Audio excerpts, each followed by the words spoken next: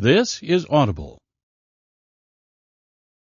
Reckless with You, Less Than Book 2, written by Carrie Ann Ryan, narrated by Samantha Cook and Jacob Morgan.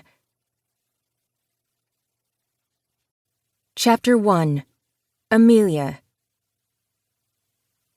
I'm good at making mistakes. After all, I've had 26 years' worth of learning how to make them in spectacular fashion. I'd like to say I'm good at making them with grace and dignity, but that just isn't the case. I make mistakes. I make them often. And sometimes I realize those mistakes were made for a reason, so I can learn and grow from them. In retrospect, I can look back on them and figure out exactly what I did wrong. I can figure out what I need to do now and how I can be a better person because of it. I can become a better Amelia, a better car. But as I'm making the mistake, sometimes it feels like the world is crashing down around me, and I just want to fall into a hole, bury myself, and never come out. Sometimes those mistakes are difficult to figure out, to realize that I'm actually making them, so I make things worse by compounding them with even more mistakes. But I'm human. So human that I know we all make bad choices. We think we're doing the right thing, and then suddenly realize that we're not. We screw up to the point where everything is bad, and all we want to do is die, hide away from the world and forget that those mistakes ever happened. Sometimes, especially when I was younger, I didn't want to look at those wrong choices I made. I wanted to forget them, move past them. Like that time I was in school, and the teacher split up the class into rows facing each other, 3 rows on the left side of the room and 3 on the right. That meant I literally faced some of my classmates.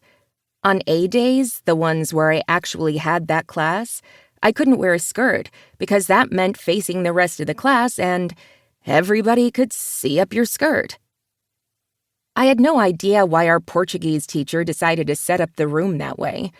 Maybe because she wanted to be able to walk through the classroom as she focused on what we were doing, listening to us enunciating the words horribly. But it wasn't like I could change any of it, so I just didn't wear skirts. Because people who had that class before me had warned me.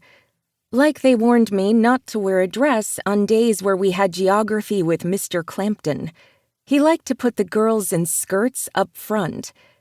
He was never super creepy about it, never touched, or really even looked. But it wasn't a coincidence that the girls always sat up front. Mr. Clampton no longer worked at the school, thank God. Because it wasn't like you actually told your parents that things were creepy.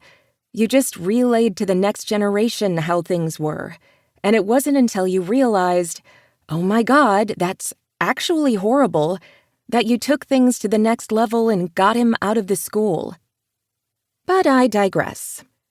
There was that one time in Portuguese class that I made a mistake, so bad that I was determined not to think about it again. I figured I'd bury it down deep in my subconscious and maybe deal with it later, when I was an adult, after therapy, because everybody on TV had therapy. So, I figured I would just deal with it then. I wasn't going to deal with it when I was a 14-year-old girl. Because there was this kid named Lee. Lee was about my height, so a little short for a boy, but I hadn't minded. He was sweet, kind of funny, a little mean, but I didn't mind. Because sometimes he paid attention to me. And I was one of those girls, the ones I hated. I wanted someone to notice me. So this skinny boy named Lee did this thing with his chair where he would make a circle with his body. He would lean against his legs under the chair and fold himself into a pretzel, then do circles around the desk itself. He did it over and over, and when the teacher wasn't looking, everyone would try it. The slender girls would do it, and everyone would laugh. Some of the guys would do it, though some of the more muscular guys just scoffed and said, "Hell no." I wanted to be one of the cool people, so I tried. Notice I said tried. I tried and got stuck. Imagine it. My legs are spread and I'm face down under the desk, my body stuck between my legs in a folded-up position, and everyone saw. Thankfully, I got myself out quickly and just waved it off, my cheeks flaming red as I said, "Yeah, oops." It wasn't until later that I realized it was because I had boobs. And even though I was short and still tiny, boobs got in the way of everything. I might love them now, but I did not love them when I was in school. See, that was a mistake. One that I buried and only thought of every once in a while. Usually, it was when I was anxious about something else, or when I was about to go to bed, knowing that I needed to wake up early the next morning. That's when I thought about all of my wrong choices. Because I hadn't gone to therapy. Instead, I thought about every wrong choice and mistake right when I needed to go to sleep, or when I knew that I could possibly make another one. Like tonight. Tonight might be a mistake, but I hoped it wouldn't be. I had been waiting for months for this, years, because I knew there was someone I was destined to be with. While I understood why I didn't truly believe in fate and everlasting happiness and love, you really couldn't in the house I grew up in, I did think some things were meant to be. Was that fate? Or was that just a long line of decisions that didn't turn into mistakes? That was what I needed to worry about. Because tonight, I was going to make something happen. I wasn't going to wait any longer. It was all about a boy. Yes, a boy. One who had been sitting next to Lee in that class, who tried his best to go under the table once and made it happen. One who hadn't laughed when I got stuck. Instead, he had dropped his book from his desk on purpose, forcing everyone to look at him, including the teacher. Everybody soon forgot about the fact that I'd gotten stuck. At least, that's what I told myself. Because I didn't really want to think about anyone talking about me behind my back. I didn't like it now, and I sure as heck hadn't liked it when I was a teen. But that boy had been my best friend. He still was. I actually didn't know when Toby and I had become best friends.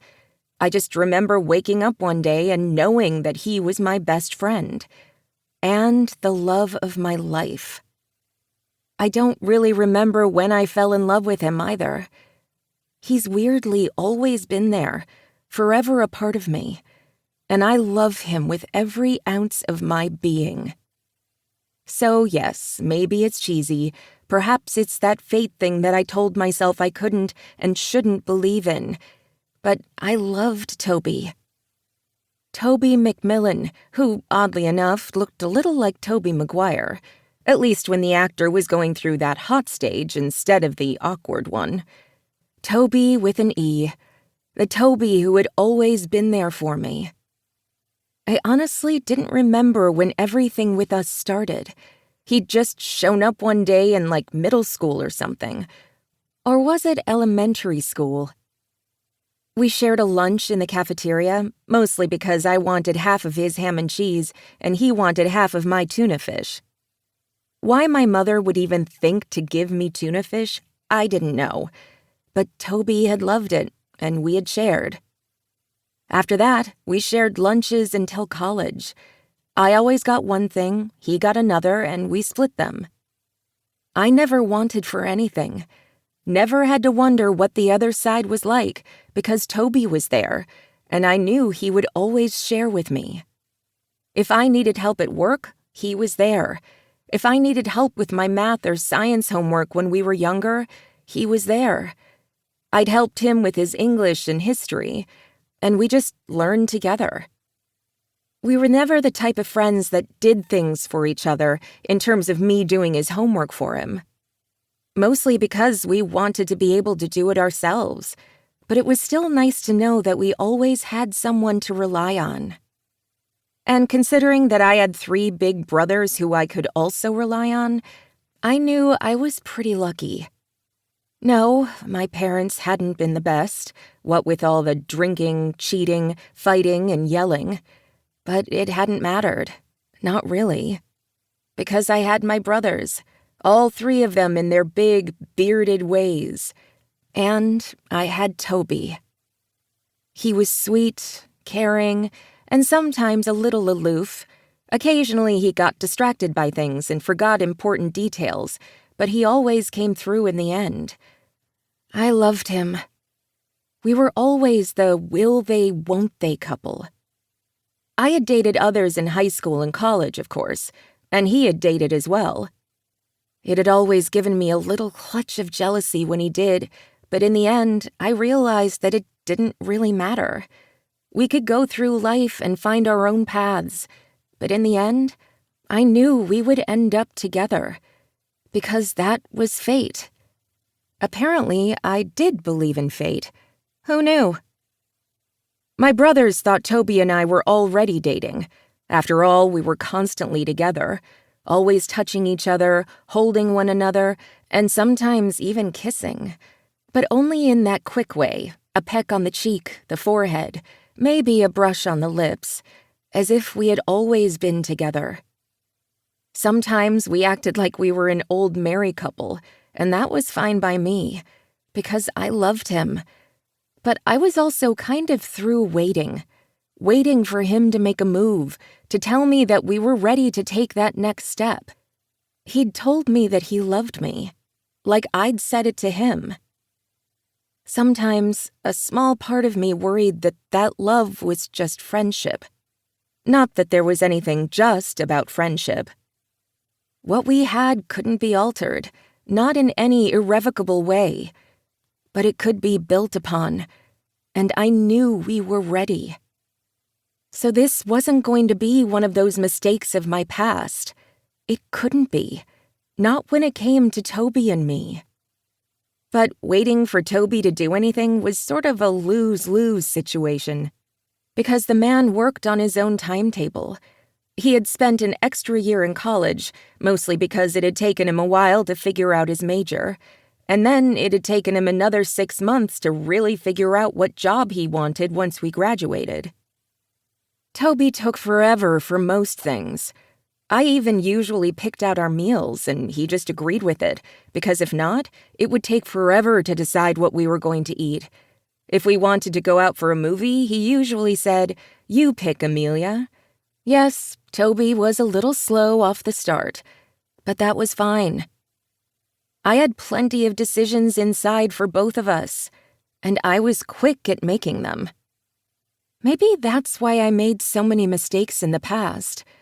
But it was fine, because Toby would be there for me, even if I made more. Tonight was the night. I was finally going to tell him that I truly loved him, convince him that we were meant to be together. I was finally ready to do this thing. Waiting for Toby to actually start this thing between us and take it to the next level? Yeah, no. I wasn't really keen on waiting any longer.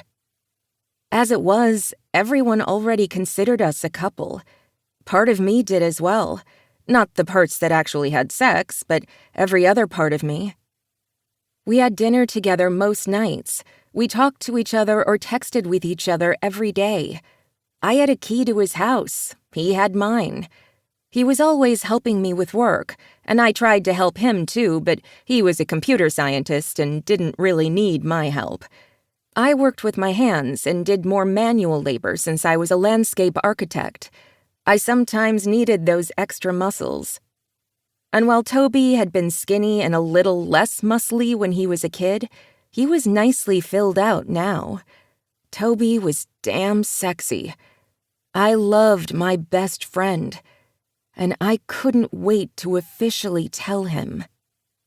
But because I was me, and I had gotten drunk one night to formulate this plan, I was going to have fun while doing it, because we deserved fun. We had been through a lot recently, mostly thanks to 2 of my older brothers, so it would be nice for it just to be us. We deserved this. And with that thought, I looked at myself in the mirror and let out a shaky breath. "You are fine, Amelia," I told myself. "You are beautiful, busty, lusty, and so ready to get this going." And I was never saying that statement again. Busty and lusty? Why don't I just read a Penthouse magazine and get it on with myself? Well, considering that what I was about to do might end up as a Penthouse letter to the editor, I planned to have some fun with it. I bent down low and lifted my boobs into the cups of my lacy bra so they'd sit just right. It was a deep plunge bra that had padding at the bottom, not to give me more of my girls, because I had plenty of those, but to lift and separate. It had this thick band below the cups that sort of made it like a corset, but not really. I called it more of a bustier, not that I actually knew what those were. I generally wore whatever bra was the comfiest, but tonight was all about lace and boob. I quickly adjusted my lace panties as well, and then grinned. Yes, I was wearing a matching set and some high heels that I loved. They were the strappy kind, so I couldn't walk out of them like I'd done once at that bar, even though I had been sober. And this was all I was going to wear. Well, this and the coat. I didn't actually own a trench coat, and I didn't want to go too far. So I was wearing my pea coat with all the extra buttons. This was my outfit for the night. I was going to show up at Toby's house, show him his new present, and say, "You know what? It's time we do this thing." I could be seductive. I had seduced many a man in my time. Okay, a few men, and they mostly did the seducing because I wasn't great at it. But I had been practicing with this mirror long enough that I should be okay. Tonight was the night I was going to tell my best friend that I loved him. Nothing could go wrong. Once again, I ignored that little voice in my head that said I was just going to push him to the back of my mind with all my childhood traumas. And then I told myself that was what therapy was for. I should probably work on getting that therapist. But enough of that. Okay, let's do this. I quickly shut off the lights, grabbed my bag, and got into my car. I didn't live that far from Toby, and I probably could have walked, but considering that I looked like I was about to go to the street corner and start a new job, I decided to drive. And I was really good about obeying all the laws on the way. I probably stopped for a little too long at each stop sign, turned on my blinker earlier than needed for each turn, and obeyed all other traffic laws. But there was no way I was getting pulled over in this getup. Unease crawled up my spine as I pulled into Toby's driveway. Was I making a mistake? What would happen if he said no? No, that wasn't going to happen. We were totally on the same page. We just needed a little kickstart. And the getup that I was wearing, even as it tightened around my chest, would work to do exactly that. Because it had to. Toby was my everything, my forever. And I was tired of waiting. I wanted him to love me, to tell me so, and I wanted us to start our new phase. I was tired of the questioning glances and having others wonder, will they or won't they? Because it was going to happen. He was my best friend, and falling for your best friend was not only my favorite trope in romance, it was also my life. I'd had enough downs in my life. This was the time for the ups.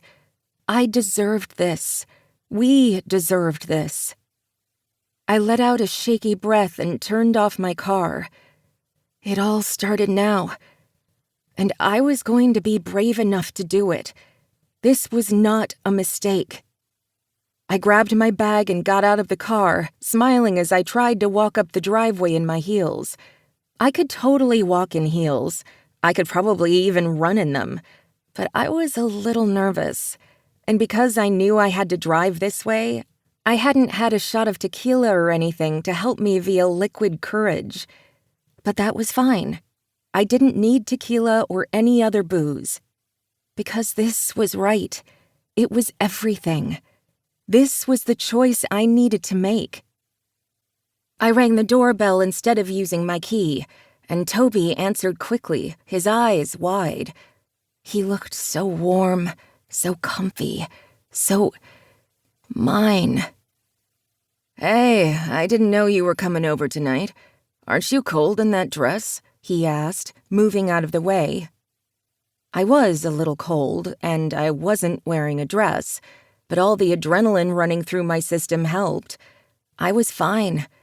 I couldn't really feel anything, except my love for the person in front of me. He had a strong jaw and a little piece of hair that kept falling over his face. He was so beautiful, so mine. This would be perfect. "So, what's up?" Toby asked as he looked down at his phone and then stuck it in his back pocket. He was constantly attached to his cell, but considering that he loved tech, I didn't blame him. "I have a few things to say. I probably should have written it down and figured exactly what to say first, but I guess I'll just start." His eyes widened for a moment before he frowned.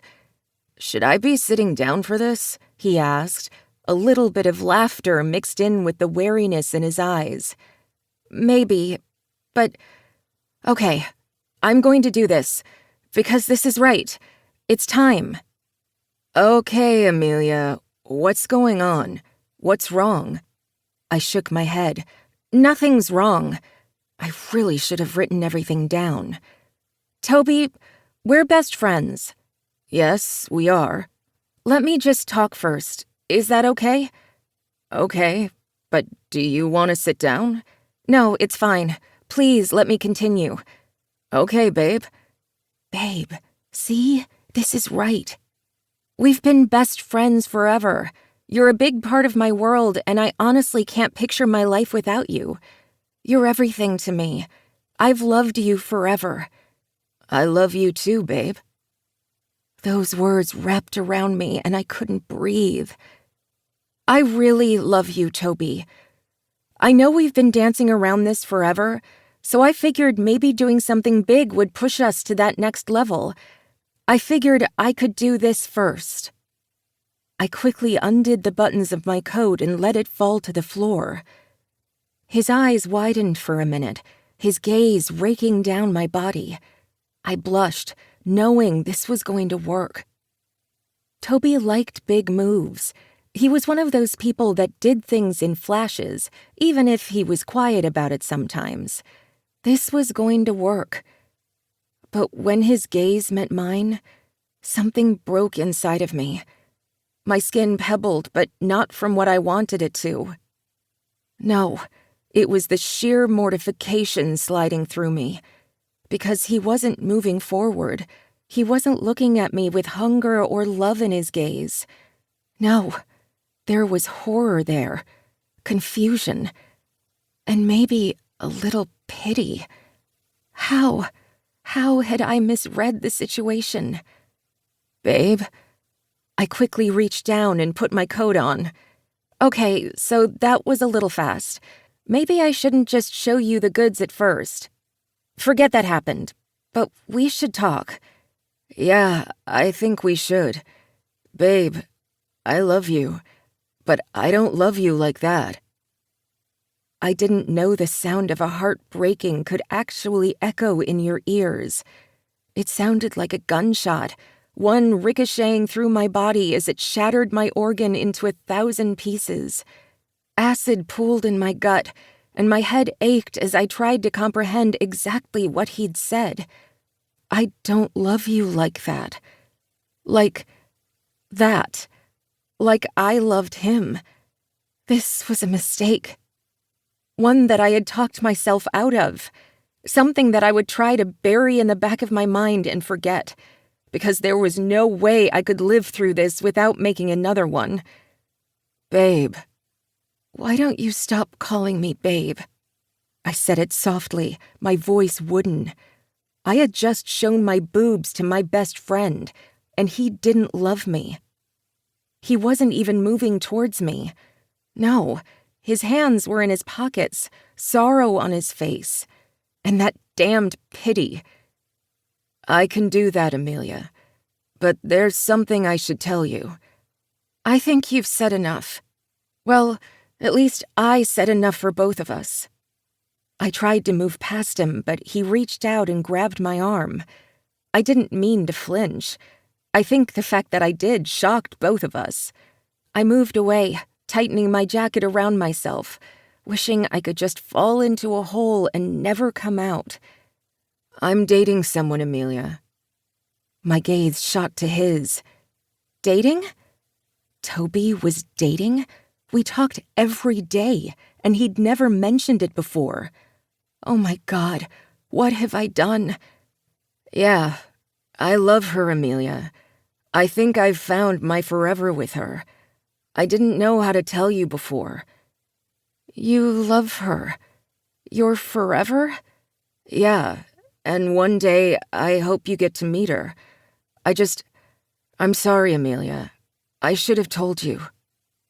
I looked at him then and raised my chin. I wasn't going to cry. I couldn't cry in front of my best friend. Not even when I was breaking inside. I would simply raise my chin even higher and nod. Yeah, you should have. And then I ran. I had just told my best friend that I loved him and found out that he didn't love me back. There was no coming back from that. Chapter 2. Tucker. Excuse me, do you think you could help me reach that zucchini? I looked over at the woman next to me in the grocery store and nodded, giving her a small smile. Then I got a look at her face. Picking up women in the grocery store wasn't something I generally did, and since I had plans that night, I wasn't going to do much tonight either, but I could still appreciate the woman with the thick curves and plump lips at my side. I couldn't help it. I liked women, and women tended to like me, which I didn't mind. Not at all. Sure, what size are you looking for? I held back a mental groan because I hadn't actually meant to sound like I was thinking about my dick. But from the way she blushed and the fact that her gaze raked down my body before moving back to my eyes, yeah, she got the double entendre. Oops. Well, I kinda wanted one a little bigger. Does that work for you? Dear God, I was somehow in the middle of a porn movie, and me without my tripod. I really needed to stop with the jokes. I wasn't very good at them. I'll see what I can do for you. I winked and looked at the zucchini, finding one that didn't actually look as phallic as the rest. Because what if I was reading the situation wrong? What if she really did just want a nice zucchini for her family, one that was large enough to feed them all? One that did not remind her of my dick. But when she pressed closer to me, her breasts tight against my side, I had a feeling she was thinking about dick too. Oh, good. I had reached the stage of life where I could make zucchini dick jokes no matter what I was doing. Okay, I had to be honest with myself. I could always make a dick joke. It was kind of my thing. Here you go. Oh, and it's so firm. She winked and I held back a groan. Really? Really? There were kids all around us, and she was squeezing that zucchini in a way that made me want to cross my legs. Because given how she squeezed, it made me wonder how she'd squeeze my junk. Her next words broke me out of my thoughts. Anyway, thank you. You're welcome. Now if you'll excuse me, I have to go look at that artichoke over there. I hurried off, aware that she was watching my ass as I moved away. I hadn't actually done that on purpose, but whatever. That had been a little too strange for me. When another lady came up to her and they both started giggling, pointing, and watching me, I had to wonder if I was on some candid camera TV show that I wasn't aware actually existed anymore. I knew women were drawn to me, men too, and sometimes I used it to my advantage. Other times I ignored it. They liked the way I looked, liked my smile, my muscles. They just liked what they saw. I could be charming. I had been a charmer when I was younger, after all. That's how I'd charmed myself from foster home to foster home. I had charmed my way through all of them until I found the perfect one that I could stay at until I was 18. One where no one touched me when I didn't want them to, where no one hit me or yelled. They were a good family, one that probably thought fondly of me every once in a while but didn't necessarily remember me. The perfect foster family. But I had used my dimples and that smile of mine to get what I wanted, and I hadn't been ashamed of it. Foster kids had to learn young. It was sort of our thing. And so I used that swerve of mine, as the kids today said, at least I thought that was what the kids said these days, to get through life. Tonight I had plans with the family of my heart, so picking up a lady in the grocery store who fondled zucchini as if it were the last vegetable she'd ever be able to grope really wasn't on my agenda. I passed the artichokes and left the produce area, headed towards the flower area like I had planned all along. I wanted to bring a bouquet or something sweet for my best friend's new lady love. Yes, I had lied to the zucchini lady about my need for artichokes, but I hadn't wanted to walk away without saying something. I probably should have said flowers, or that I was busy. Maybe I shouldn't have said anything. But no, instead, I had lied. And now I felt like an ass. It didn't matter, though. I wouldn't see her again. This wasn't even my normal grocery store. I sifted through the flowers until I found a happy bouquet of daisies that had little sprigs of white in them. I had no idea what kind of flowers they were. I usually went with lilies or roses or daisies, though I knew what tulips were, too. Devin's little sister Amelia would probably know what these are, as would our other friend Zoe. Considering that Zoe was a florist and Amelia was a landscape architect, they should know their flowers.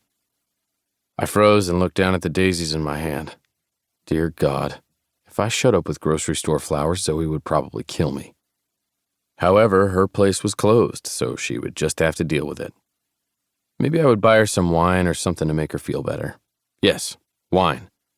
I quickly perused the selection in the wine aisle, grateful that I could actually buy wine at the grocery store. I had visited a state earlier this month where you couldn't buy wine at the grocery store. Why would anyone allow that to happen? What kind of horribleness existed in the world? And now I was losing it. I was working too hard, and I really needed a break. Hanging out with my found family tonight would be exactly what I needed. I quickly picked a red and a white, knowing they weren't the best wines out there, but they would be tasty. You could find a really nice $20 bottle of wine these days. I paid for my purchases, quickly walking past the zucchini lady who was also checking out, without saying anything. It might have made me an ass, but she was still staring at my ass, so whatever. I put the wine in the back seat of my SUV and tossed the flowers onto the front seat. I winced, made sure I hadn't broken any of the petals or stems, and started my engine. I'd had a long day working at the hospital, and all I really wanted to do was go to bed. I was going to hang out with the cars instead. I had known Devin for years, since high school. We'd become friends quickly and had even gone to college together. I'd ended up having to stay in college a bit longer, considering that becoming a diagnostic radiologist meant I needed a little more training than I'd planned on when I started school. But I loved my job. I loved trying to figure out what made someone hurt, because I wanted to be able to fix it. Without me, doctors couldn't do their jobs, and nurses would be strained even more than they already were. I saw things that broke my heart, but then I also saw the strength of humanity that came from that heartbreak. I saw the connections that came from others as they pulled together when their loved one was fighting or in pain. I saw that people didn't always walk away when things got hard. Sometimes I got to see them when they were healthy, when it was just a checkup. I got to see the life shine through their eyes, something I didn't always get to notice. And throughout it all, I noticed the ones with the big families first because they were the ones that drew me in. I'd always wanted that, the type of family that would always be there for you no matter what happened. I hadn't had that as a kid. My final foster family had been wonderful, but we didn't talk, didn't chat. They didn't send birthday cards. They did send emails every once in a while, but we weren't that close. Plus, they had other kids who came in and out of their lives. They never adopted, but they were always there for kids in need. And I was fine with that. I didn't need more because I had Devin and his siblings. And considering that Devin had gone through his own little version of hell with his parents, it was nice having him. We could lean on each other. And I liked the fact that we had each other, no matter what. I pulled in behind Amelia's car in front of Devin's house and grinned. I liked Amelia. She was sweet, a little feisty, and always had an opinion, especially about me. I didn't mind. If Devin was going to have any kind of little sister, Amelia was the good kind. She had the biggest heart ever. And even when you somehow found yourself covered in dirt and helping her when you didn't even realize you had agreed to do it, it was good. It was that smile of hers. You simply nodded and followed what she said. Of course, I sort of did the same thing sometimes. According to Amelia, it was my dimples. I couldn't help it. As I said, I liked women. And if I were allowed to look at Amelia that way, I probably would have found her hot, sweet. Would have loved that smile of hers, those big eyes, the way she filled out her dresses, and even more the way she filled out her jeans while she was working. Because those legs of hers, damn, you could tell that she worked with her whole body, daily. I turned off my car and cleared my throat, adjusting myself in my pants. Well, that was interesting. I hadn't thought about Amelia that way in a while. I wasn't supposed to. She was my best friend's little sister. There were rules about that. Books and encyclopedias and instruction manuals written on how not to think that your best friend's baby sister was hot. Plus, she was like 8 years younger. It wasn't even until recently that I allowed myself to look at her like that at all. Not that I was actually allowed to do it, but at least now the age difference wasn't a big thing. Not that it should matter, since I didn't think of her that way. She was like a sister to me. No, I wasn't even going to lie to myself like that.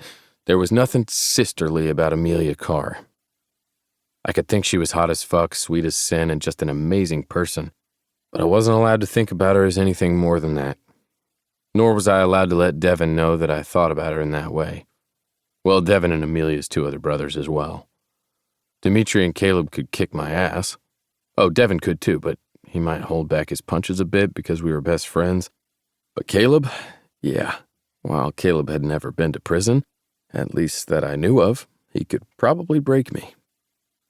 And while their older brother Dimitri might teach kids, I swore there was something rumbling under that nice guy exterior. He could snap me like a twig. So, no thank you. I was not going to think about Amelia that way. Much.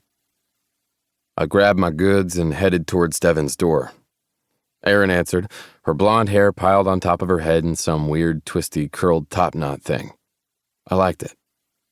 She grinned widely and held out her hands. Hey there, Tucker, you're here. Hey, when are you going to finally leave him and run away with me? I asked as I leaned forward and kissed her directly on the mouth. She threw back her head and laughed as Devin scowled at me. Yeah, kissing the love of my best friend's life without even taking my first step into his house, right after thinking dirty thoughts about his little sister, probably not the best move. But I couldn't help it. I loved Erin. She was good for Devin. I liked seeing the 2 of them moving towards the next phase of their relationship. They weren't married yet, but I knew that was coming soon. Considering that Erin had already been married once and had been through a hellacious divorce, I was surprised that she was willing to get married again at all. But for Devin, I figured she'd do it. Not that I ever planned to get married, no thanks. Watching my friends fall in love and get married was great, but I didn't want any of that. I liked where I was. I didn't want kids, didn't want to get married. I wanted to live my life and be with the family I had. Anything more could only lead to heartbreak. You could lose it with one snap of the fingers, and I didn't want that. No thanks, never again. Are you done making out with my woman? Devin asked, and I just smiled. Hey, I can't help it if you've completely bamboozled her. Bamboozled? Caleb asked, scoffing into his beer. That's not even a word. I'm pretty sure it was a game in that TV show Friends, Amelia said, playing with the ice in her glass. She wasn't looking at me. In fact, she was glaring down at her glass of soda, and I had to wonder what the hell was wrong with her. She was usually the one bouncing around, making sure that everyone was fed or at least had cheese. There was a cheese joke running around the family. I didn't really know where it had come from, but ever since the eldest sibling Dimitri had married Taya Montgomery, there seemed to be cheese all the time, even when Taya and Dimitri weren't in attendance. Yes, but it's actually a word, too. Zoe sidled up and took the flowers from me as Erin grabbed the wine from my other hand. Hey there, Zoe said, and then reached up to kiss my cheek. "Well, hello there," I crooned. "I'm liking this kind of welcome." Caleb glowered at me as Devin had, and I grinned. I loved when things got interesting. "So what are we having for dinner tonight?" I asked, tapping my stomach with the palm of my hand. "I'm starved." Did you eat anything today while working? Erin asked. She handed over a beer, and I nodded in appreciation before taking a deep sip. I was thirsty, and Devin always had good beer on hand. "I ate something." "Yeah, whatever was from the vending machine?" Devin asked, shaking his head. He leaned on his cane, and I winced. Devin was still healing from when he had gotten hit by a freaking car while on duty. Devin worked long hours as a mailman, a postal worker, and had gotten hit by a car while saving a dog.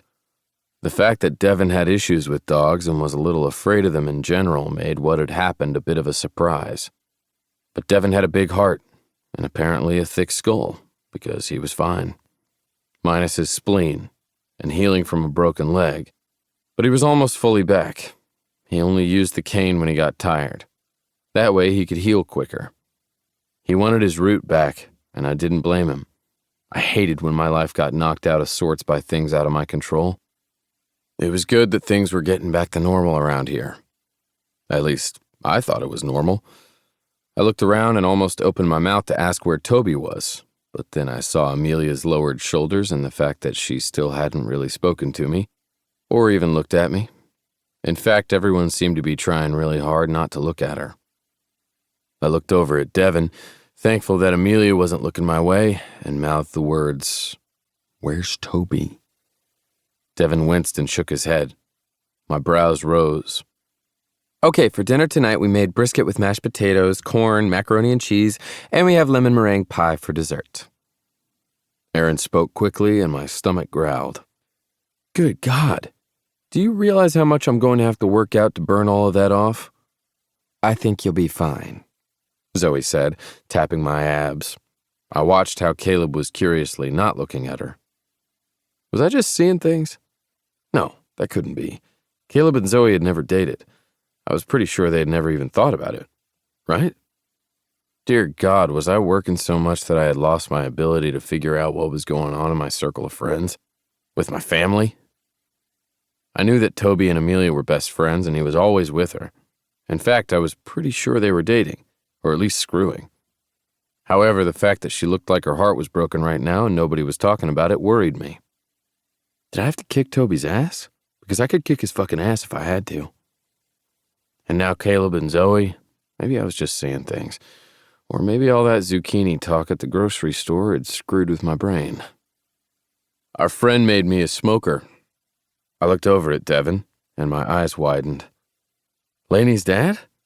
Yep, made me a smoker because he was practicing his welding or some shit. He made one for Laney and Greg too, so we have a smoker, and we've been playing around with it. It smells amazing, but if the brisket isn't juicy, let me know. You want me to tell you if something's juicy or not? I asked, lowering my voice. Oh, dear God, you have like the dirtiest mind ever. Amelia snapped and then blushed as I looked at her. I know. I kind of like it that way, though you're usually the one with the dick jokes. She just shrugged and went back to looking at her soda. I looked at everyone else. What the hell was going on? Everybody went to set the table, but Amelia stayed at the island bar, looking at her drink. I moved to her and took the seat next to her. You want to tell me what's up? I whispered. Not particularly. Everyone's purposely not talking to you or about you. And I know that you hate things like that. They're not letting me have any alcohol either. Apparently, they're afraid I'll drown my sorrows in booze or something. She sounded so sarcastic and pained when she said it. I looked around and found the bottle of whiskey on the counter. I met her gaze and she grinned at me, life in her eyes for the first time since I'd walked in. I've got you, baby girl. At least someone does, she mumbled. My brows shot straight up. Okay, I needed to get the details out of her, at least eventually. Though I wasn't going to do it tonight. Tonight I would pour her a shot or three of her favorite whiskey, make sure it was mixed into the Coke so not everybody would know, and then ensure that she got home okay. Because this was my best friend's baby sister, and if someone had hurt her, I was going to kick his or her ass. I had a feeling that since Toby wasn't here, and Devin was purposely not saying a damn thing about it, something had happened. One thing was clear. If you messed with Amelia, you messed with all of us. Chapter 3. Amelia. "He's a twat," Zoe said, and I raised my brows at her. "Why did you say twat in a Scottish accent like that?" I asked, looking down at my single glass of wine. I hadn't even taken a sip yet. All I wanted to do was drown my sorrows and try to pretend that everything was okay. Except it totally wasn't okay, and I had no idea what to do. However, Zoe and Aaron were at my house tonight, trying to make sure that I was all right. Not that I thought I'd ever be fine again, because I was an idiot. A horrible, stupid idiot that had probably lost her best friend forever because I showed him my boobs. Well, I didn't show him all of my boobs, but enough. And plenty of the rest of my body. Dear God, I had shown him some of my cellulite. Yeah, I had cellulite. I had curves. Probably a mole or two on my back. And I had shown him all of it. More than a bathing suit, anyway. The lace of my bra had barely covered my nipples, and I had very large nipples.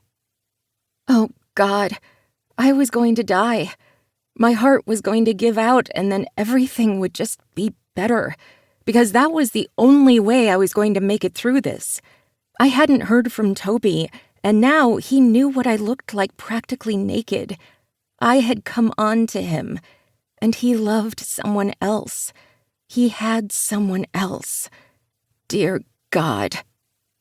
"I didn't say it Scottish," Zoe said, and even though it had begun as a statement, she had sort of ended it as a question. "Totally in a Scottish accent," Aaron added. "Oh, well, I was watching this video of these two Scottish women in a car, trying to get through some flooding, and this truck drove past really quickly and made things even worse for everyone. So anyway, one of the ladies in the car started screaming twat at the guy, in a very thick Scottish brogue. Well, that would do it. Do women have brogues, or is it only men in kilts on romance novels?" I asked, still looking at my wine. Maybe if I kept looking at it, it would make everything better. Spoiler, it wasn't going to make everything better. "I don't really know. I've never really thought about it. It's usually just the word accent that you use, but brogue sounds so sexy when it comes to Scottish." Zoe grinned, shaking her head. "And I didn't really get a look at the Scottish women. They could have been sexy. Didn't you date a Scottish woman once?" I asked, grinning. It wasn't really a grin, more like a smile that didn't reach my eyes. Or maybe one of those manic ones that said everything was okay, that I wouldn't have to throw myself off a bridge so I didn't feel like this anymore. "Yes, for like a day," Zoe grinned. "She was nice, but we didn't fit time-wise. Her brother asked me out too, but I don't date siblings." As my friend didn't tend to date at all, that was saying something. "Did she make you eat haggis?" Aaron asked, sounding far too innocent. There was nothing innocent about Aaron. She was dating my brother. I knew things. Too many things. Things I did not want to know. Ever. "No, I tried haggis on my own." Aaron shuddered, and I snorted. "We went to that pub and tried a bite of it. It wasn't that bad," I said. Aaron looked at me aghast. "What?" I asked, and then looked down at my wine. Nope, still had problems. Maybe I should actually drink it. Haggis. Gross. Anyway, before we go off on a Scottish tangent, and we're just going to say accent for now and only think of brogue when we're talking about Scots in kilts in historical times. Okay, if that's what helps you sleep at night, Aaron said, laughing. Thank you. I'm going to have great dreams tonight, thinking about hot Scottish men in kilts. And only kilts. Zoe sighed with an overdramatic, dreamy sound, and I knew she was trying to make jokes to make me laugh. But it would be hard to get me to laugh right then. And I hated myself a little bit for it, because it was totally my fault. All my fault. Anyway, Toby is a twat. "You're going to make me get a t-shirt that says that, aren't you?" I asked, looking between my friends. "Definitely," they said at the same time, then looked at each other and laughed. And he isn't a twat. I was the twat. I looked down at my glass and finally took a big sip. Okay, it was a gulp. Actually, it was like 3/4 of the glass. Aaron gave me a sad smile and then refilled the glass. I really had true friends here. They didn't even have to ask, and they didn't judge when they filled my glass. "Toby is a twat, not you," Aaron said, and I'm not going to say twat anymore, except for just then. Regardless, he was an idiot, a jerk, and he was mean. How was he mean? I asked, being truly honest with myself. How is saying he doesn't love me mean? I get it. He doesn't have to love me. Just because I fell in love with him and thought I was in love with my best friend, even though there was clearly nothing between us like that, doesn't mean he's a horrible person. It simply means I need to read signals better and not try to do the big moments, because that was stupid. Oh my God, that was so stupid. I buried my head in my hands and tried not to picture it. But I couldn't help it. It kept replaying in my head. I knew this was going to be another of those things like the chair incident in school all over again, where all I ever did was think about it when I tried to sleep, or like if I ever saw my life flash before my eyes if I got into an accident. Or if I was just nervous about something, it would be what came to mind to worry me. Always. No matter what.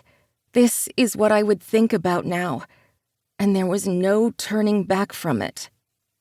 Okay, I see where you're coming from. But we are going to break that down a bit, Zoe said, and Aaron nodded quickly.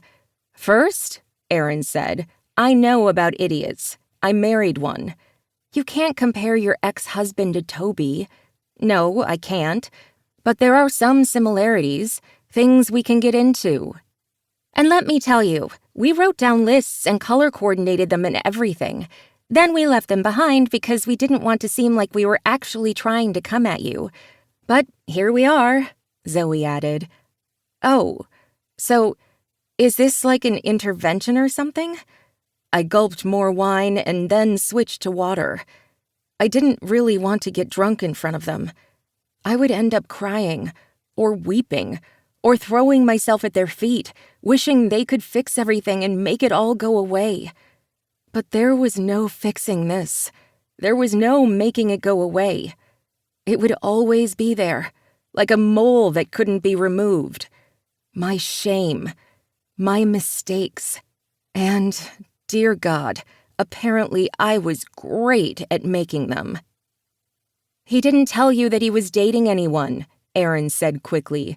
What the fuck is that about? I don't know. Maybe he wanted to make it special or something? I looked down at my hands. I felt like I was watching myself make one horrible decision after another. Why hadn't he told me? Why did I have such a deep ache inside of me, as if something were tearing at me from the inside out? He didn't tell you. Zoe shook her head and sipped her wine. Why? Was he hiding it from you? Yeah, maybe he wanted to keep some things to himself, and I get that. We don't need to tell our best friends everything.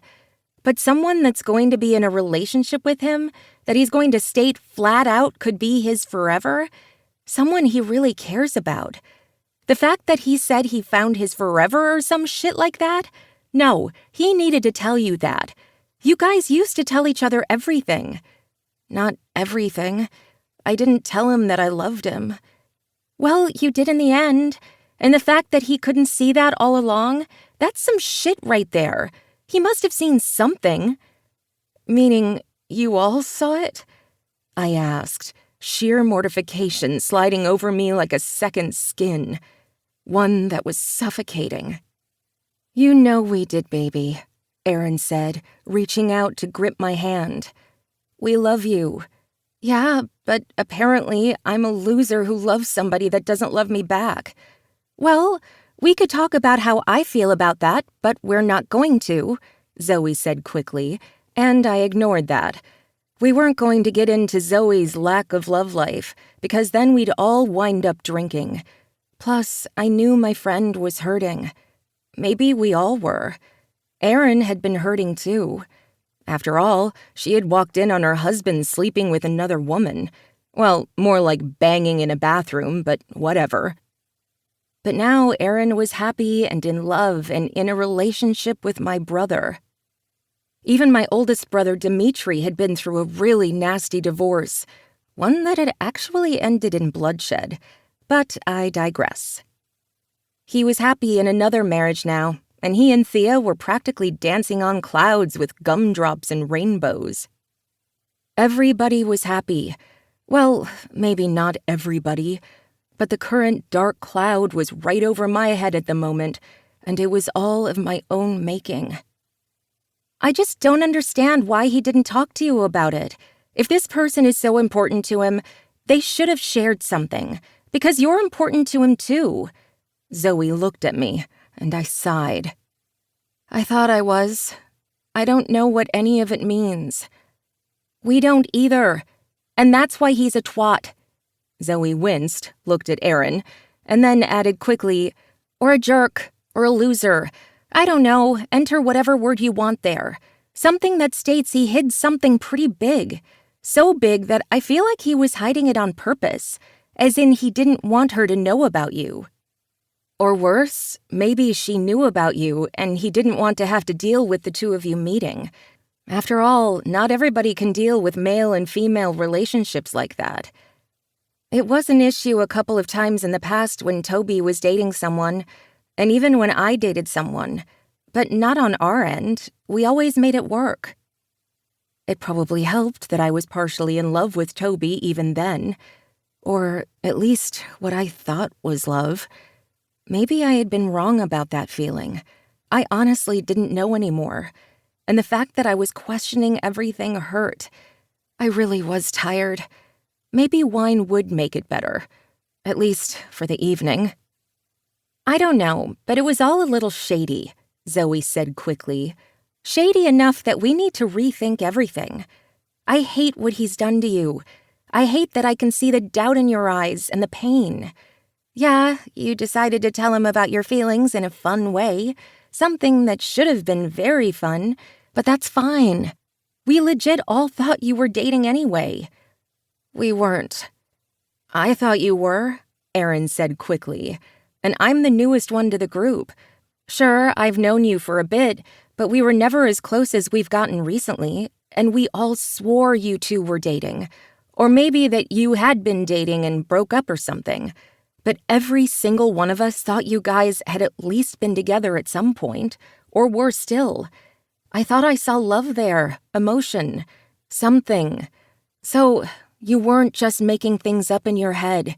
We all saw it. And Toby relied on you for so much. He was always there for you.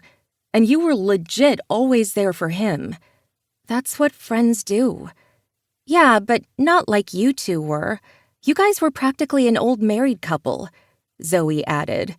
So yeah, not sure what the fuck he was thinking, but we love you. And we're sorry that he was an asshole. But you don't get to beat yourself up anymore, okay? Okay, I lied.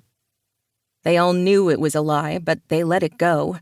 They each stood up and hugged me, and I smiled. We'll make it work. He can still be my friend. I heard the desperation in my voice, and the girls pointedly didn't look at each other as they nodded slowly. Of course, baby. I heard the pity in Erin's tone, even though I knew she was trying to hide it. Of course. Toby had to still be my friend. I couldn't handle it if I'd ruin that too. I walked the girls out and then took off my pants. I did not want to wear pants.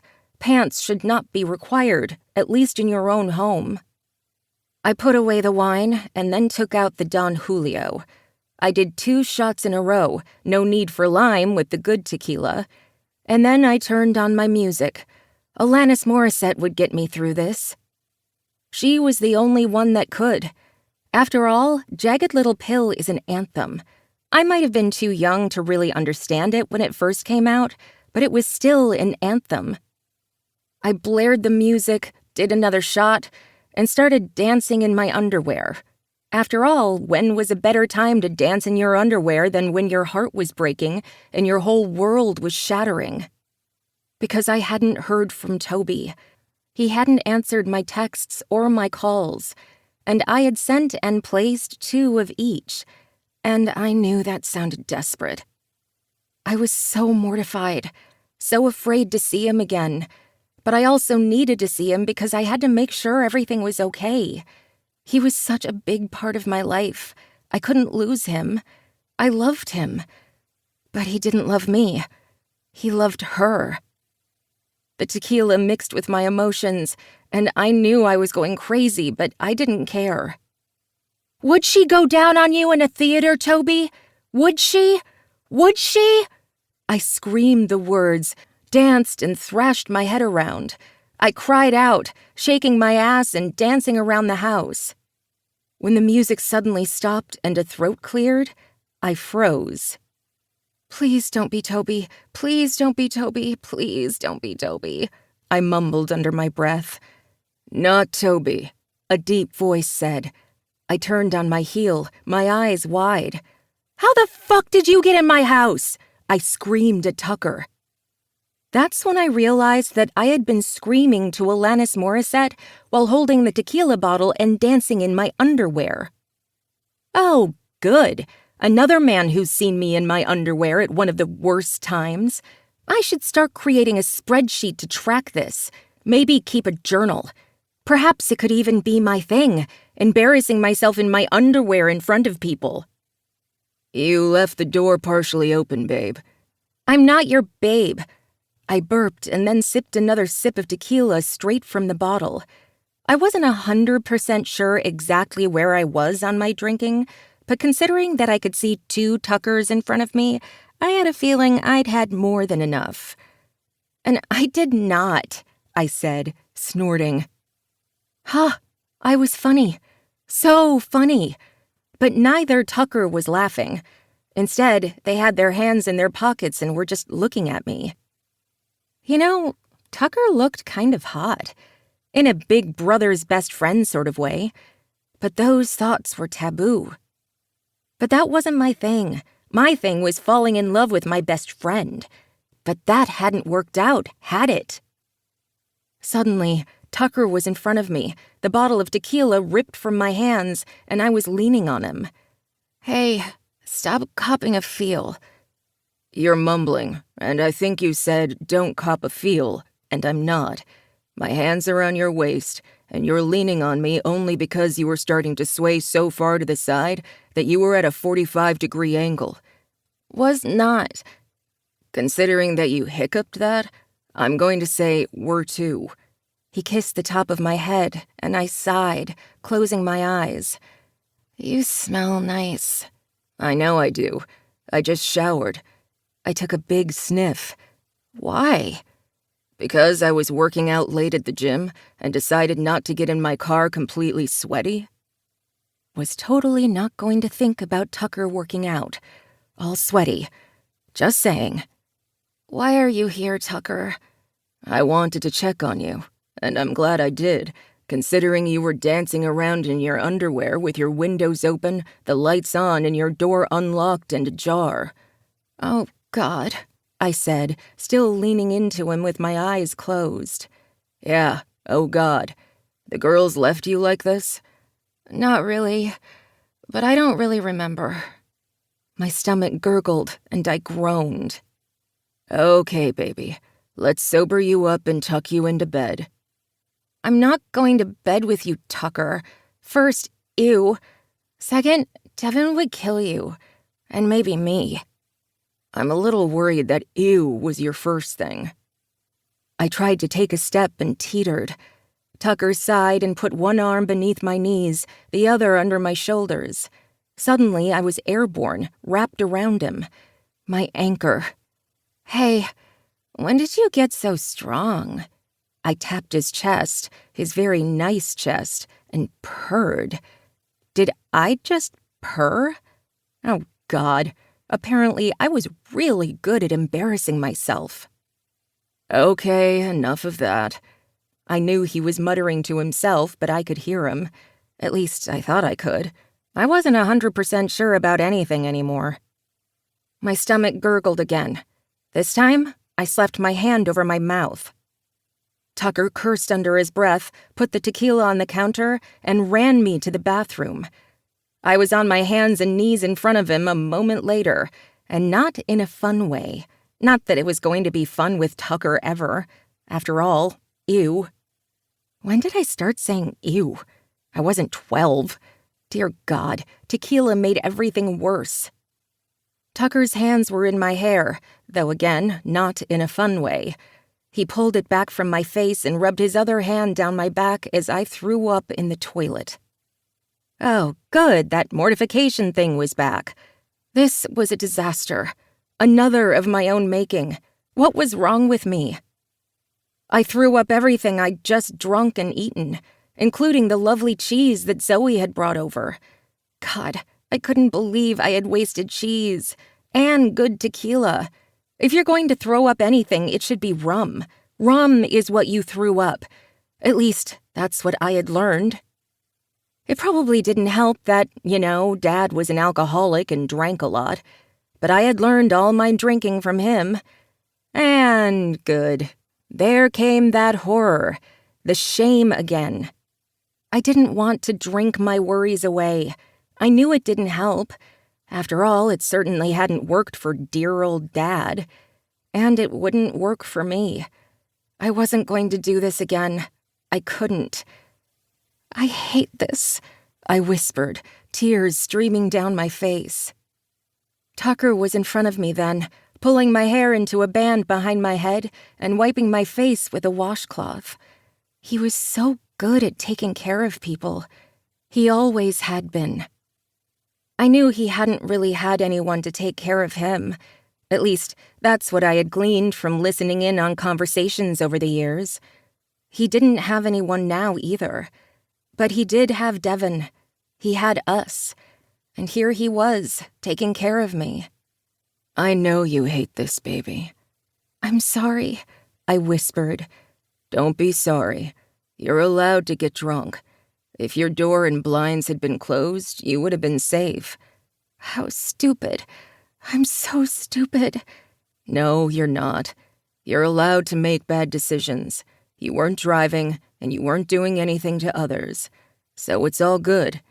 And one of your brothers could have been here at any moment if you needed them. And the girls just left you alone. And I'm here now. We're all here for you, okay? I shook my head and leaned into him, sighing. "I'm drunk. I'm in a bathroom. And I'm pretty much naked." I noticed. "I would punch you, but I don't have the energy."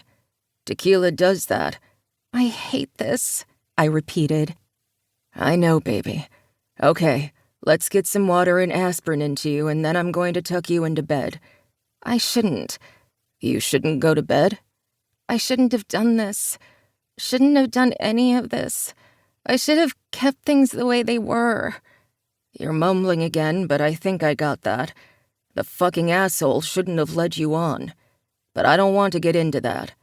Let's get you into bed, he whispered, his lips at my temple.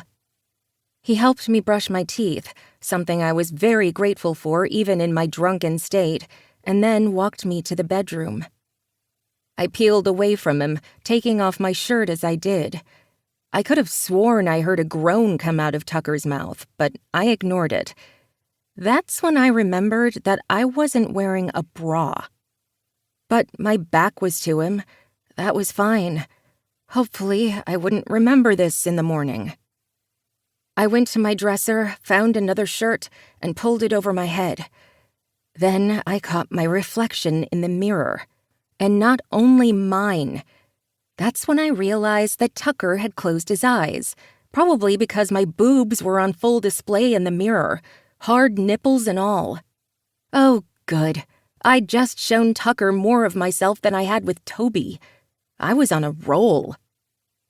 I tried to turn on my heel to get into bed and almost fell.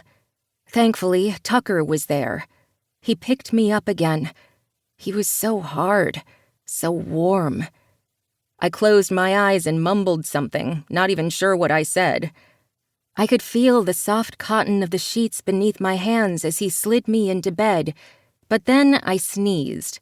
Somehow that made everything worse. I smashed my forehead into his, and he cursed, falling into bed with me. It might have been funny, but I was too tired to think about it or care. Instead, I rolled over on the very hard yet warm surface beneath me and promptly fell asleep. Chapter 4. Tucker. I woke up nestled against soft curves with my raging erection pressed along plump and luscious ass cheeks. Fuck. I knew I should have peeled Amelia off me after we'd fallen into bed, but I hadn't been able to. She'd been so warm and soft, and my brain had hurt like a motherfucker after she'd knocked her head against mine. Last night had been a set of complications, one after another. After I'd stopped laughing with her passed out on my chest, I'd try to get her off me so I could leave.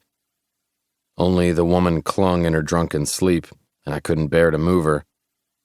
When she moaned and slid into deeper unconsciousness, I simply sighed and went to sleep right next to her. Probably not the best idea, but I hadn't been able to help it. It was hard to make good choices when it came to her, apparently. But that wasn't something I wanted to think about. I let my hand stroke down her hip, and I knew it had to be an unconscious thing. I was totally not doing this on my own, because if I were, that made me evil, a lecher. When my hand slid up to her waist, I paused, holding back a groan. It was really hard to stop, but I did. I resisted. See? I wasn't that much of a lecher. I pulled away and tried to move my groin from her posterior area. Only when I did, she nestled back, pressing more firmly into my already too hard cock. Of course. Apparently this was how today was going to go. I mean, why wouldn't this get even more awkward? I sighed and lay there, hoping she would wake up so we could forget this ever happened. Because we really needed to forget this ever happened. This wasn't the first time I had woken up in a woman's bed, though I tried not to do it often. Usually I left the night of, or at least before we started spooning, like Amelia and I were right now. But I didn't think I'd ever slept in the same bed as a woman before, not without actually doing something beforehand, and not for the whole night. Well, tonight was certainly one of firsts. The first time I saw Amelia naked, at least mostly. The first time I saw her that drunk. The first time I held her hair back as she threw up. The first time I brushed a woman's teeth. The first time I slept in the same bed as a woman without having any type of sex. Oh yeah, did I mention it was the first time I saw Amelia naked? I really needed to make sure that was out there and that everybody knew, because I saw Amelia Carr almost naked. I had a feeling that she hadn't actually meant to do that. But I kept seeing those perfect breasts of hers, such perfect tits, perfect nipples. She hadn't known that her reflection was in the mirror like that, at least not at first, and I hadn't said anything. And I was probably going to hell for that. Sure, I had closed my eyes, but not quickly enough, because I had seen those tits. They were firm, high, and tight, with perfect pink nipples. They were hard, pebbled. Either she was cold or aroused, or maybe just drunk. I didn't know at the time, but I hadn't looked too hard. At least I tried not to. But I liked nipples. I enjoyed all colors of them. Dark, light, brown, tan, pink, red. I adored all variations. I was a tit man. I couldn't help it. Yeah, I was also an ass man, and the more I thought about Amelia's curves, the more I knew I was going to hell. I couldn't stop thinking about those tits, those perfect breasts. Big enough to overfill my hand, but I'd be able to squeeze and mold them as I slid my cock between them, fucking her breasts as I came all over her chest. God, I had to stop thinking about things like that. Because the more I did, the more likely it would be that I would thrust against her, slowly rocking into her ass, then slide between those cheeks and into that wet heat of hers. No, I had to stop. I held back a groan and tried to think of gross things. Baseball could calm me. I didn't like baseball. What about my grandma? No, that wouldn't work. I hadn't really met her. I'd think of someone else's grandma, but that wasn't going to help either. Ball sacks. Yeah, I could think about ball sacks. Those were kind of gross. I liked my own well enough, but they were all wrinkly and weird. Yes, ball sacks. Of course, now I was thinking about ball sacks and my dick and the fact that it was hard and pressed against her ass, and all I wanted to do was slide inside. Not even inside her wet heat, but her ass, because I wanted to fuck that too. I really needed to stop. Why hadn't I noticed her body before? I had. I must have. But why didn't I know these curves existed? She had that hourglass shape that begged for a man's hands, for my hands and my mouth. No, I couldn't go there, but I totally wanted to. Of course, then there was the whole idea of doing naughty things to her as she did equally wicked things to me. But that wasn't going to happen. It couldn't. I hadn't really noticed her curves before because I shouldn't have, and she was usually dressed in work clothes and more often than not covered in dirt. I liked her covered in dirt. It meant that she worked with her hands, and I knew she was damn good at her job. In dirt. Dirty. Filthy. Wrong direction for my thoughts. I had seen her in a bathing suit before, so I knew she had curves, but I hadn't noticed them. No, I had told myself not to notice them. Because if I noticed them, then I'd want them. I would want her. And I couldn't. She was my best friend's little sister. Devin would not only kill me, he'd also probably castrate and do other horrific things to me. Not because he was an overprotective asshole, but because he knew me. I was good with women, great with them actually. I was kind, but I wasn't in the market for a commitment. I knew what happened when you fell in love with someone too hard and too fast. You ended up getting married and having babies when you shouldn't. You ended up doing stupid shit that got you killed and then sent your kid off to multiple foster homes. And then that kid, with asthma and night terrors of the times his parents were always drunk and high, ended up in foster care until he was 18, because nobody really wanted a kid with guaranteed high medical bills and night terrors. Yeah, that's what happened when you stuck with one woman when you weren't that type of person. I never cheated, never dated more than one woman at a time, but I did not need anything else. I was fine the way I was. And if I kept telling myself that, then maybe I would believe it. But it wasn't like Devin's parents were any better. Devin's mom had cheated more than once. I remembered that much from Devin's drunken rants when we were in college and getting drunk on cheap beer and grain alcohol. The car's dad had drunk himself to death, so we didn't really get drunk all that often. We still didn't. But there had been that one time with the grain alcohol. Never again. I held back a shudder, even as my hands tightened on Amelia's waist. I really needed to get out of this bed. It was just... the moment I did that, she would wake up and everything would change. No, it wouldn't. I wouldn't let it. Everything would be fine. Before I could think about anything more, though, she let out a groan. I froze. My hand was still on her waist, my cock still pressed against her butt. Maybe she wouldn't notice. Perhaps she would think it was morning wood. Maybe I should too. Yes, it was totally that. It wasn't the inappropriate thoughts currently running rampant through my brain. "Toby?" she asked, her voice sounding like sandpaper. Well, that put me in my place, didn't it? Made sense, though. Didn't it? Of course, it would be Toby behind her with his cock pressed against her. Totally not me. Amelia and I weren't even great friends.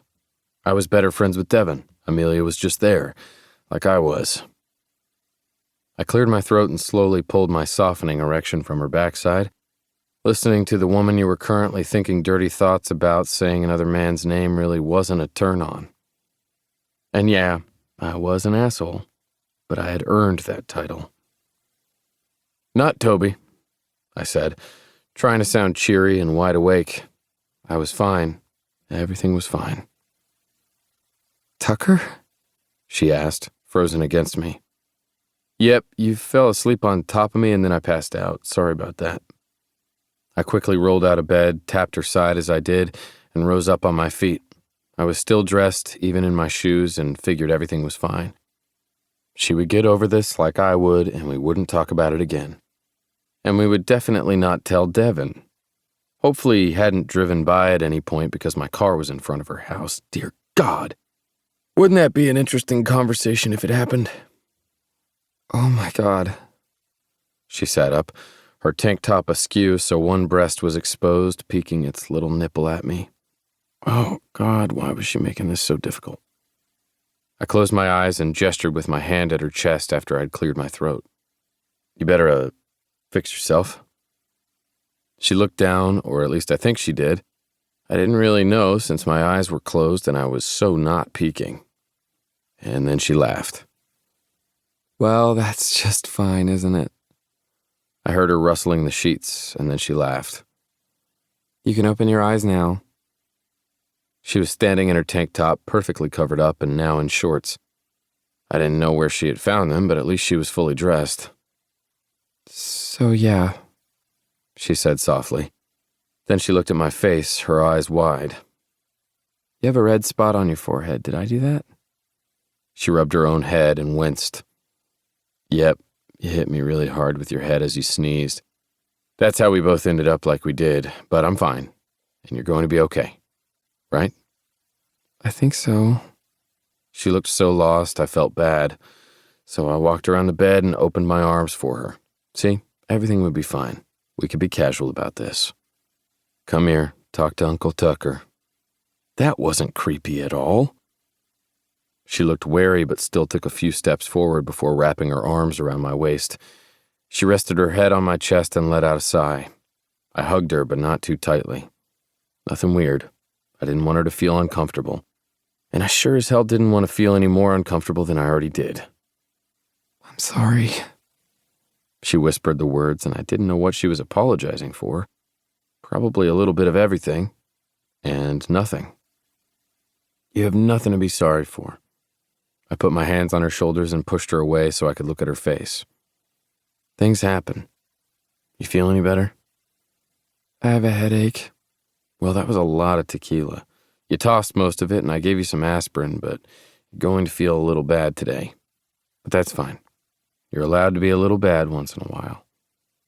I'm sorry you had to take care of me. It's what I do, Amelia. We're family. I smiled as I said it, knowing that I'd just had very non-family type thoughts about her earlier. But I wasn't going to think about it, because if I did, things would only get weirder. If you say so. But I don't think I'm ever going to be able to face you again. You're facing me right now. I leaned down and smacked a kiss on her lips, then grinned. Now go take a shower and get to work. You have things to do today, young lady, and so do I. You're going to be fine. You don't need to think about that asshole ever again. Everyone keeps calling him names. Well, we love you. It's what we do. Now chop chop, get to work. I pushed her towards the shower and then headed out of her bedroom without a backward glance. Because if I looked, I was going to think of her in the shower, and I really shouldn't do that. I quickly cleaned up a little bit of the tequila mess from the night before since she didn't follow me, and then I headed to my car, knowing that I needed to rush if I was going to make it to work on time. People relied on me, and I needed to make sure I deserved that trust. After all, I was a radiologist, and I worked my ass off. I probably shouldn't show up smelling like vomit and tequila or whatever else had stuck to me from last night. But I knew better. I didn't smell like any of those. I smelled like her. And that was even worse. Hopefully she would be okay. But even if she wasn't, she had others to take care of her. I didn't need to be that person. Thankfully, I didn't live too far away, hence why I'd told myself it was okay to go and check on her last night. In retrospect, it had been a good idea because I had helped her, but I still didn't know why I had gone in the first place. Maybe because everybody had seemed so worried about her, and I had seen that pity. I hated pity. As a foster kid, I'd gotten enough pity throughout my life, and everyone had looked at Amelia with a similar pity the other night, and I hadn't liked it. So I wanted to be there for her, to check on her, not to look down on her in any way, because there was nothing superior about me. I only wanted to make sure that she was moving on and finding what she needed, even if I didn't know if that was my place. Sleeping in her bed while pressed up against her hadn't been in the plans, of course, but I wasn't going to look a gift horse in the mouth. Not that it was a gift. It couldn't be. Of course, as I got into the shower, my cock had a different idea. Everything was fine. I wasn't going to think too hard about it. I would just go with the flow. It was okay to do this once.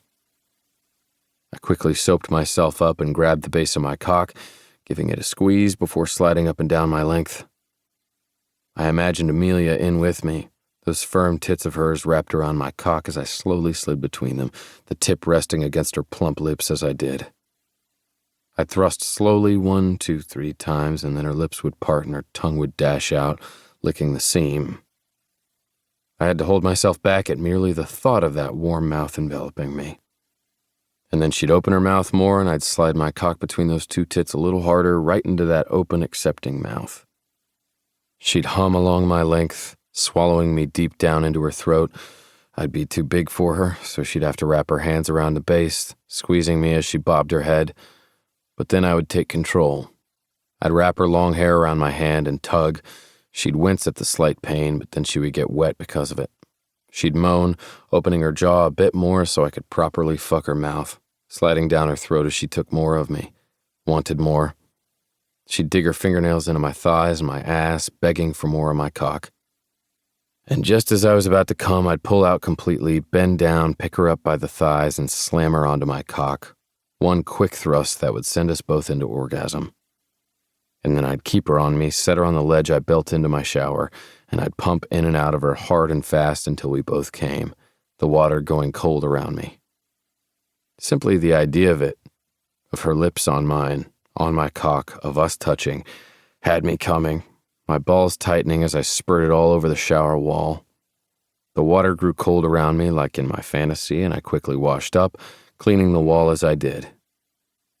I hadn't come that hard by myself in a while, and it was a little disconcerting.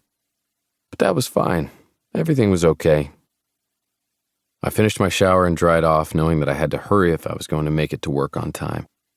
I looked down at my phone, hoping that Amelia had texted saying that she was doing okay or something. Not that I wanted Amelia to text me. She wasn't going to text me. Why would she? Instead, I saw that I had a missed call from someone from my past that I hadn't seen in a while. Interesting. I hadn't seen Melinda in a few years, and I wondered what she wanted. I knew she had moved to the other side of the city a while ago, and we had called it quits after a few nights together. It hadn't been serious, but it had been fun. She hadn't been for me, and I sure as hell hadn't been right for her.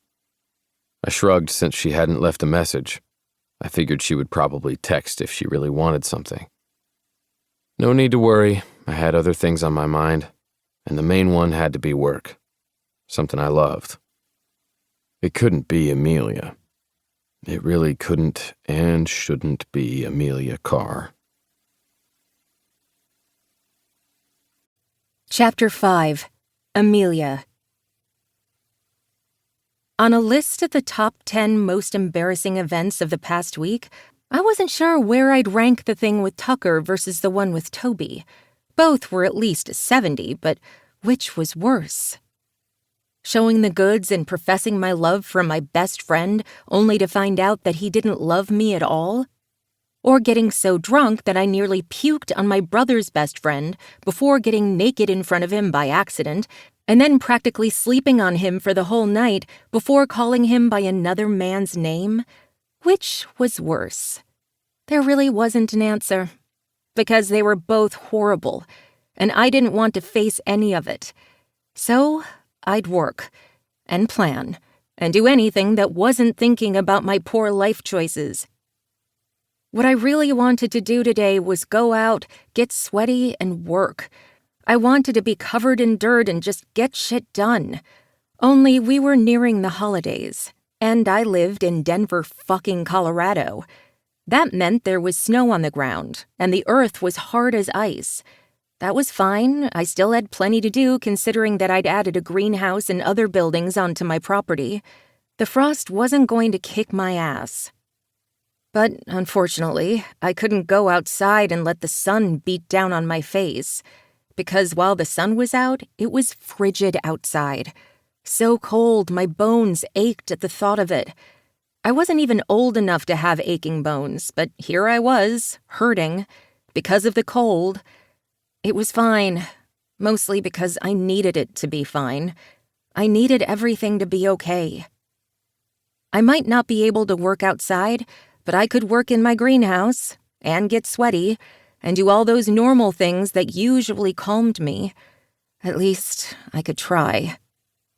So I put on my work boots, tried to ignore the pounding in my head, and headed out to my truck. I had a few clients who needed some things done, mostly maintenance on stuff they hadn't winterized in time.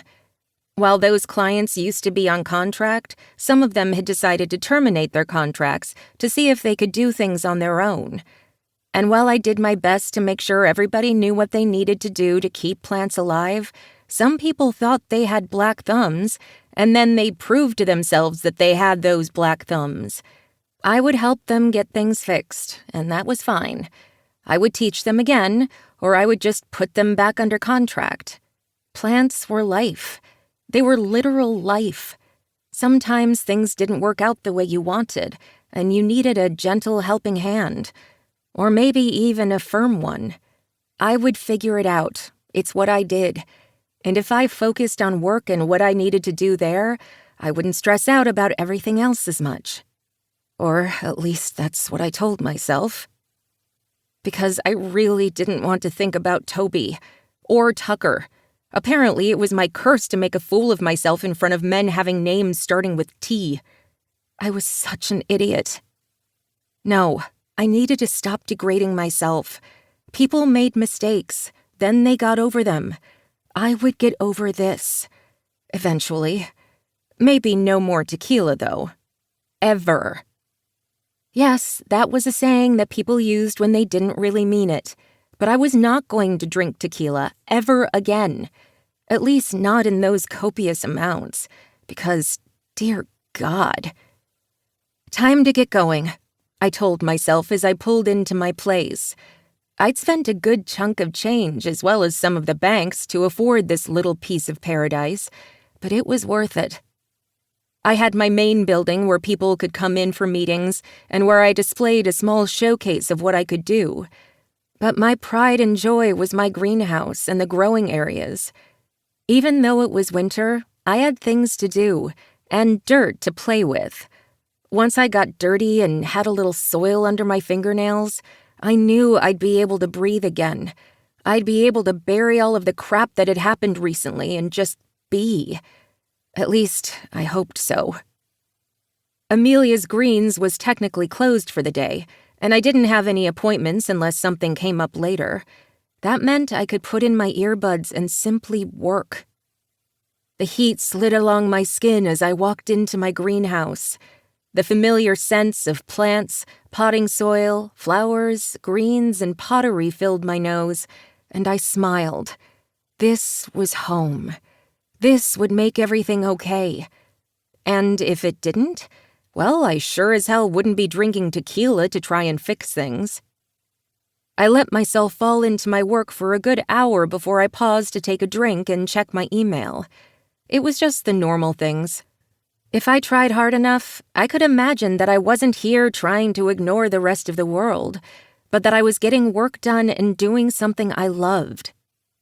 But every time I paused, each time I let my mind drift, I imagined the look on Toby's face, and then I imagined what Tucker had probably looked like when he saw me in my drunken state. I owed him. Not Toby. I didn't know what to think about him. But I really owed Tucker. I had acted like a fool, and while I had been in my own home, I hadn't really been safe, and he'd been there to take care of me. Maybe I should do something for him, like bake him a pie or something. I could bake, not as good as Erin could, but that was her job. When I got home, I would bake him something. In fact, I was almost done for the day, so I would head to the grocery store, pick up what I needed, and then bake. That would make things right. And once that was over, I would only have to worry about Toby. Not that I had any idea what to do about that. I went back to work for a bit more and then cleaned up and made a quick mental checklist of what I'd need from the store. I didn't bake often, but I had at least some of the staples. I'd need to get a lot of the things that went inside a pie, though. Thankfully, I had a change of clothes in my truck, so I quickly washed up in my office bathroom, complete with a shower and a tub, then put my hair in a braid, stuffed a hat on my head so I didn't catch a cold since it was still freezing outside, and then headed to the grocery store.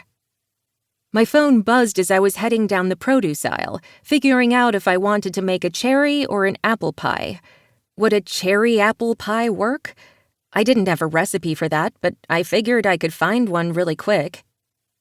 I looked down at the screen and tried not to wince. Aaron. We're heading over soon. We heard Tucker was over? Zoe. Yes, Tucker mentioned to Devin, who told Aaron that he came over after we left. What happened? Oh, good. Tucker couldn't keep his damn mouth shut. Great. Me. I'm at the grocery store. Be home in a bit. I didn't explain, but I knew I would have to when I saw them. Aaron. You better explain. Yeah, I'd have to. But explain what? The fact that I was an idiot? That I made poor decisions? I was pretty sure they already knew that.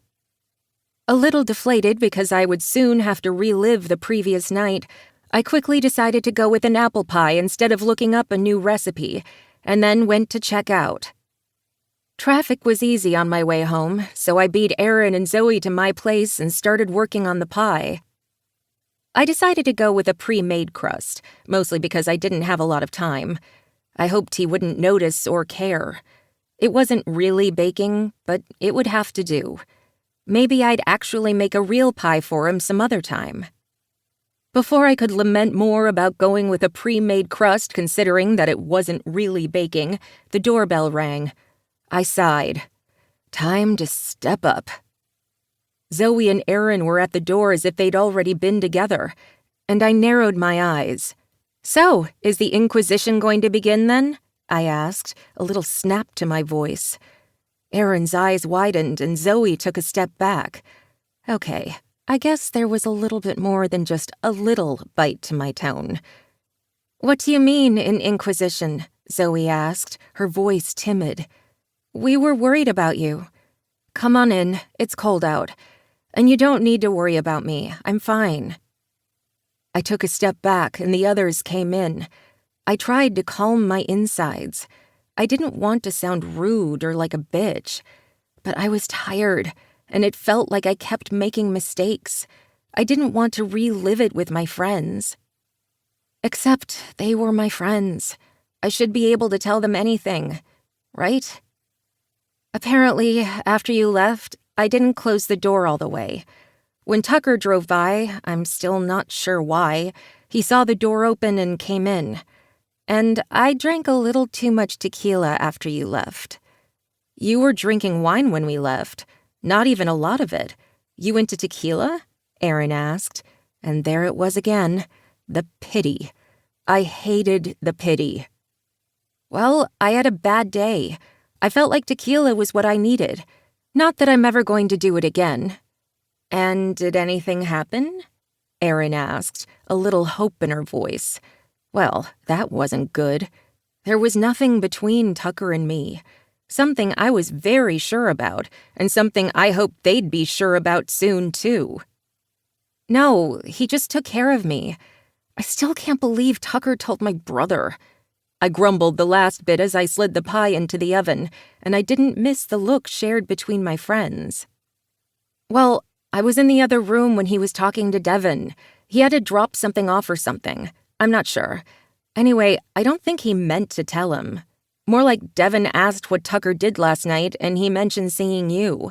It didn't sound weird or anything. But I don't think anyone wants to hide anything, you know? We're all friends. We take care of each other. I know we do. I was just surprised. I was not going to mention the whole naked thing, or the fact that he'd slept over, because by the sound of it, Tucker hadn't mentioned that, and I wasn't going to be the one that opened that bag of kittens. I'm fine. Tucker made sure I didn't swallow my tongue or anything, and he took the tequila away. Like a good friend, Zoe said. You know what I mean. A friend hands you the tequila and then makes sure you don't go overboard with it. You should have told us you were going to start drinking the hard stuff. We could have stayed. Totally. In fact, it was because I went out drinking and had tequila that I met Devin again, Erin put in. It's sort of my drink. I smiled and shook my head, cleaning up around the kitchen as the girls helped me. They didn't even have to ask. They just jumped right in, helping me put things away. I grinned. I would do the same for them. It was nice that they felt comfortable enough in my home to do that. Zoe had been my friend for a while, but we had gotten closer over the past few months. I only knew Erin in passing when we were growing up, but now that she was with my brother, we were close.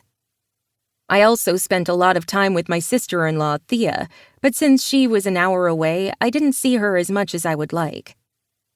I should drive down soon and go see them, and, of course, get some cake at Thea's bakery. The fact that I had 2 bakers in my family now was quite a treat. And though I was the one baking a pie today, and especially considering that it was practically store-bought, it wouldn't be as good as theirs, but it was fine. I wasn't going to eat this one anyway, even if just the thought of it made me want to go back on the elliptical so I could try a slice. So, have you heard from Toby? Zoe asked, a little cautious. I held back a wince, even if it felt as if someone were scraping out my heart. But I would be fine. We would be friends again. We needed to talk. Eventually. No, but it's okay. I think we all knew that was a lie, but nobody was going to say it. It was going to be all right. Maybe he needs to see you going out on dates, Erin said. I know it won't be easy, but when you're ready, maybe going out and having some fun and just being with someone will not only help you, but also help him see that you're over him or whatever. Yeah, that's a great idea. I'm sure between Erin and I, we could find someone for you. I knew that they were trying to help, but the fact that I didn't know how anyone could help meant that it hurt. I didn't know what to say, and I didn't know what to do. But I would figure it out. I had to. Though merely the idea of dating someone other than Toby hurt. I needed to talk to him. I needed it to be okay. But I didn't know how to do that. I didn't think there was any way to do that. Maybe, I said, knowing it didn't really sound like I meant it. But they let me be, and we talked about nothing. Just pie and the fact that I was bringing it to Tucker later as a thank you. Oh, and tequila. We talked about that too. These were my friends, people I could count on. And I would be able to rely on Toby again too. I had to believe that. The girls left, and I had a feeling that they were going to try setting me up on dates soon if I wasn't careful. I wasn't ready for that. But they wanted to help, so they were latching on to the one thing they could do. I set the pie to cool and went to let my hair out of its braid, the waves falling around my face. I quickly put on some makeup and changed my shirt. I wasn't getting ready for Tucker necessarily, but the fact that I'd been a complete mess and half naked the last time he saw me told me that I needed to step it up a bit. I wasn't trying to look good for him. Not in the slightest, just trying to look good for myself, to prove to myself and him that I wasn't a complete dork. I quickly put the pie in a carrier, one that I had gotten for Christmas one year, and was thankful I had stored away in a cupboard, and headed over to Tucker's. I hadn't called or texted to see if he was even there. Hopefully I wouldn't have to leave it on his porch where it could freeze. Apparently, I wasn't really firing on all cylinders right now. I parked in Tucker's driveway, though I still didn't know if he was home. He parked in the garage, so I couldn't tell if his vehicle was here. Then I grabbed the pie and got out of my truck, hoping he was home. It was cold as I walked up, and that's when I realized that I really had no idea what I was going to say. Thanks for not commenting on my boobs. Oh yeah, that's what I should lead with. I rang the doorbell and waited for a bit, long enough that I was afraid he wasn't home. Great. This wasn't going to be awkward at all.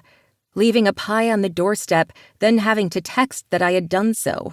Thanks for taking away the tequila. Here's pie. Cold pie that's probably ruined and practically store-bought. Dear God, I was a mess. No wonder Toby didn't want me. And that was enough of that. No more pity parties. He was my friend. I just wasn't going to be in love with him anymore. And I was going to thank Tucker for helping me out in a bad situation. Everything would go back to normal. The door opened, and my eyes went to a very wet, very naked chest. Dear God and everything that's holy and sweaty and delicious. I had slept against that chest all night, yet I still couldn't believe what I was seeing. It was all hard lines and planes, and every inch of him was slick and ready for teeth. It looked as if he had just gotten out of the shower, his hair falling over his face before he used his arm to slick it back. I couldn't help but follow the long lines of his biceps as they bulged when he did so. I swallowed hard, avoiding his face, my gaze sliding down his body, across his muscled chest, down his 8-pack, not even a 6, an 8, and then along the long lines of his torso. He had those V lines, the ones that some called the Adonis lines. I called them lickable, biteable ones. Oh yes, they were the come-to-mama lines. I was going to hell. But I couldn't help but look at those grooves, or the neat trail of hair that led to where his towel rested very low on his hips. So low, in fact, I caught a sexy glimpse of thigh at the gap in his towel. It wasn't even secured, except for his fingers grabbing it tightly in a fist. Dear God. I'd known my brother's best friend was hot, but I didn't realize he was this hot. He was like all the good Chris's rolled up into one Avenger. And naked. Yep, I was going to hell. You okay there, Amelia? My eyes shot up to his face, and I saw laughter there. I baked you a pie, I said, and shoved it at him. He used his free hand to grab it from me. Thankfully, he didn't release the towel. That would have been awkward. But again, I had gotten mostly naked in front of him already. It should be his turn. No, there would be no turns. This was bad. This was so bad. You baked me a pie? I nodded quickly. Yes, and thanks for the tequila. I mean, thanks for taking care of me after the tequila. Anyway, it's cold and your nipples are hard. I snapped my lips shut, and he threw back his head and laughed. Yeah, it is cold enough that my nipples are hard. Thanks for noticing. Do you want to come in? I really don't. I really did. No, I did not. Okay, thanks for the pie. You didn't have to do that. Yeah, I did. So I'm going to go home now, but thanks again. Seriously, I don't know what I would have done without you. I'll always try to be there for you. His eyes went somber, and his smile was a little soft. You're practically family, Amelia. Of course I'll be there. I ignored the little clutch I felt at the word family because it really didn't matter. He was family. He was practically my brother's brother, and there were rules about that. Even though I would likely have some really dirty thoughts about him later, I couldn't help it. He was in a towel.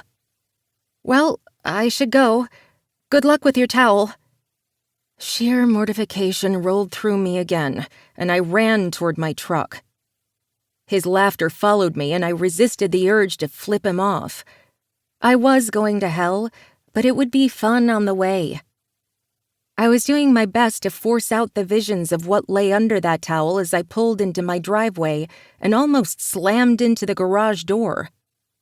Someone was on my porch, someone I wanted to see with every fiber of my being, though someone I knew I couldn't see. I turned off my truck and slowly got out, trying to calm my heartbeat, attempting to swallow the bile in the back of my throat. Why was my mouth so dry, and why were my hands so damp? Toby stood up and slid his hands into his pants pockets. His hair flopped over his face, but he didn't move it back. It took everything within me not to race over there and do it for him. I used to have that right. At least I thought I had. Now I had clearly crossed a line, and I didn't know if I could ever come back from that. "You're here," I said, surprising myself. "We need to talk," he said. I nodded. "Yeah, we do. And I need to apologize. Why don't we go inside?" "We need to talk right now, okay?" I nodded tightly, drawing in my stomach. "Okay." "You're still my friend, Amelia." "That's good, because I always want to be. You're my friend too, Toby." "You're always going to be my friend." There was an episode of The Big Bang Theory when someone said that the word always didn't sound good every time. This was one of those times. Always made it worse. "Let's just forget about everything. Let's start from where we were before all of this happened." I didn't miss the wince that flashed across his face, and my heart shattered a bit more. A little clink sounded as a piece fell off, metal on a tile floor as it echoed throughout the cavernous hole of my soul. "I need some time." He swallowed hard, and I looked directly into his eyes, hoping that he wasn't about to break the rest of me. But I had to remember, this was my fault. This was all my fault. "Beth needs some time too." "Beth. Okay. You told her." "She's my everything, Amelia. I told you that. I had to tell her." "I thought I was your everything." I hadn't meant to say the words, and my eyes widened as I did. He simply looked at me, that same pitying expression I'd been getting a lot lately on his face. I hated it. "You know what? Forget I said that. Time. We can do time." "It might be a lot of time. Beth, she means everything to me, and it's just different now with you." I smiled and kept nodding. I couldn't say anything. What was so different? Yes, I had professed something to him, but he hadn't told me about her. Why hadn't he said anything? I could have saved us a lot of pain. If she was his everything and I wasn't, why hadn't he mentioned her to me, to anyone? And why did it hurt so much that he hadn't? He kept looking at me, and then he walked away. He didn't touch me, didn't say a word. He didn't even say goodbye. Why did that hurt so much? And why did I feel as if I had just lost my best friend? I slowly walked into the house, closed the door behind me, and then sat on the floor, my back against the wood. The tears fell, and I hated myself, because I didn't want to cry anymore. I didn't want to feel that pity, especially for myself. Because I didn't know how else to feel. Because I had thought I loved my best friend. But what if I was wrong? What if I didn't know anything? Chapter 6. Tucker. Out of all the reasons I was going to hell, one of them was undoubtedly the fact that I couldn't stop waking up in the mornings with my hand around my cock in response to very sexy dreams involving the sweet sister of a friend that I shouldn't even be thinking about. I wasn't a teenager anymore, but apparently that's what my dick did. I thought of Amelia in my sleep, had various dreams of us fucking on different pieces of furniture around my house and hers, then woke up either needing to come or already coming in my sheets. I'd given up sleeping in pajamas at this point. It only added laundry, but that meant I had to wash my sheets over and over again. It was exhausting, and I had to work. I also had to face Devin every time I saw him and hope like hell that he didn't know that I was thinking dirty thoughts about his sister, that I was doing wicked things to her every night in my mind. What the hell was wrong with me? Sure, I loved women. I'd been with my fair share of them. I wasn't a complete man whore, but my number wasn't that small either. I was safe, clean, and liked having sex. I could probably go out and find a date if I needed one. Maybe I should. Perhaps it'd get my mind off Amelia. But that was really fucking hard to do, and all I did was think of her, even when I shouldn't. I needed to get over this by being the man I should be, by being her friend.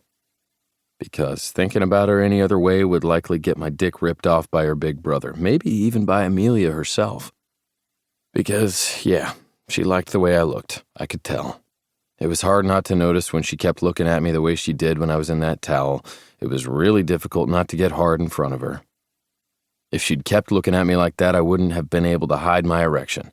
As it was, I'd held pretty tightly to my control, trying not to lose it. But she looked, practically smacking her lips together and licking them, much as I'd done when she took off her shirt in front of me. The difference was she had been drunk and hadn't really known what she was doing. I was not an asshole, okay, I was, but I wasn't a sadistic pervert or anything. That meant I needed to be Amelia's friend, and that was why I was in the grocery store picking up a few things for her house. Devin had mentioned the other night that she had been working hard on a couple of projects, throwing herself into her work rather than actually talking about Toby or dealing with what had happened there. I was glad that she wasn't talking about the asshole because I wanted to kick Toby's little ass. What the hell was wrong with him? Sure, maybe he hadn't known that Amelia had feelings for him, but he'd hidden a girlfriend. If you were going to start hiding shit like that, there were reasons, things that made Toby not good enough for Amelia. So I was going to make sure she was okay. I had the night off and needed to eat dinner, so I was going to force her to eat my cooking. We were friends, and we'd basically seen each other naked at this point. We'd slept in the same bed. I figured we'd pass the line into a new kind of friendship.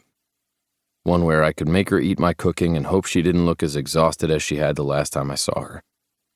I really wanted to kick Toby's ass. I ignored the come-on from the lady in the pasta department and the one from the man in the meat section, because that wasn't a cliche or anything. Apparently this time of the evening was when all the singles went out in my town to try and find a date. I'd have to think about that the next time I went out. Maybe I could find a date. And it would not be with Amelia. We were friends. Damn it. I needed to stop having dreams about her, fantasies about her and those very hot nipples, ones that begged for my mouth. Just as I imagined her mouth on my body as she had moved the towel away from me before going down to her knees. And that was enough of that. I really did not need a hard-on as I drove toward Amelia's house. I pulled up into her driveway and went to get my groceries from the back. Thankfully, I only had 3 big bags. Of course, they were the reusable bags that held a lot more stuff than the plastic ones, so I might have gone a little overboard. But Amelia needed groceries. Or maybe Devin was simply being overprotective. After all, that's what big brothers did. I rang the doorbell and figured that I was either making a colossal mistake or I was doing the right thing. I wanted to do the right thing. Amelia opened the door and I held back a wince. Her hair was a little greasy, piled up on the top of her head. She had dark circles under her eyes, and I swore she had lost at least 10 pounds over the past couple of weeks. She had on baggy sweats, a tank with no bra, damn her and those nipples, and a zippered sweatshirt that she hadn't zipped up. She wore no shoes, no makeup, and even though she still looked beautiful, she looked exhausted and sad. I wanted to hold her close and tell her that everything would be okay. But because I couldn't really do that, I was going to at least try to cook for her. Tucker? I grinned and pushed past her. I probably should have waited for an invitation, but I was afraid that she might not give me one, and I needed to take care of her. She needed to eat. I'm cooking you dinner. Excuse me? I just grinned and acted like this was totally normal. It wasn't normal at all. I set the bags on the counter and smiled. I'm cooking you dinner. Why? Because you need it. You need food. I need food. So I'm making it. She folded her arms under her breasts, and it made the silken white skin of her mounds peek out from her tank a bit more. Damn it, this was not going to help my dreams later. Because you feel bad for me too? No. That was the truth. I didn't feel bad for her. I was angry, but there wasn't any pity there. I didn't feel bad at all. She needed someone, and I was it. I don't really believe you. You don't have to, but you're going to eat my fucking cooking. Well, that sounds nice. I'm an amazing cook. Ask any of the women I've dated. I winked and she just rolled her eyes, but I saw humor there. Sometimes a little self-deprecating humor helped. So you're good at breakfast? She asked, and I shook my head. Dinner, honey. They never stay the night. You are a man whore. Am not. Yeah, that's not what Devin says. Caleb, too. I think even Dimitri's mentioned it. Your brothers have a very low opinion of me, apparently. My brothers love you. I let that settle into me and smiled. They were my family, and it was nice. I was going to make sure that Amelia knew she was loved, too, even if I wasn't really sure how to go about it. Well, it doesn't matter if my food is good or not, you're going to eat it. However, I'm making pasta with clams and a nice wine sauce. Oh, that sounds amazing. I never really eat clams or anything because Dimitri's allergic. Yeah, shellfish allergies are not something you want to take lightly, but I remember Devin mentioning that you weren't allergic, so I figured this was fine. I love clams, but you really don't have to cook for me. I'll be fine. I already have everything here.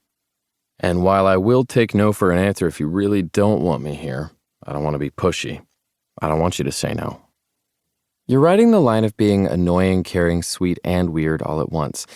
I don't really know how that happens. It's not really a line then, more like a square or a circle. I really sucked at geometry, she said, shaking her head. You're a landscape architect. How are you bad at geometry?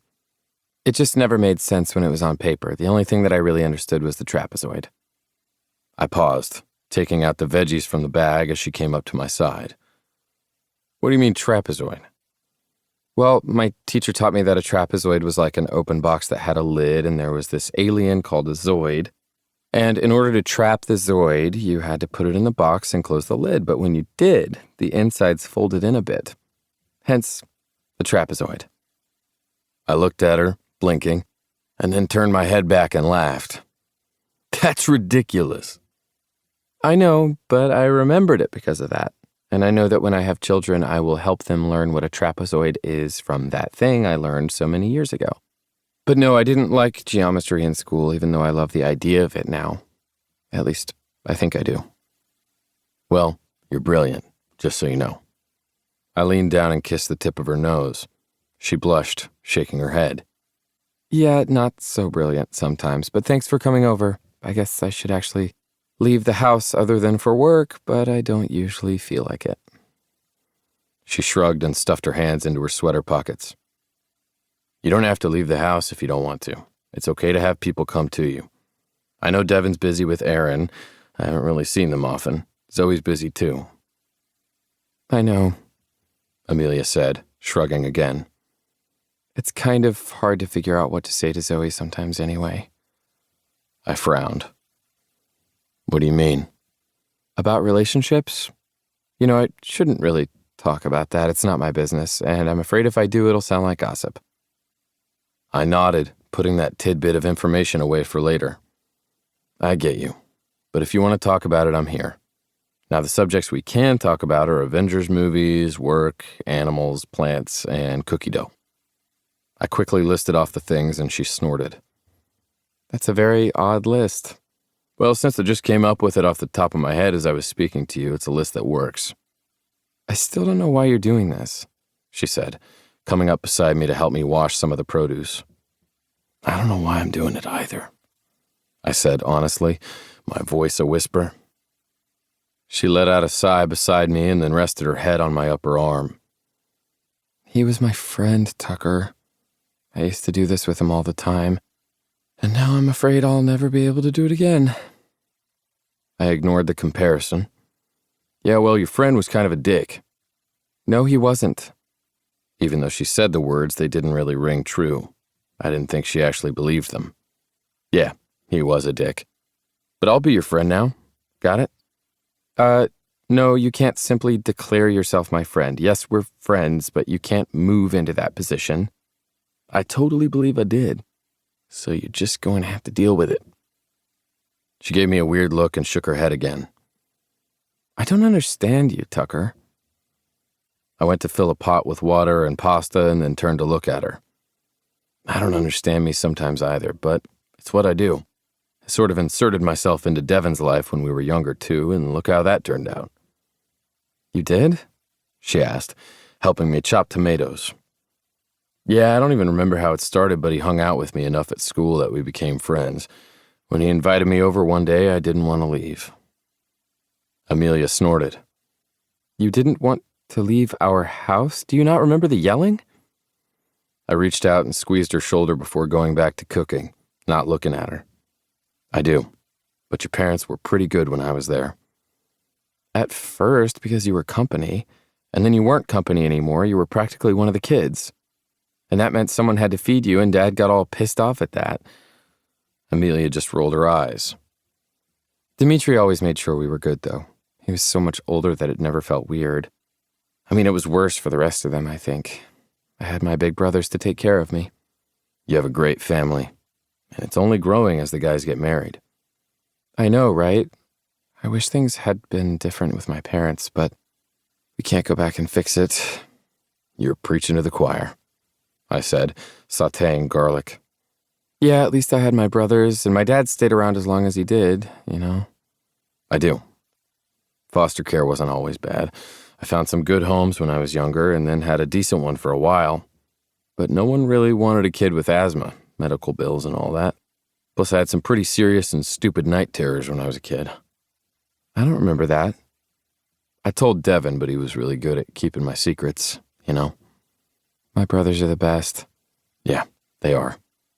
It was something I needed to remind myself if I was going to hang out with Amelia like this. So, night terrors? I shook myself out of my reverie and smiled down at her. Yeah, just vivid dreams. I don't even remember what they were about. I have vivid dreams now too, though, like as a kid. Really? Are they scary? Probably shouldn't have mentioned those dreams. Sometimes. Sometimes they weren't scary at all. I really needed to shift the conversation. So do you like garlic? I love garlic, although I'm really glad that we're not dating and are only friends because you aren't really supposed to have garlic on dates. I raised a brow at her. Oh, I bet if we went on a date I could eat all the garlic I wanted, and you'd still want to kiss me. I said it so jokingly that she rolled her eyes. Ego much? You know it. However, eat all the garlic you want. I promise to keep my mouth off you. You're such a giver, she said, pushing another clove of garlic at me. I try. And I was trying. I was trying really hard to stop thinking about Amelia the way I was. If we kept like we were, remained in our friendship in this new iteration, it could work out. Because Amelia needed stability.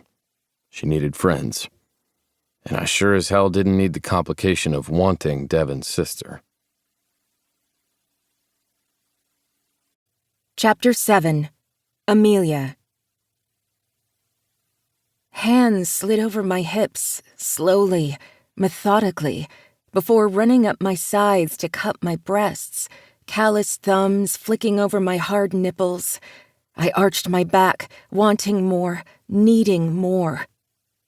I spread my thighs, letting him sink between my legs, his pelvis pressed against mine even though he didn't slide all the way in. Instead, he rested against me, slowly playing with me, leading me into temptation. And oh, how I begged for it. He lowered his mouth, his tongue pressing firmly against my nipple before swallowing and sucking on my breasts. He paid attention to both of them, never leaving one cold. My body ached, and I arched for him, wanting to reach between my legs and get myself off or grab the base of him and lead him to my center. I wanted him inside me. I needed him.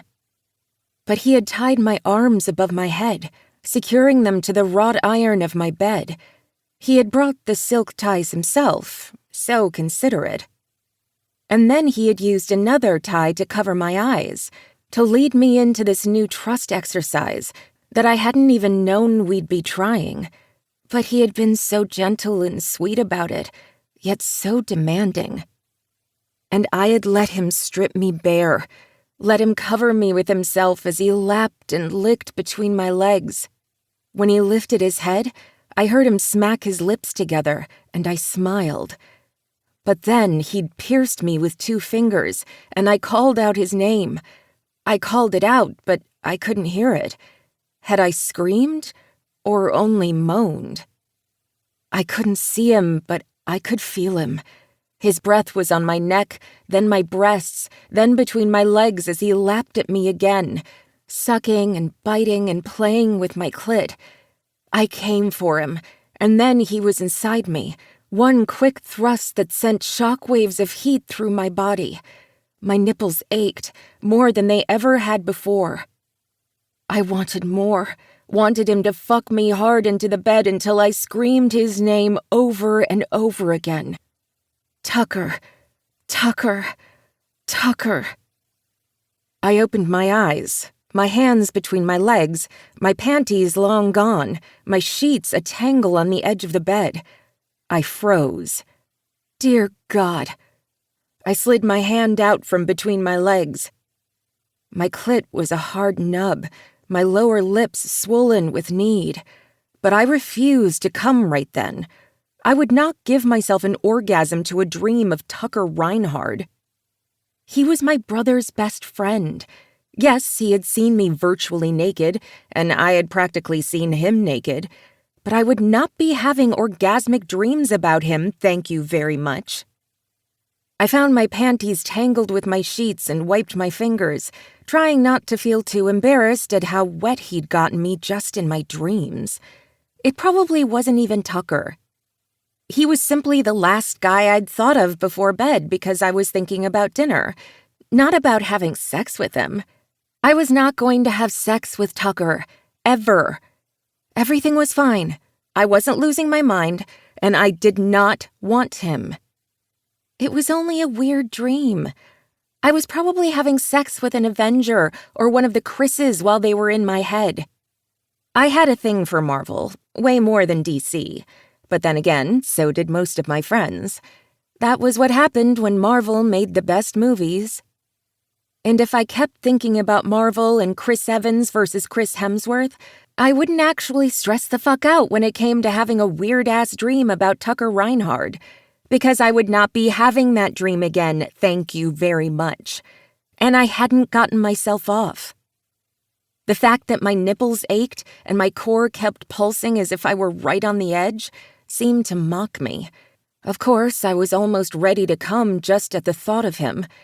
Fuck that. It wasn't him. It was all a dream. All me. I had been the one having that dream. I did that. Not Tucker.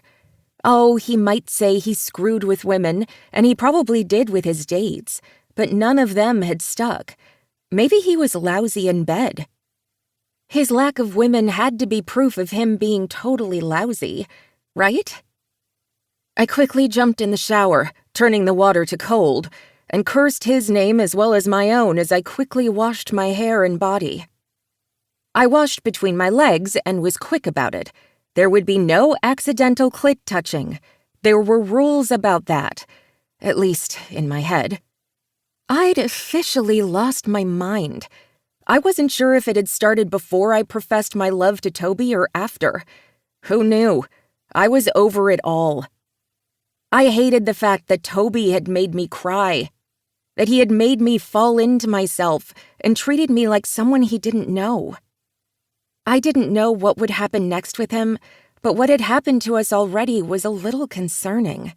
While it was my fault in some ways, he had pushed me away too, and I didn't know how we could ever come back from that, or if we ever would. I shrugged, trying to ignore the ache in my belly, and quickly pulled on my winter clothes, chilled even though I had the heat on blast.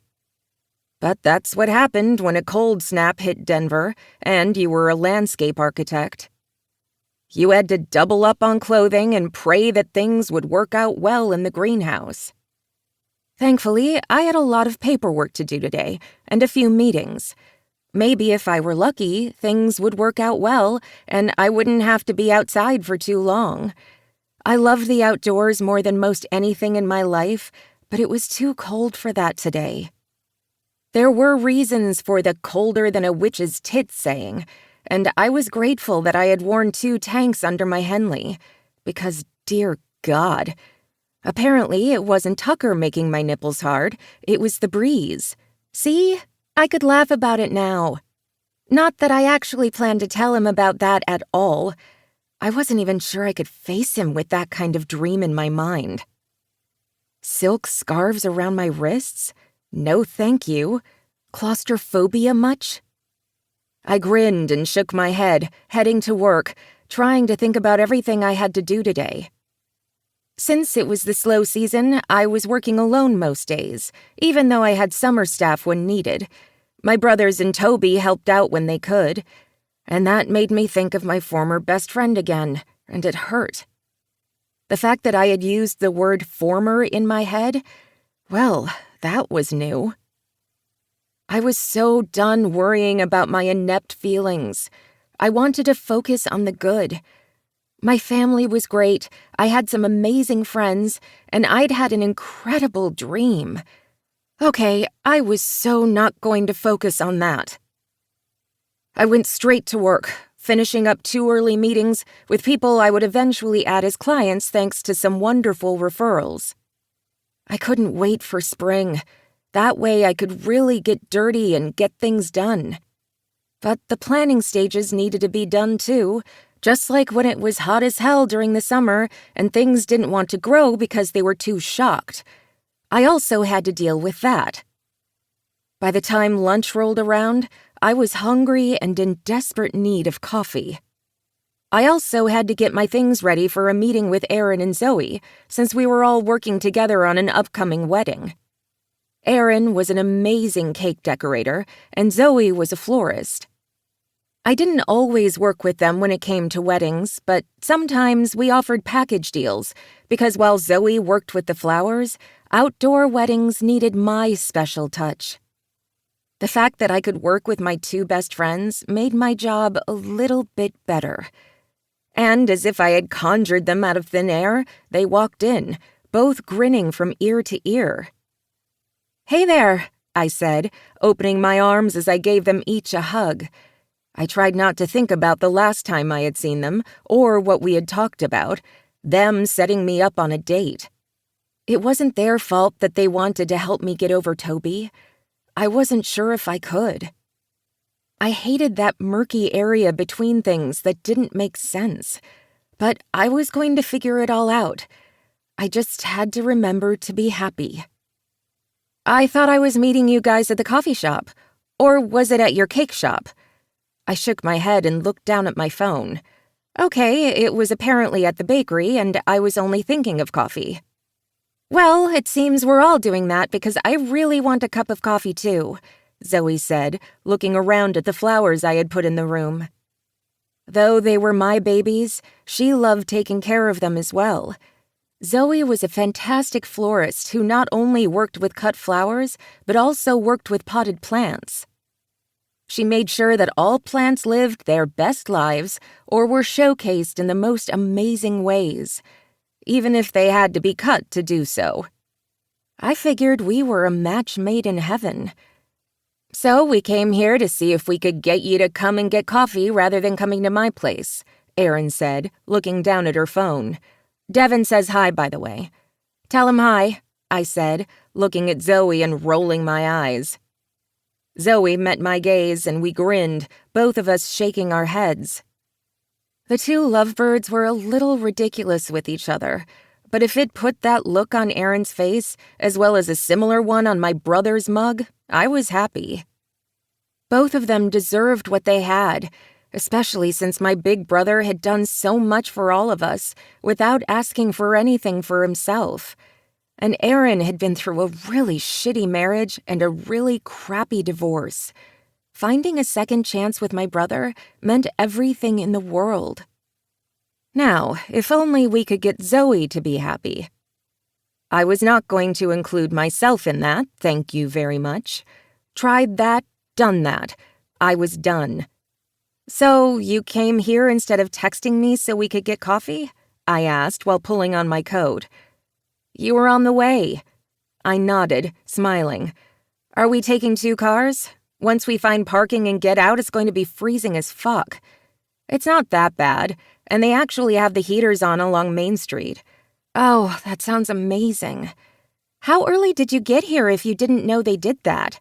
Zoe asked as we walked outside. I waved at one of my neighbors.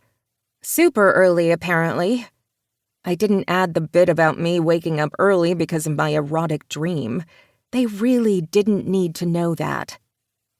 I've been craving coffee all day, and I only had a small cup for breakfast, I said, pushing thoughts of Tucker and Toby out of my mind.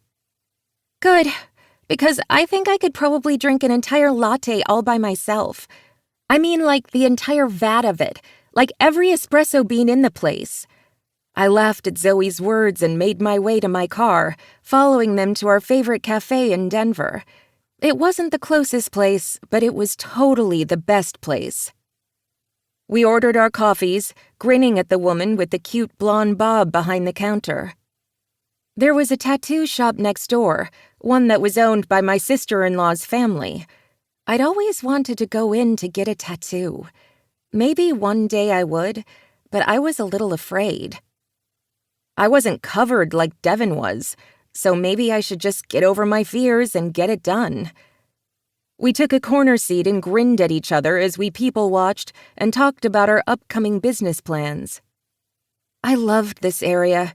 The fact that every type of person imaginable could walk in and get exactly what was perfect for them. I cannot wait to actually start working full-time on this wedding, Zoe said, taking out her tablet so we could look through her files. You should really be a wedding planner in addition to being a florist, I said, looking at her notes. I love flowers too much for that. I love that idea in that Nora Roberts series where all the women each had their own section of a whole wedding planning business, but I don't think that would work for us. You never know. We just need to meet someone who likes to organize everyone to insane degrees and then maybe find a photographer, Aaron said. Tucker's good with a camera, I said, and then wanted to bite my tongue. The girls met gazes, but I ignored it. And you know, I added, looking down at my phone so I wasn't actually looking at them, Caleb is great at organizing everybody. Maybe he could be the wedding planner. I looked up as Aaron laughed, and Zoe shrugged. What? It could happen. I really want to see your big brother talking about taffeta and lace. I laughed at Zoe's words. He'd be good at it. A former Boilermaker who now works in construction? Sure, honey. I shook my head at Zoe and took a sip of my coffee. I looked over at Aaron, who stiffened. I frowned. What is it? Shit, she whispered under her breath. Is it your ex? No, Aaron said, looking at Zoe. But just know we didn't plan this. I'm sorry. I frowned at both of them and then looked up as a very attractive blonde man came walking up to us. He had tattoos down his forearms from what I could see peeking out of his Henley sleeves, and he was built like a quarterback. Broad shoulders, slender hips, and thick thighs. He was sexy as hell and had a wicked grin. But from the way Aaron had whispered those words to me, I was a little afraid. Hey there, I was just thinking about you guys, the man said as he walked up to us. Jace, I didn't know you would be here, Aaron said, and I could hear the honesty in her words, but I was still worried. I didn't know why, but if she seemed upset, I was afraid. I was over at Montgomery Inc. getting my consult done. Walked over here for coffee and saw you guys. Good to see you too, Zoe. He turned to me and grinned. And you must be Amelia. He smiled, and my stomach dropped. Oh, so he knew who I was. And from the way the girls kept looking at each other guiltily, I had a feeling I knew exactly what this was. I wasn't going to get angry. My friends were just trying to be helpful, but I didn't want to be helped. All I wanted was to be okay and not pitied. I didn't want to be in a position where people tried to make me feel better. While it might make me a horrible person, I didn't want any of this. Why couldn't I be normal?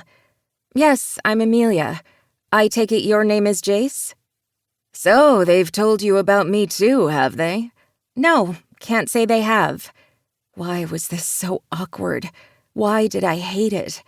Sorry, Jace, Erin said quickly, wringing her hands in front of her. We didn't actually mention to Amelia yet that we wanted to set her up on a blind date like this. Like this. What the hell? Oh, Jace said quickly, his cheeks turning red. Sorry about that. They didn't actually say you would be here or anything. This is a total coincidence, but it's nice to meet you.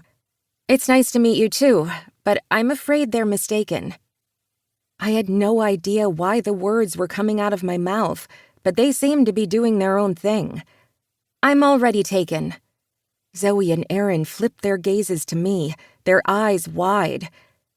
Taken? Zoe asked. By who? Erin asked quickly. Jace's brows rose, and he stuck his hands into his pockets. Well, seems like I'm too late. Or not early enough, considering this wasn't supposed to actually be where I met you. Sorry for making things uncomfortable. I can head out. Jace gestured over his shoulder, and I quickly slid out of the booth and shook my head. You know what? I'm sorry. It's just been a weird couple of days. Or weeks. Anyway, it was so nice to meet you, Jace. But I am taken. He's a great guy. I like him. Oh my God, why was I still talking? Why couldn't I shut up?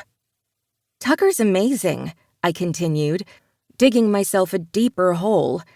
And it's all new, so my friends don't even know yet. But now they do. I hope you find someone great. I did not want to be pitied. They weren't pushing. They loved me. They didn't want me to be unhappy. And I had been because of Toby. They hadn't set this up. And while this wasn't horrible, I hated this feeling. The oppressive weight that felt as if everything were pressing down on me. And even though they were trying to be kind, it was all too much. So I said Tucker's name. I shouldn't have. Why was his name the first one on my mind? Why couldn't I have made up some random name? Why did I have to create a fictional relationship with someone who was actually real? There were places in hell for me, dark ones, and I deserved any punishment I got there. Well, it was nice to meet you. I hope we meet again, though, someday, just in case. He winked and then headed over to the door that connected the cafe to the tattoo shop. I turned to my friends, my eyes wide. I need to go. The girls opened their mouths, probably to ask questions, but I ignored them. I picked up my bag, turned on my heel, and ran. Not because I didn't want to talk to them, though I really didn't. No, I took off because I had to head off Tucker before he heard. Because apparently he was in a relationship with me. A new one, a secret one, and he had no idea. Chapter 8. Tucker.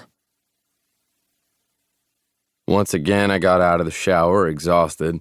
I'd worked the night shift, slept for a little bit of the morning, but then had to go back in for an emergency. While I loved my job, I missed sleep at times.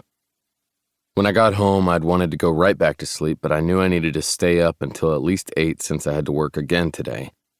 I didn't usually work shifts like these, but I had been filing in for a friend who was getting married as well as having a baby, and that meant a little less sleep for me. As long as I did my best to regulate it a bit, I would be safe, and honestly, that was really all that mattered. I slid myself into my jeans, pulled a long-sleeve t-shirt over my head, and went into the kitchen to figure out what to eat. The doorbell rang and I frowned, wondering who it could be. Devin had said he had plans today with Aaron, but I was pretty sure he was probably still working. He was still behind the desk following his accident, but he was doing better. It was strange to see him injured, the big man who never let anything knock him down, except for a car. Apparently a vehicle could take him out for a bit. I opened the door, my eyes going wide. "Hey, what are you doing here?" I asked Amelia, taking a step back. "Not that I'm not happy to see you, but I wasn't expecting you. Weren't you at work?" Yeah, well, I had to take part of the day off. Long story, one that you're a part of? My brows rose, but before I could ask anything about it, my phone buzzed from where it sat on the kitchen counter. I need to look at that. Could be work. That's okay. Your work's important. I should go. You better not. You need to explain exactly why you're here because you're starting to freak me out. In a good way. You know I'm always here for you. I told you that. But you do need to explain. One sec. I picked up my phone and looked at the display. Saw it was once again Melinda and frowned. She had called before, but I hadn't called her back. Honestly, I'd forgotten, but I would do better this time. I'd call her back as soon as I could. But first I had to figure out exactly why Amelia was here. She was fidgeting, shifting her weight from side to side and biting her lip. Something was wrong. If it had anything to do with that fucker Toby, I was going to be pissed. I'd ask if you want a drink, but the last time I saw you do that, I had to hold your hair back as you threw up. I thought we weren't going to talk about that again. She pinched the bridge of her nose and started pacing in my foyer. Okay, how about some coffee? I can't have coffee. I just had coffee. Coffee is the reason for all of this. I can probably never drink it again, like I can never drink tequila again. Okay, hold up. I moved towards her, putting my hands on her shoulders to stop her. She froze and looked up at me, her eyes wide. I can't have coffee anymore. You said that already, and it's worrying. I put the back of my hand against her forehead, and she stuck her tongue out at me. I'm not sick, at least I don't think so. Well, your face is warm, but mostly you look a bit frazzled. Just what everyone wants to hear, that they look frazzled. Frazzled isn't so bad. But you look like something's on your mind, and between the pacing and the fact that you said you never want coffee again, I'm a little worried about you. You should be worried. I think I messed things up. My brows rose again, and then I gently nudged her towards my couch. She took a seat before standing up again, pacing around a bit, then sitting right back down. I figured she'd probably do this for a bit, because whenever Amelia was nervous or needed to formulate her thoughts, she paced. I had forgotten that for a moment, but now it all came back to me. I'd known Amelia for years. Things were a little different now, but they weren't too different. I needed to remind myself of that every once in a while. I took a seat in the corner of my sectional and sat back, watching her move. She was really beautiful, even when she was tugging at her hair, causing it to fall out of its braid and tumble over her shoulders. Her face was a little red from the outdoors and probably from her nerves regarding whatever else was going through her mind. She was in her work clothes, so that meant jeans and a long-sleeve t-shirt, but the outfit worked for her. She pulled off dresses and other outfits fine too, something I'd told myself I wasn't going to think about. Because that would be wrong. So wrong. I have a proposition for you. She blurted out, and I froze, looking up at her. I swallowed hard, trying not to think about what she could mean, because she couldn't possibly mean any of the things that were going through my mind right now, mostly because my thoughts had nothing to do with clothes and everything to do with her being on her knees, or me being on mine, or either of us doing things to the other that would probably be illegal in some states. Okay, enough of that. A proposition. Yeah, that's not a great word. I have an offer. No, that's not a great word either. An idea. Yes, an idea, and I need your help. Intrigue piqued, I leaned forward, my forearms on my knees. Okay, an offer, an idea. You need my help. Well, I said I would be here for anything you need, but if you're going to start with the word proposition, I'm going to need some details. I need you to be my beard. I blinked, tilting my head to look at her. I have a beard, a small one, but I don't shave every day. Though I don't actually know what you mean by that. Do you need me to grow a beard? I can do that, but I don't like it to get too shaggy. She threw her hands up and growled. Why was that so sexy? No, I need you to be my beard. You're growing a beard? Oh my God, I need you to be my fake boyfriend, like a beard? I shook my head, wondering why that made no sense, because what the fuck? Excuse me? Hear me out. Oh, I'm going to. And then we're going to sit down, and I'm going to force some coffee on you, because this must be one of the side effects of you not having coffee. I've had coffee today, and that's my problem. Well, maybe we'll give you some fucking decaf. A fake boyfriend? And isn't the term beard like the exact opposite of what you're doing? And antiquated? Maybe, but we're making it ours, and people totally use it. Not in common conversation, hence why I had no idea what you actually meant. Are you insane? Devin is my best friend. Yes, and that's a problem. My best fucking friend. And yeah, I had come really hard thinking about her, but I wasn't going to say that. In fact, it never needed to be said. We would never mention that to Devin, ever. Because I liked my nuts exactly where they were. Okay, I didn't really think it out. You were just the first person I thought of. A lovely blush spread over her cheeks, and I had to wonder exactly why I was the first person to come to mind and not Toby. I did not want to preen at that. I would not preen at that. What the fuck was wrong with me? Okay, I need you to explain exactly what happened. Use small words and go slowly, short sentences. Why the fuck do you need a fake relationship? Is it because of Toby? Because you don't need to prove anything to that fuckhead or anyone else. Stop calling him names. He made you cry. I can call him whatever the fuck I want. I hadn't meant to put that much vehemence in my tone, but her eyes widened and her mouth parted. Sorry. He made you cry, and I'm not okay with that. I don't like how he treated you, and I don't like the way you keep beating yourself up over it. You're allowed to have feelings. You're allowed to love somebody. Not that I thought it was actually love, but I was in no way qualified to go into someone's feelings. For all I knew, Amelia really loved the asshole. Tucker. Don't Tucker me. I don't like the way he treated you. So he's always going to be an asshole in my eyes. You do not need to bring up a fake relationship and pretend that you're happy or doing better than he is or whatever you're trying to do here. You simply need to be yourself, and that will prove that. He'll see what he's missing, because he knows he's missing a damn fine thing with you, and not just being your friend. You know that. Everybody should know that. I hadn't meant to say all that, and from the look in her eyes, she hadn't expected me to say it either. Well, good. It seemed I was crossing all the lines. Might as well be her fake boyfriend too, right? No. Because if I did that, my cock would want to do the thinking. And that was not something I could allow. Ever.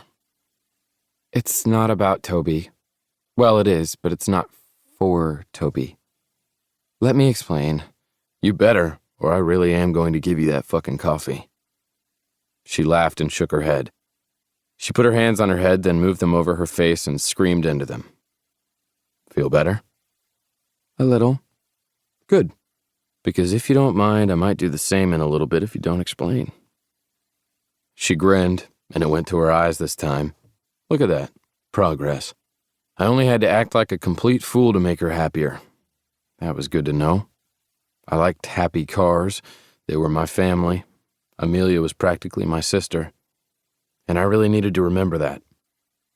Okay, this is what happened. Everybody's been so accommodating. Not you. Well, you've been accommodating too, and you've been sweet, but you've also been fun. A little more in your face than usual with me, but you've always been a great guy, and you're treating me like normal. Like a friend. Of course I am. It's what I said I was going to do. She didn't need to know about my dreams, didn't need to know that I'd jacked off thinking about her because that was horrible and I wasn't going to do it again. I hadn't done it again. I would not do it again later either, damn it. Well, not everyone's the same. Oh, they try to be, but I see the pity. They want to help and make me feel better. Well, my brothers are a little different. The three of them just want to growl and beat the shit out of Toby. And I'm okay with that. Tucker. What? I'm only being honest here. Anyway, she said, clearly exasperated with me. Good, because I was feeling pretty much the same. It's Aaron and Zoe. What did they do? I asked, a little worried. They're amazing. I love them, and they just want me to be happy. But I think they got it in their heads that I would be happiest if I got over Toby. My brows rose straight to my hairline. And they talked about me to some guy named Jace. Jace. Wait, I know that name. I frowned, trying to think back. Tall guy, wide shoulders, blonde hair, and tattoos. You know him? Yeah, he's a firefighter. Great guy. And I kind of hated him a little. Why did I hate him? Well, that's good. Anyway, I don't know how it happened, but the girls were talking to him and mentioned me and said they wanted to set us up on a blind date. Now I wanted to rip Jace's head from his body. That was a strange reaction. I didn't do serious relationships. I didn't do relationships at all. That meant that whatever the fuck was going on with me right then had nothing to do with Amelia. I was clearly losing my damn mind.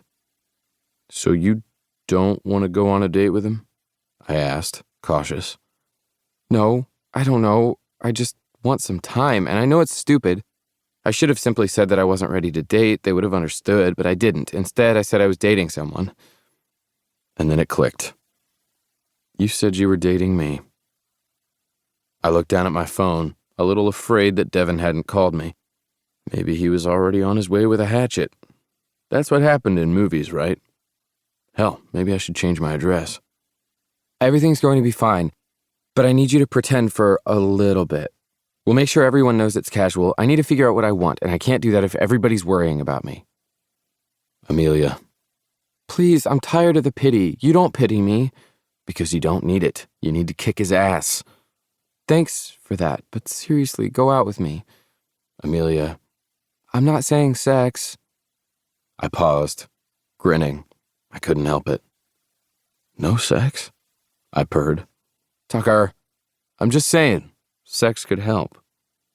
I was not thinking about having sex with her. Totally not thinking about it. Yes, I was thinking about it. Horrible. Okay, Tucker, I really need your help.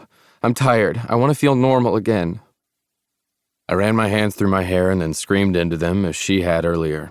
She let out a forced laugh, and then I stood up and paced like she had before.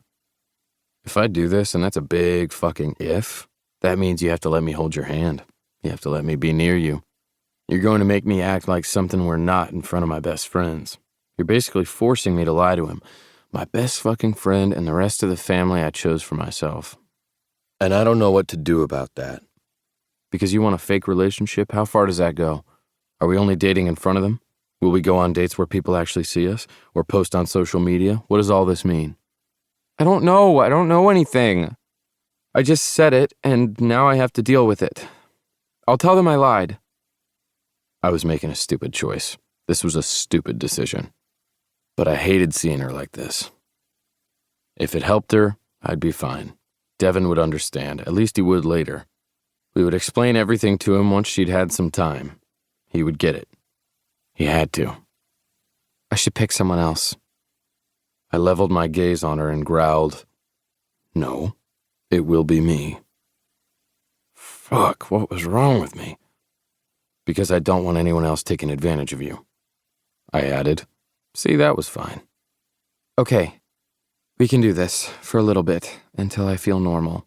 And then we'll explain to everyone what happened. They won't be angry.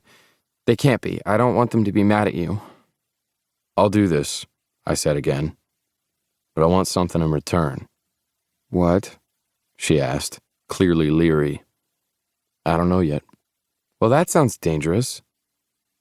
I looked at her then, knowing we were probably making a horrible mistake, but if she needed this, I'd figure out a way to make it work. Her brothers would understand eventually. They would realize that their little sister needed some space, and if I had to be the person to help her with that, then I would be. I just hoped that nobody got hurt in the fallout. Amelia, baby, all of this is dangerous.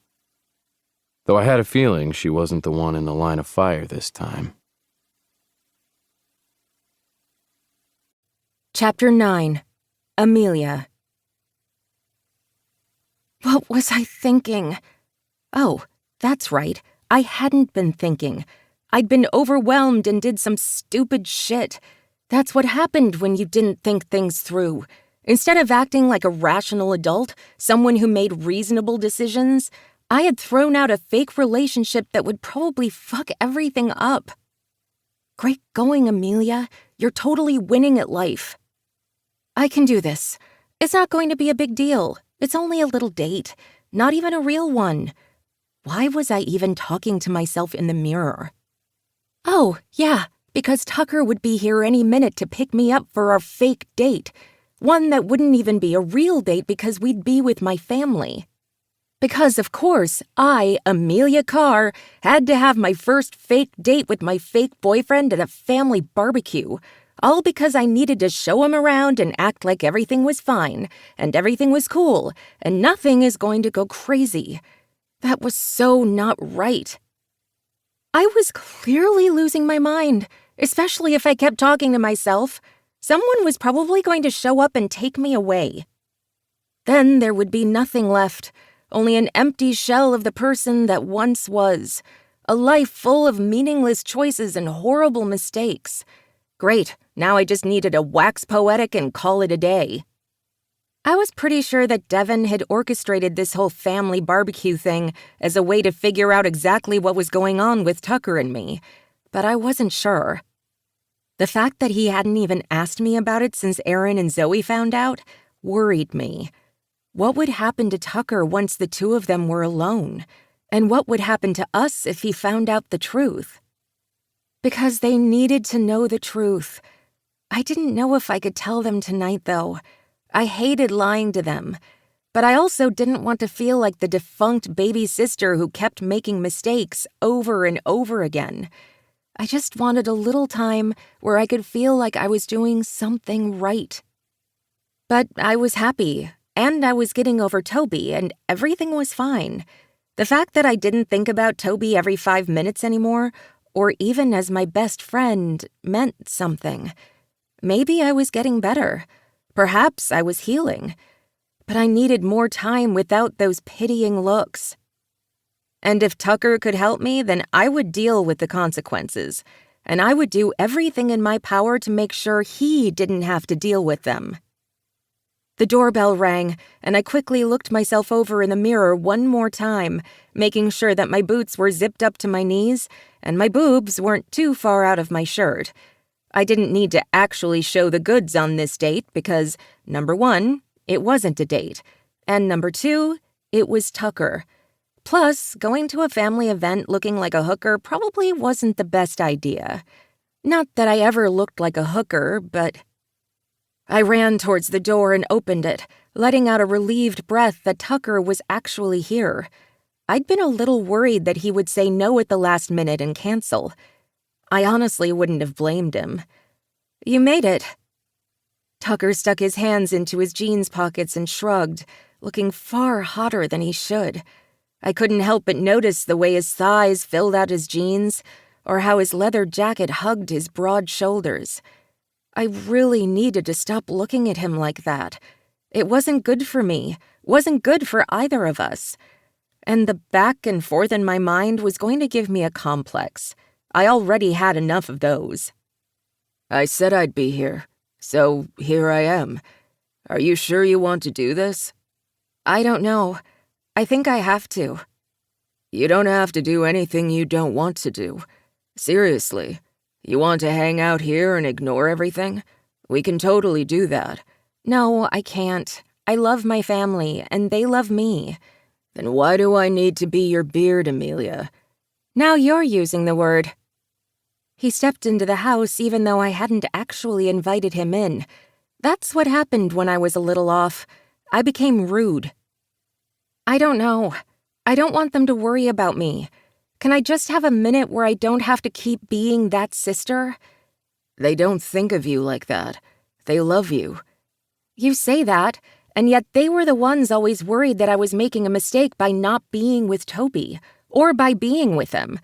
And then look what happened." "But that's not your fault." "We can agree to disagree that it was sort of my fault." He sighed. "I'm here for you. I said I would be. Just make sure you put some ice on my bruises once your brother kicks my ass." "He's not going to hurt you," I said quickly, wincing. "Though he might. He's strong. I really should have used someone else." Tucker narrowed his eyes. "No, you shouldn't have. Because someone else would have taken advantage, and I won't do that. I'm just going to make sure that everyone knows you're fine and that we're keeping this casual, and that I am in no way going to hurt their precious baby sister." For some reason, that sent warm flutters down into my stomach, but I quickly brushed them away. I put on my leather jacket and pulled my purse over my shoulder. I really wish they would stop calling me their precious baby sister. I'm not precious. Tucker reached out and slid a piece of hair behind my shoulder, the wisp of it delicate on my skin. He was so gentle with me, as if I were indeed precious. "Baby, you are. At least to them." I looked at his eyes, swallowing hard. Damn it. He was really good at that smooth-talking thing. No wonder all the women fell for him. Wasn't going to be me, though. No, thank you. Okay, let's just get this over with, I said quickly, pushing past him to the door. Not so fast, he said, putting his hand on the door to block me. What? Did I forget something? Yeah, like how we're dating. The story. How many lies I'm supposed to tell my best friend. Because I really shouldn't be lying to him at all, you know. I heard the guilt in his voice, and I knew he was doing this for me. Only I didn't know why, and that worried me. But then I remembered the looks on everyone's faces, the pity, and it was just a little lie. Maybe if we went on enough fake dates, it would even become real, at least in terms of the technicalities, because there would be no feelings involved. We were already casual. A little more wouldn't be that far off the mark. I don't know. Maybe keep it as real as possible?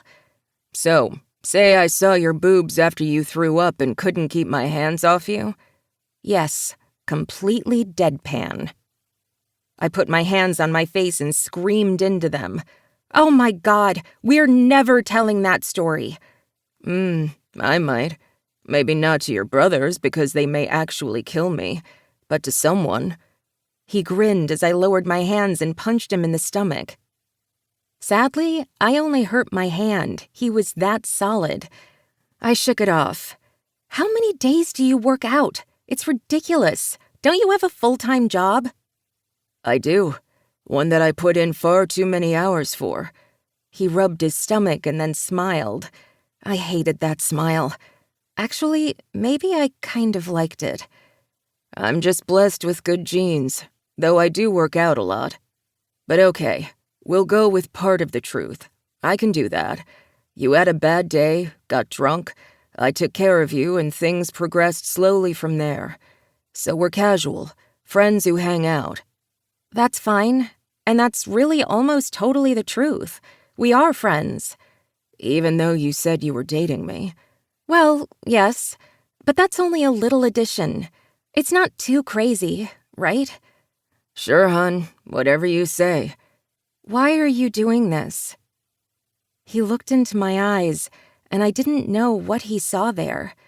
I couldn't read him, but I'd never been able to read Tucker. He was always the nice guy, the one that could make anyone smile, the one who would always be there for you. But I didn't know much more about him. I only knew facts. I didn't know him. So I didn't know why he was doing this. But I honestly didn't know why I was doing this either. Let's just make sure they know I'm okay, and then we can end it slowly. No hard feelings. No one needs to beat you up because it's just casual, and we'll make sure that they know we've never had sex. He snorted, shaking his head. Yeah, your brothers know how I am with women. They're probably going to guess that we've slept together. Okay, we'll make sure they know. I'll tell them. So, you're going to tell your brothers that we've never had sex. They're not going to believe you. They'll know, as will the others. They'll know that we've never had sex. But, like you said, I did see your boobs. Oh, shut up. We're not talking about that. And you saw me in a towel, and that's practically naked. I pushed those thoughts out of my mind. I would not be thinking about that ever again, except for in my dreams. No, not even there. God, I had to stop thinking about that, and everything else that came to mind when I thought of Tucker. What was wrong with me? Okay, enough of that. They'll know. Everyone will know. We're only casual, and that's totally not a lie, because it's what we are. We've eaten together. We're going to family events together. It's practically the truth. Okay, I'll make sure that nobody gives you pitying looks, and ensure that they think you can make your own choices without making mistakes, because I know you're worried about that. And when the time comes, we'll say you ended it, and that it was completely casual, and I never touched you. How's that? Sounds like a plan. The perfect plan, right? I knew my voice was a little high when I asked that last part because it was totally not the right thing to say. But I was already going down this wrong decision path. I might as well keep going. After all, I had shown my boobs to Toby and then to Tucker. Might as well keep piling my bad decisions on top of one another. "You're going to be okay," he said, slowly running his fingers down my cheek. I froze, and he just clucked his tongue. "Okay, you have to stop doing that." "Stop doing what?" I asked, my voice oddly breathy. That wasn't good. "Don't flinch or freeze when I touch you. They're going to know everything's a lie, and then they're going to wonder why you're lying." "Well, how much touching are you going to do in front of my family?" I asked quickly. "Not that much, but I might want to hold your hand." He lifted his hand from my cheek, ran it down my arm, and then slid his fingers through mine. I swallowed hard, but then laughed when he grinned at me, giving my hand a squeeze. "See? You're doing fine. You're getting used to my touch." "Not too used to it. Remember, we're not doing the whole sleeping with each other thing." "Oh, I know. Don't worry." He gave my hand one more squeeze, leaned down and kissed me on the tip of the nose. Then he led the way out of my house. I had no idea how I had put myself in such a situation. I only knew that if it had to be with anyone, I was glad that it was Tucker. I trusted him. I just hoped he wouldn't get hurt because of my choices. By the time we got to the house, we were the last people there. I'd kind of wanted to slide in without anybody noticing, but it wasn't like we were a huge group. Dimitri and Thea weren't able to make it because they had a Montgomery family dinner, so that meant it would only be the 3 cars plus Aaron, and now Tucker. Zoe was coming as well since everybody wanted it to be even, but I wasn't going to touch that idea with a 10-foot pole. Plus, Zoe was a friend, so it wasn't really even, in terms of couples anyway. "Okay, we can do this. It's not going to be too hard. We can totally do this." "Are you talking to me or yourself?" Tucker asked as I opened the door without knocking. He wasn't holding my hand, but was standing near me. As soon as we walked in, everyone was suddenly there. Caleb and Zoe were glaring at one another in the middle of some conversation, but they turned to look as we walked in. Aaron and Devin were whispering in the other corner, nearly kissing, but they paused to look over at us too. Oh, good. This wasn't awkward at all. "You're here. Good. Want to come into the kitchen for a minute?" Devin asked, throwing his thumb over his shoulder. "Got a question for you, Tucker." "Yep, we're here, and we brought potato salad." I held up the dish I had grabbed on the way out and tried to smile. "I made it myself. I promise it isn't store-bought this time. I told you that you didn't need to bring anything," Aaron said. She grinned but took the dish from me. "I mean, I already made everything for the sides, especially since it's winter and we're not actually going to barbecue." "I will have you know that I can go out there shirtless in jeans right now, woman." Devin slapped her on the ass, and she glared over her shoulder at him. I rolled my eyes, laughing. And then Tucker stepped all the way into the house, right up to my side. And the room got quiet again. Good. This wasn't going to be awkward at all. Why was I doing this again? Oh, yeah, I didn't actually have a good reason. "I'm just going to get this out of the way. You hurt her, I'll kick your ass. I don't know what's going on here, but I promised her I would stop getting in the way of her dates a long time ago. That's why I never filleted Toby like I wanted to." "Devin," I growled. "What? Dimitri's not here. Therefore, I am the eldest, and therefore, I can do this." "I'm here too," Caleb growled, taking a sip of his beer. "And I really want to see what happens. This is going to be fun, isn't it?" He gave me a weird look that I couldn't really decipher, and I winced. "Let's just forget it. We're here to eat and have fun. Tucker's been to tons of these things. Nothing's different." Sure, whatever you say. Devin stormed off, and I had no idea if he was angry at me, Tucker, or someone else. I'm going to go follow him, Tucker said quickly. You don't have to, I whispered. Yeah, I do. You can come with if you want, Caleb. I think I will, Caleb said, tipping his beer in Zoe's direction. She flipped him off. Well, tonight was going to be interesting. So, how did that go? Aaron asked, wincing. About as bad as it could? No, it could have been worse, Zoe said. Toby could have shown up. She smiled as she said it, and I knew she was trying to make things a bit more normal, and I was grateful for it. Because Toby had been a big part of all of our lives, and he wasn't here now. I didn't know what that meant. But Tucker was here, and I was fine. Everything would be fine. Dinner actually went reasonably well, everybody pretty much ignoring the massive elephant in the room. Whether the elephant was Tucker and me or Toby and me, I didn't know. Maybe it was a whole herd of elephants, all quietly stampeding around. By the time we finished dinner and everybody was cleaning up, I found myself alone at the sink with Caleb. I know you're lying, baby girl, but I get it. Just don't get hurt, and don't hurt him. My eyes widened and I looked over at him. What are you talking about? I asked, my pulse racing. I've always been able to tell when you're lying, mostly to get out of little things when we were younger. Devin and Dimitri weren't as good as that, but I was more of a hellraiser than you were, so I understand. I figure you need some time where nobody's making you feel bad about Toby, and that's okay. Don't fuck each other over when you're trying to figure out what you want, though, all right? I nodded, swallowing hard as I kept my eyes on my dishes. I didn't want to hurt Tucker. He was so strong and good at hiding things that sometimes I forgot that he'd been hurt as a kid. I should end this now, only I didn't know how. I shouldn't have opened my mouth at all with the girls and Jace. I should have told everyone that I was fine.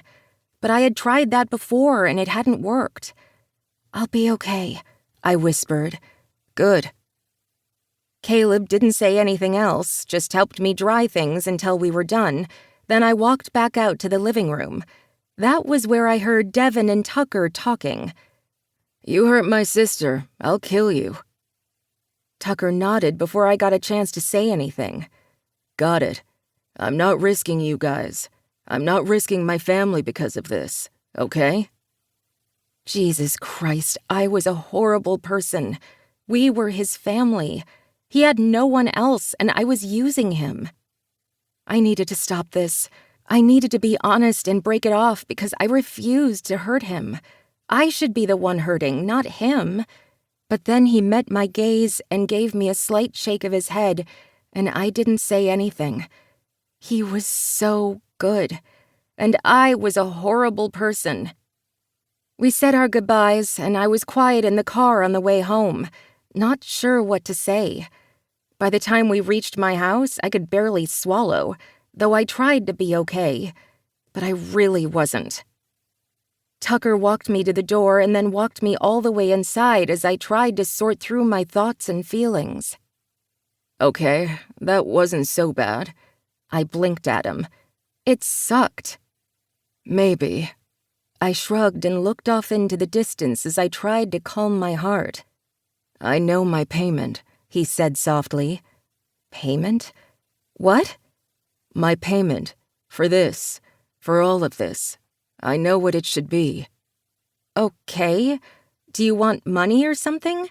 You make more than I do, but I can get you money. He smiled. I don't want money.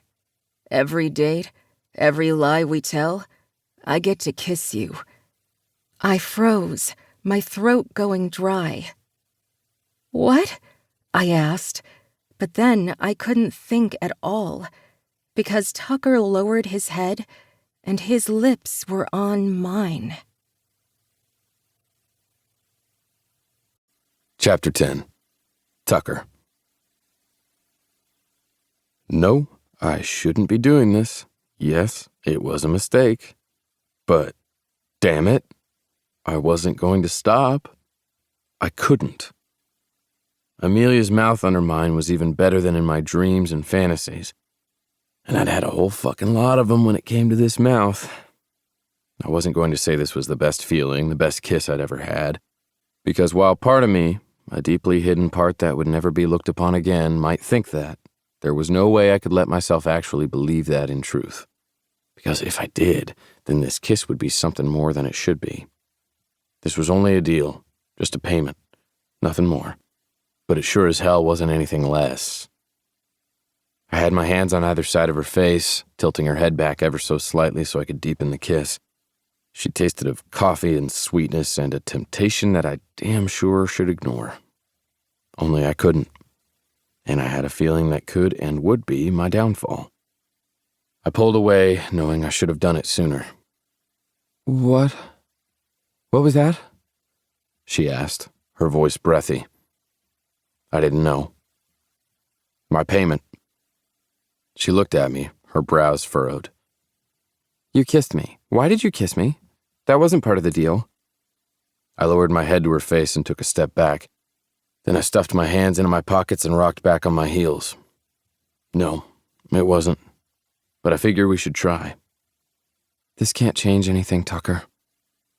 It didn't hurt to hear her say that. Because I didn't want it to change anything either. But I had to kiss her. It might have been wrong for both of us, but I had to do it. Of course it won't change anything. That's fine with me. That wasn't a lie. So you're telling me you're going to kiss me every time, but we have to pretend we're dating for my family? She asked, sounding a little incredulous. Maybe. She looked at me and I sighed. Amelia, it doesn't have to mean anything. We're friends. Friends who kiss? And our fake dating. I'm your beard, remember? I can't tell if you're joking or not. A little, but not really. I wanted to kiss you. I can't help that. And I figured, why not? Because I'm still not over Toby? I didn't know why that hurt so much. It shouldn't. But I'd just have to get over it. Because it wasn't like I wanted Amelia in that way. Sure, I wanted to kiss her, but I couldn't let it become anything else. It wasn't smart for either of us. So you're going to kiss me whenever we go on a fake date? She repeated. Yeah, unless you really don't want that. If that's true, I'll never do it again. I'll never force you into anything, Amelia. I hope you know that. She looked at me for so long I had a feeling it was Amelia who didn't want to hide or apologize. But then she spoke. Okay, I can do that. She blushed so prettily that I wanted to reach out and touch her cheek, but I knew that would be a bad decision for both of us. Instead, I leaned in and kissed the tip of her nose like I always did and smiled. Until our next fake date. Or until we see each other as friends? Because that's not going to change, right, Tucker? I looked into her eyes and tried to figure out what she was thinking. The fact that I didn't know what I was thinking probably didn't help matters. Yeah, always.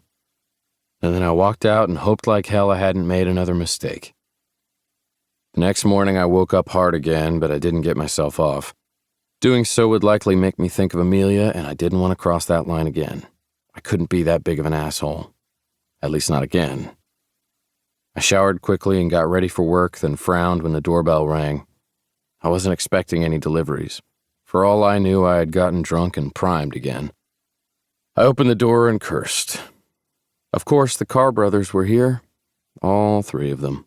Dimitri, Devin, and Caleb. Hey, mind if we come in? Devin asked, pushing his way in. Caleb just gave me a smirk, and Dimitri flashed me an apologetic smile. Well, at least this was going to be an interesting way to start the day.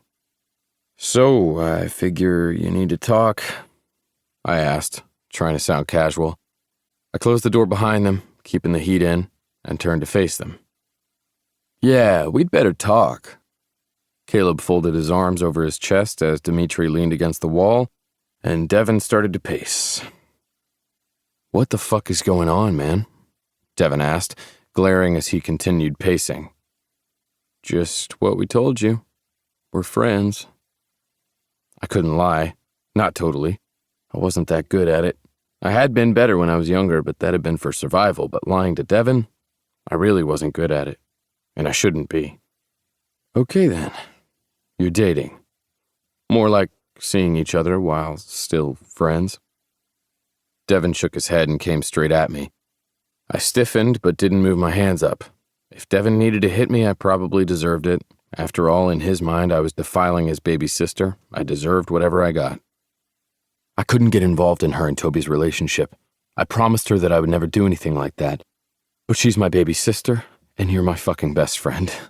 So, I'm already in the middle of it. Shame crawled through me, and then I remembered that kiss and the fact that I'd already had dreams about her.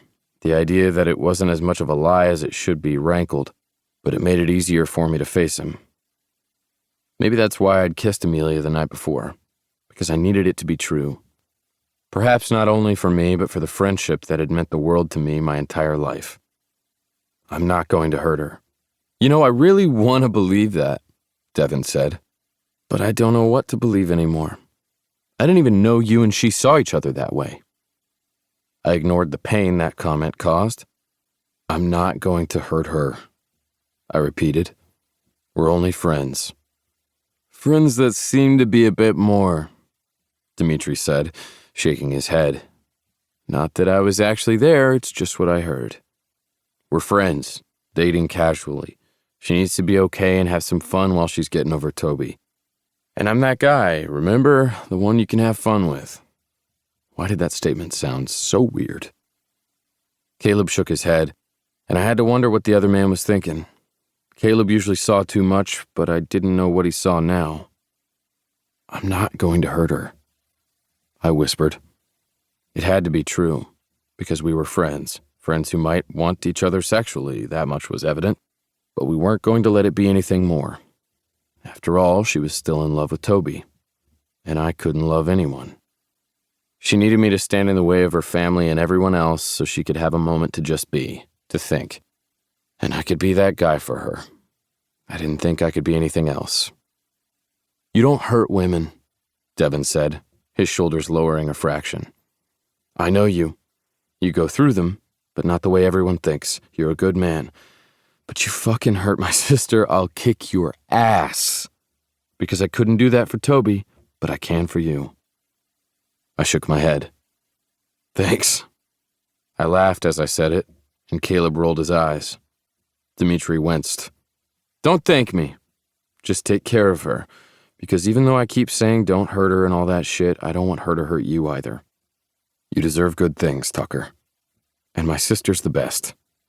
So I hope it really fucking works out. I stood there shocked as Devin reached out, squeezed my shoulder, and then nodded at his brothers. The three of them walked out of the house, leaving me standing there alone, and now probably late to work. What the fuck just happened? Was that a blessing? Because it sure as hell sounded like a blessing. But that couldn't be right because I was not right for Amelia. And this was a fake relationship. I was her beard, for God's sake. We couldn't be anything more to each other. That was how it had to be. That's what I needed it to be. I shook my head and then made my way back to my bedroom so I could get the rest of my things and try to make it to work on time. I had a long day ahead of me, and I needed to keep my mind on my patients, my files, and not on Amelia. But it was really hard when it came to her. Everything seemed to be these days. I worked a 10-hour shift, my eyes crossing by the end of it, but it was good work. I hadn't been able to think about anyone but the people in front of me and what they needed. There had been some bad cases, things that I needed to wash off and try to forget for a moment. Because while I could be in the moment with my patients and think about things clinically, I couldn't take it home with me. That might make me a bad person, but the things that I saw, no, I couldn't bring it home every day and still be okay.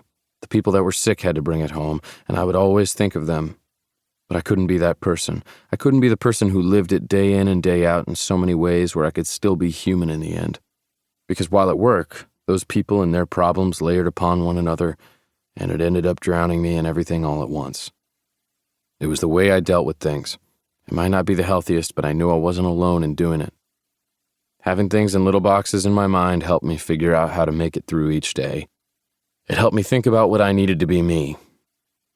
I had to stop by the grocery store on my way home since I was completely out of vegetables.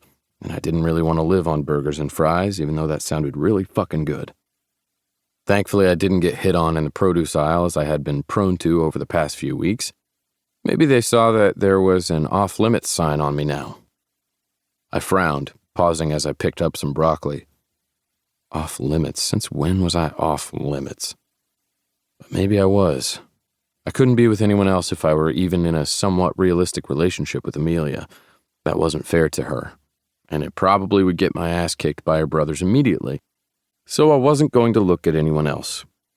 I wouldn't even bother going on a date, because I was protecting Amelia and myself. It had nothing to do with any feelings. Not at all. I got to my car and put my groceries in and then froze as I noticed the man 2 cars down. Huh. I knew that guy. I knew him really fucking well. Or I thought I had. Toby, I growled out, hitting the button on my trunk so the door would close as I walked over to him. Toby's eyes widened, and my fists clenched at my sides. Oh, I was going to jail tonight. I was going to punch his lights out. Though he didn't deserve that. Oh, I might want to kick his ass, but I wouldn't. I didn't think with my fists, even though I really wanted to at the moment. Hey, Tucker, what's up? Toby spoke quickly, closing his trunk before he stuffed his hands into his pockets. That definitely wasn't the best stance if you thought you were going to be on the receiving end of a punch. But Toby probably didn't think he did anything wrong. After all, it wasn't like he and Amelia had ever dated, contrary to what everybody who saw them thought. But it really wasn't about the dating. It was about the friendship thing. They had been best fucking friends, and he'd screwed her over. The fact that I felt like I was doing something similar to Devin probably didn't help my attitude. What the fuck is wrong with you? I growled out, anger pouring through my veins. What do you mean? How the hell could you do that to Amelia? I really shouldn't be doing this. This was none of my business. But technically I was lying to my best friends and in a fake relationship with Amelia because of this asshole, so maybe I should let my rage out on him. After all, it was either that or yell at myself, and I'd already done enough of that. I didn't do anything to Amelia. She's the one who did something to me. Oh, he was really lucky we were in public or I would have kicked his ass, because while Toby was broad and had some muscle, I was a better fighter. Toby didn't have grit. I might smile more, but I could definitely kick this motherfucker's ass. And every time I looked at that little wimpy smile on his face, it made me want to hit him more, over and over. Fucking asshole. Excuse me? She's the one who went and reacted like that. I'm sorry she thought the wrong thing, that she thought she loved me or that I could love her. It's not the case. She just had to be her normal self, overdramatic.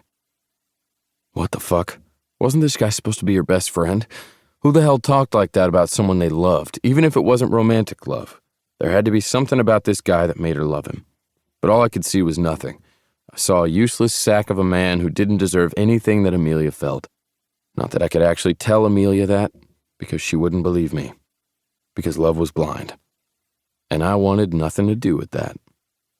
What the fuck is wrong with you? I whispered, shaking my head. There's nothing wrong with me. I'm sorry she thought the wrong thing. And once Beth is okay with what happened, I'll be back. You know she was my friend, and I hated hurting her. But things are weird now, and I don't want to damage things with Beth.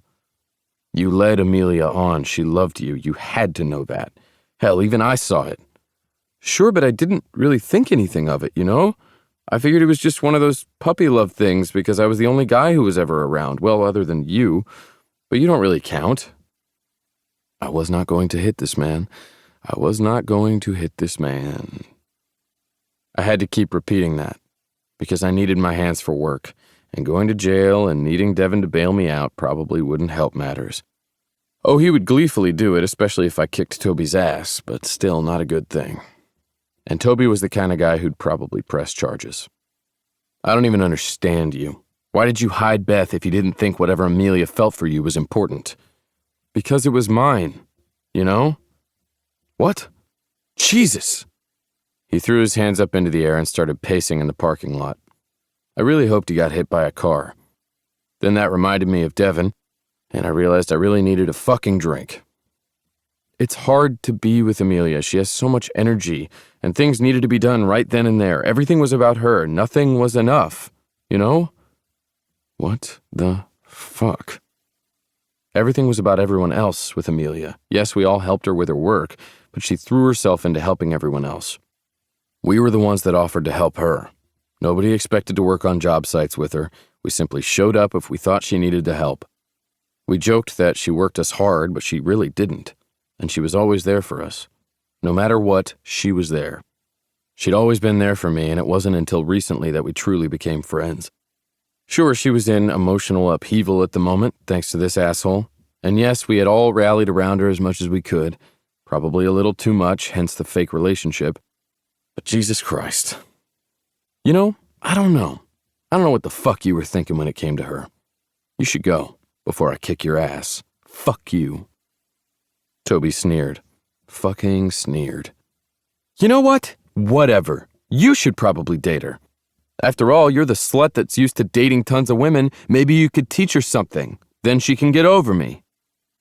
He turned on his heel and got into his car, and I just stood there, wondering who the fuck this man was in front of me. Because this was not the Toby that I had known for so long. This wasn't the guy that Amelia had fallen in love with.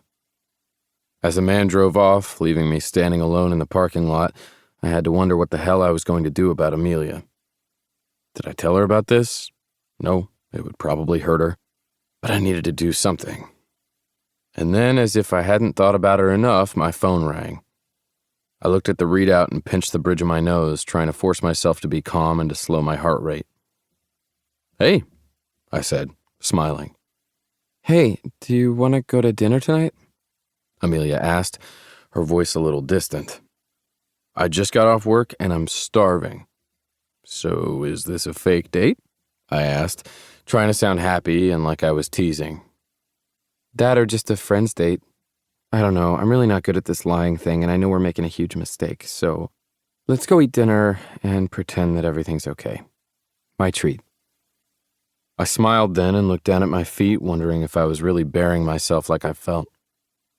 A friend's date works, Amelia. Good, I can come pick you up. Yeah, let's do that. Then I hung up, wondering what I was going to say to her, and why just the sound of her voice warmed me inside. Because this was a bad idea. All of it was a bad idea. But it was sure as hell better than anything that Toby had to offer. At least I knew that much. Even if it was all a mistake. Chapter 11. Amelia. A friend's date? What the fuck was a friend's date? And why the hell had I offered to go on one with Tucker tonight? I was losing my damn mind. No, I'd lost it when I put on that new bra and panties set, the one I'd later tossed in the trash since I never wanted to see it again. I quickly pushed that thought out of my head and grabbed my bag so I could head out to pick up Tucker. I figured since we were going about everything that we were doing wrong, I might as well be the one to pick him up, rather than him picking me up. It had made sense in my mind at the time, but then again, so had a lot of things recently. I really wasn't good at this whole fake relationship thing. Not that I was good at real relationships either. I got into my car, aware that it was getting colder outside, and grateful that I had pulled on my heavy coat with the fake fur trim instead of my regular leather one. I probably looked as if I were ready to fight the abominable snowman, but at least I was warm. I was also wearing a black top with lace that went all the way up to my neck, as well as tight black pants and boots that went up to my knees. I'd pretty much covered every inch of myself, the fact that I had done so a bit defensively notwithstanding. Because Tucker had already seen me practically naked at this point, I didn't want to start off another evening as just friends while walking around nude, and maybe my wardrobe choices were a little bit of me wanting to be covered up for my own sake as well. After all, I didn't want to keep showing my boobs to people when it ended badly for everyone involved. I pulled into Tucker's driveway. He must have been watching for me, because he came out the front door immediately, locking up behind himself before zipping his coat up to his neck and jogging towards me. I didn't even have to turn off the car or get out. He was suddenly there and sliding into my passenger seat, giving me that wicked smile of his. The one that did weird things to my insides. But I ignored it, mostly because this was only a friend thing. He was my friend. And yes, if we went on a fake date, he would earn the right to kiss me again. I honestly didn't know if I wanted that, because while it had been one of the most amazing kisses I'd ever had in my life, it didn't mean that it would be smart for either of us to continue doing it. In fact, it was probably the worst thing we could do. "I see you found the place," Tucker said, slinking down as he put on his seatbelt. "I've been here before. A few times." I backed out of his driveway so we could head to the restaurant I loved. I knew Tucker liked Korean food too, since I had seen him eat it, so hopefully he would like the place as well. "Well, considering this is just a friend's date, I didn't know if I should start with my usual lines." I snorted. "Your lines?" "You know, 'Hey, did the fall hurt?'" he asked, lowering his voice. I rolled my eyes. "If you say that I must have fallen for heaven because I'm so angelic or some shit like that, I'm going to have to kick your ass." He smiled, shaking his head. "Well, I would have said it with a little more finesse than that. Not that I've ever actually used that line. They only use that in the movies. Or if you're really drunk at a bar." "Good to know that you're not that pathetic." "That pathetic? So, I have a little bit of patheticness in me? I don't know how I feel about that." "I'm sure you're fine. And really, this is just a friend's date. More like dinner with a friend. We don't actually have to use the word date." "I kind of like it," he said, reaching out to grip my hand and giving it a squeeze before letting it go again. I moved my hand from the gear shift where it rested and put it back on the steering wheel. Yes, space would be good. Lots and lots of space. Honestly, we probably shouldn't even be out tonight, but I really wasn't good at making smart decisions recently. Or ever, for that matter. I could make good ones for work and for family, but not for myself, apparently. "So, where are we going?" he asked, leaning back in the seat. I purposely did not look at him, mostly because I really wanted to look at him. "We're going to that new Korean place. Well, okay, it's not really new. It's been around for a couple of years.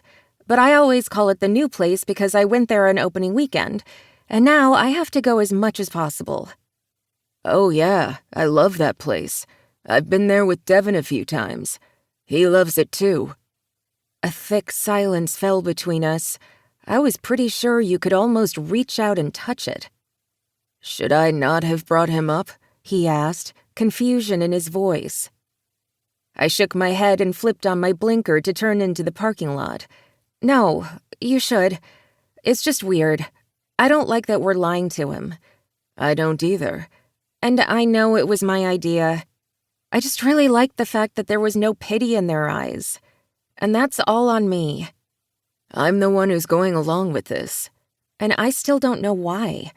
"Because I don't want you to feel as if people pity you." The way he said that, I wasn't actually sure if that was the whole truth. But then again, I don't think either of us really knew the reasons for anything anymore. Probably not the best thing. I need to tell him. "Okay, we will." "I don't know when, though," I said quickly as we got out of the car. "Yeah, that's going to be a fun conversation, but we'll get through it. Now, enough of that. It's just a friend's date, right?" he said as he took my hand, giving it a squeeze as we walked into the restaurant. "That means there's nothing to worry about. No need to be nervous or feel weird. We're going to have fun, talk about stupid shit, and just be friends." "Is that what a friend's date entails?" "Since we're making up the term, we can damn sure ensure that's what it entails. You don't have to do anything you don't want to do." "I like going on friends' dates. As long as they're with you, I guess." I couldn't believe I'd just said that. What was wrong with me? But Tucker smiled at me, ignoring my idiocy as we went up to the hostess stand. The woman was a brunette with wide eyes and a gorgeous smile. Her white button-up shirt and pants fit her so well, I could see every single curve she had. "Hi there, Samantha," Tucker said after looking at the lady's name tag. I resisted the urge to roll my eyes, given where her name tag was strategically placed. Considering that her boobs were even bigger than mine, there really wasn't anywhere else to put it but right there on the swell of them. I didn't blame her, though. She was hot, and I felt like I wasn't. But I wasn't going to let myself feel jealous. It was a friend's date. Tucker was allowed to flirt with anybody he wanted. Not that he was actually flirting. He was only being nice. Because he was Tucker. Of course, from the way Samantha's eyes lit up and she looked like a cat in cream, I had a feeling she wanted all the flirting. Well, she could have it, because I didn't need it. Tucker and I were friends. Keep telling yourself that, Amelia. It's totally true. "Well, hi there. What can I do for you?" Was Samantha's voice breathy? Yeah, there was a little smoke in there. I was pretty sure she'd had a higher-pitched voice when I heard her earlier. But what did I know? Clearly, this was the Tucker effect. "Table for 2, please." He looked over at me and then reached out to squeeze my hand, but this time, he didn't let go. I looked down at our clasped hands and then up at him, shaking my head. Okay then, weirdo. I didn't miss the look of disappointment, and maybe even a little anger in Samantha's eyes. Well, Tucker was hot. I couldn't blame her. I'd feel jealous too if I thought he was flirting with me. Yes, he had kissed me, but it was only a little kiss, one that was barely anything. It meant nothing. It had to mean nothing. "Oh, yeah, right this way." She took the menus, gave Tucker a long, lingering look, and then turned on her heel, expecting us to follow her. Tucker looked at me, and I gestured after the very curvaceous and sexy Samantha. "Well, come on, let's go eat." "What's that look for?" Tucker asked. "You seriously don't know?" "No, enlighten me." "Come on. We need to go sit down at our table behind Samantha, or she'll be even more disappointed." He looked confused for a moment, and I shook my head, pulling him along so we could go find our table. I did not miss the many glances from both men and women as we made our way, though I didn't really think any of them were for me. Sure, people hit on me, but I wasn't Tucker. There was something about him. He was beyond sexy, but it wasn't only his looks. He had this way about him that drew people in like moths to a flame. You didn't even know that you were leaning closer, putting yourself out on a limb to be nearer to him until you were there. I hadn't noticed that before, not when I thought Toby was my one and only. I was clearly missing out there, but Tucker had only been my friend. He was still my friend, even though I knew what he looked like almost naked, and what his mouth felt like on mine. And I really needed to stop thinking about that. I didn't want to be all red-faced and breathy and moaning in my seat as I thought about him. That would not be good for anybody.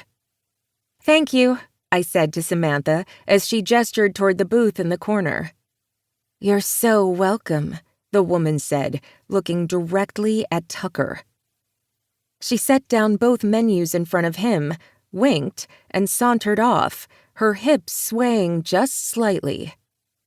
You know, this could get annoying if I didn't realize that that's exactly how people always act around you. "Really?" he asked, shaking his head as he handed me a menu. "And how do they act?"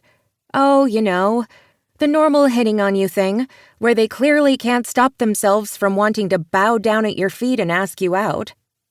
Tucker rolled his eyes. "It's not that bad." Yes it is. "I see men hit on you all the time.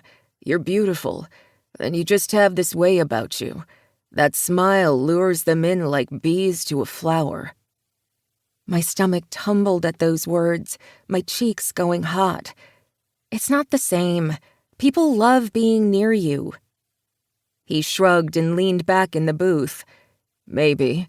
But I think it's the same with you. You were just hyper-focused on someone before, so you didn't see it.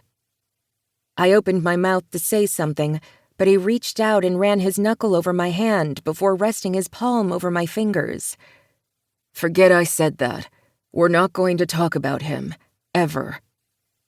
There was a growl to his tone this time that kind of worried me, but I didn't know where it came from. It was even worse than usual. Had something happened?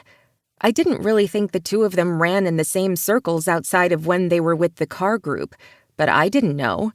Maybe I was seeing something that wasn't there. There are at least 6 women in this restaurant right now, and probably a couple of men eyeing you.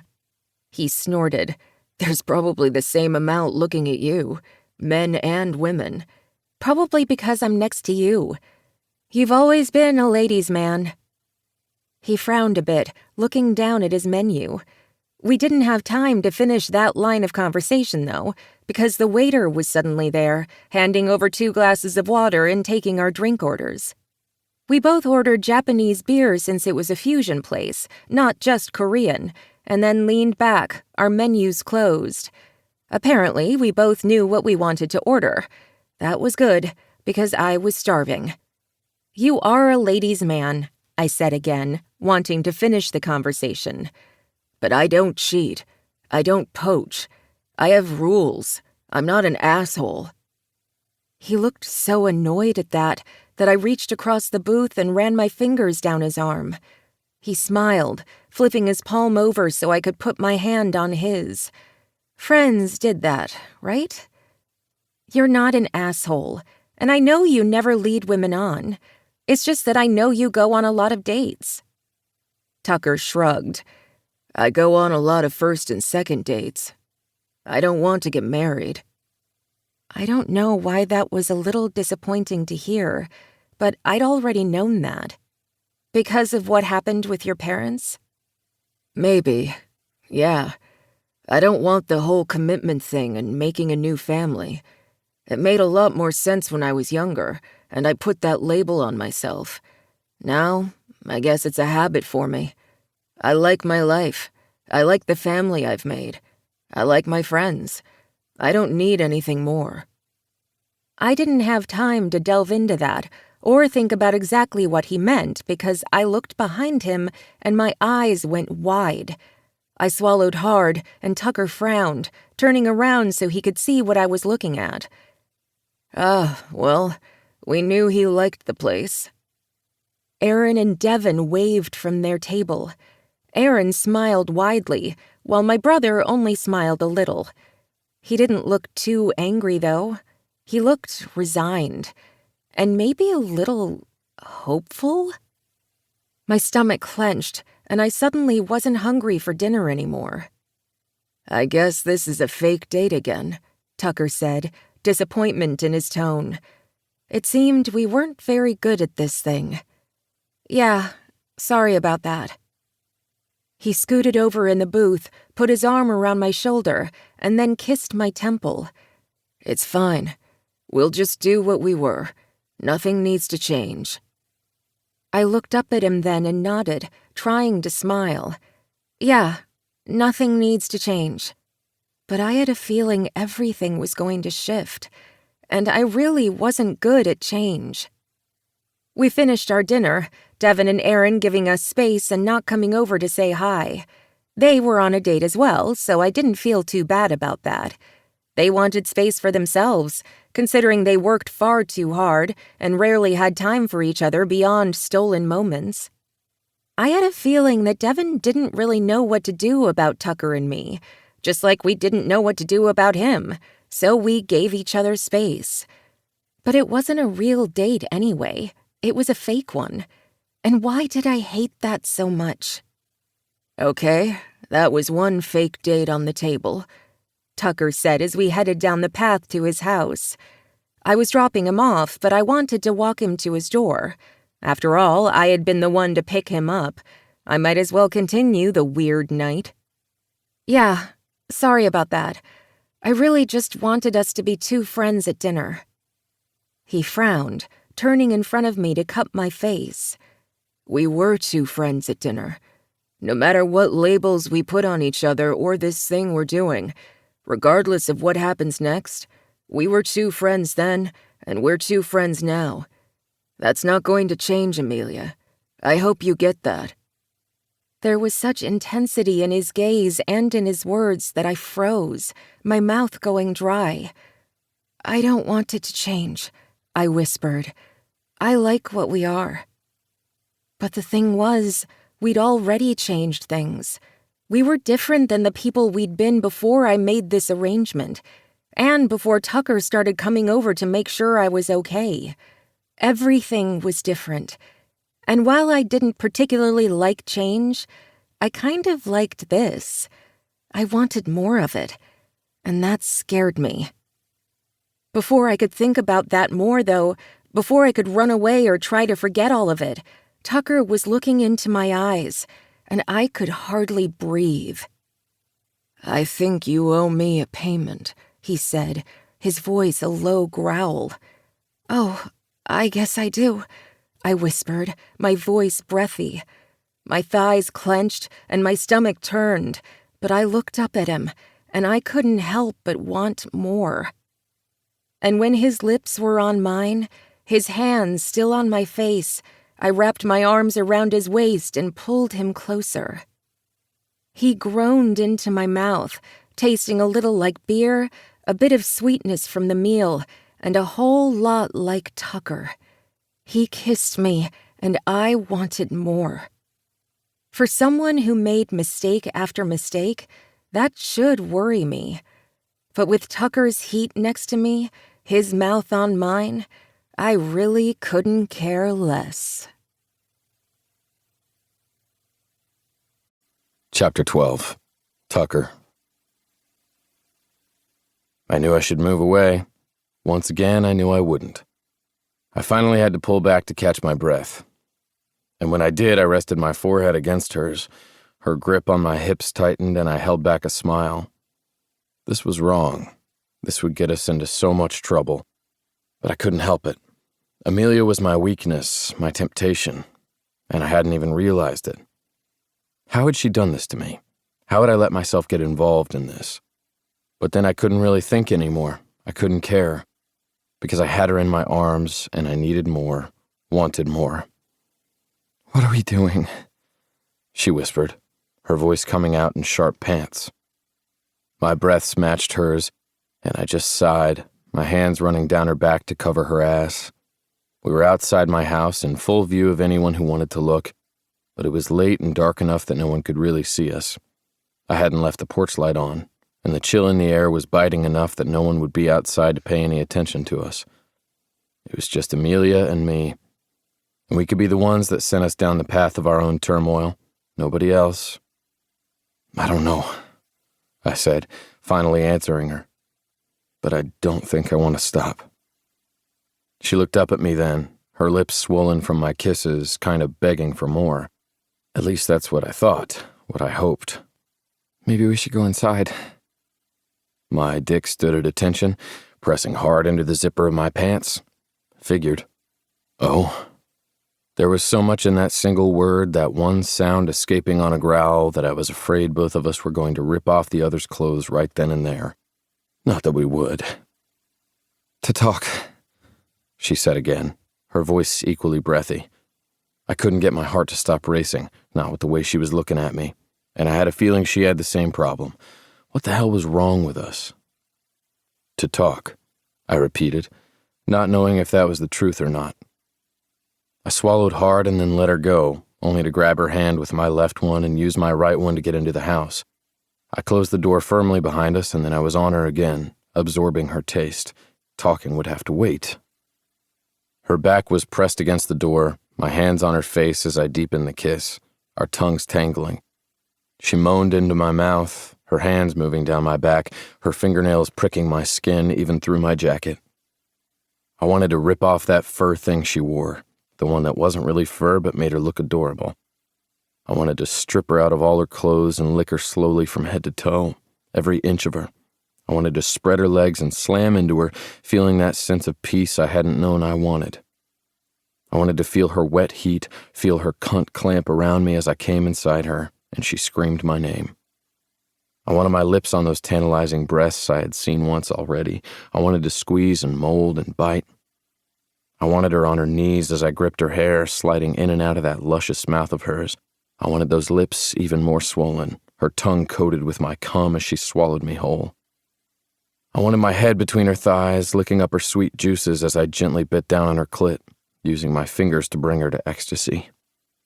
I wanted to reach around and play with her ass, see if she liked that, discover if she would let my fingers explore. I wanted all of that, and it made me a fucking bastard. But I really didn't care, because all I wanted was her, even if it sent us both to hell. "Tell me to stop," I said, pulling away from her. We were still touching, our bodies pressed against one another, but I'd put both hands above her head on the door, trying not to let my hand slide down her body.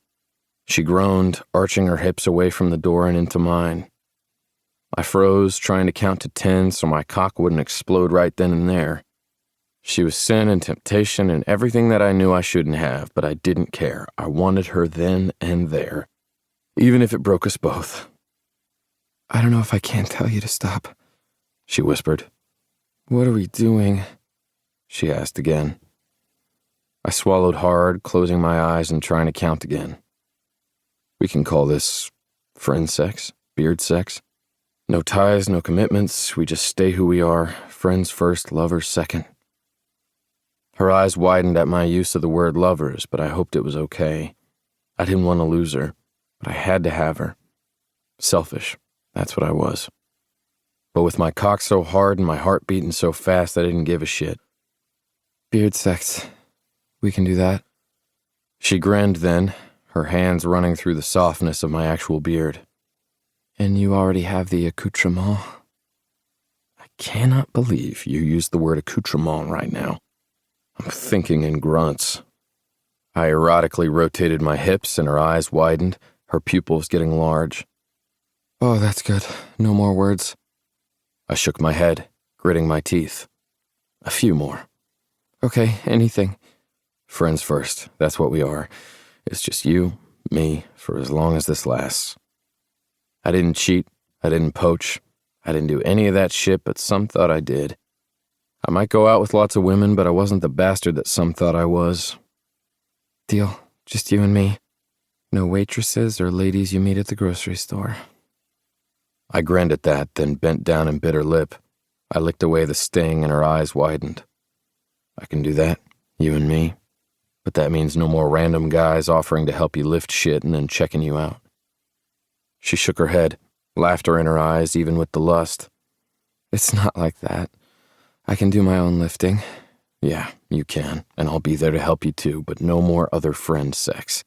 No more other beard sex. We're the only two that get to have that.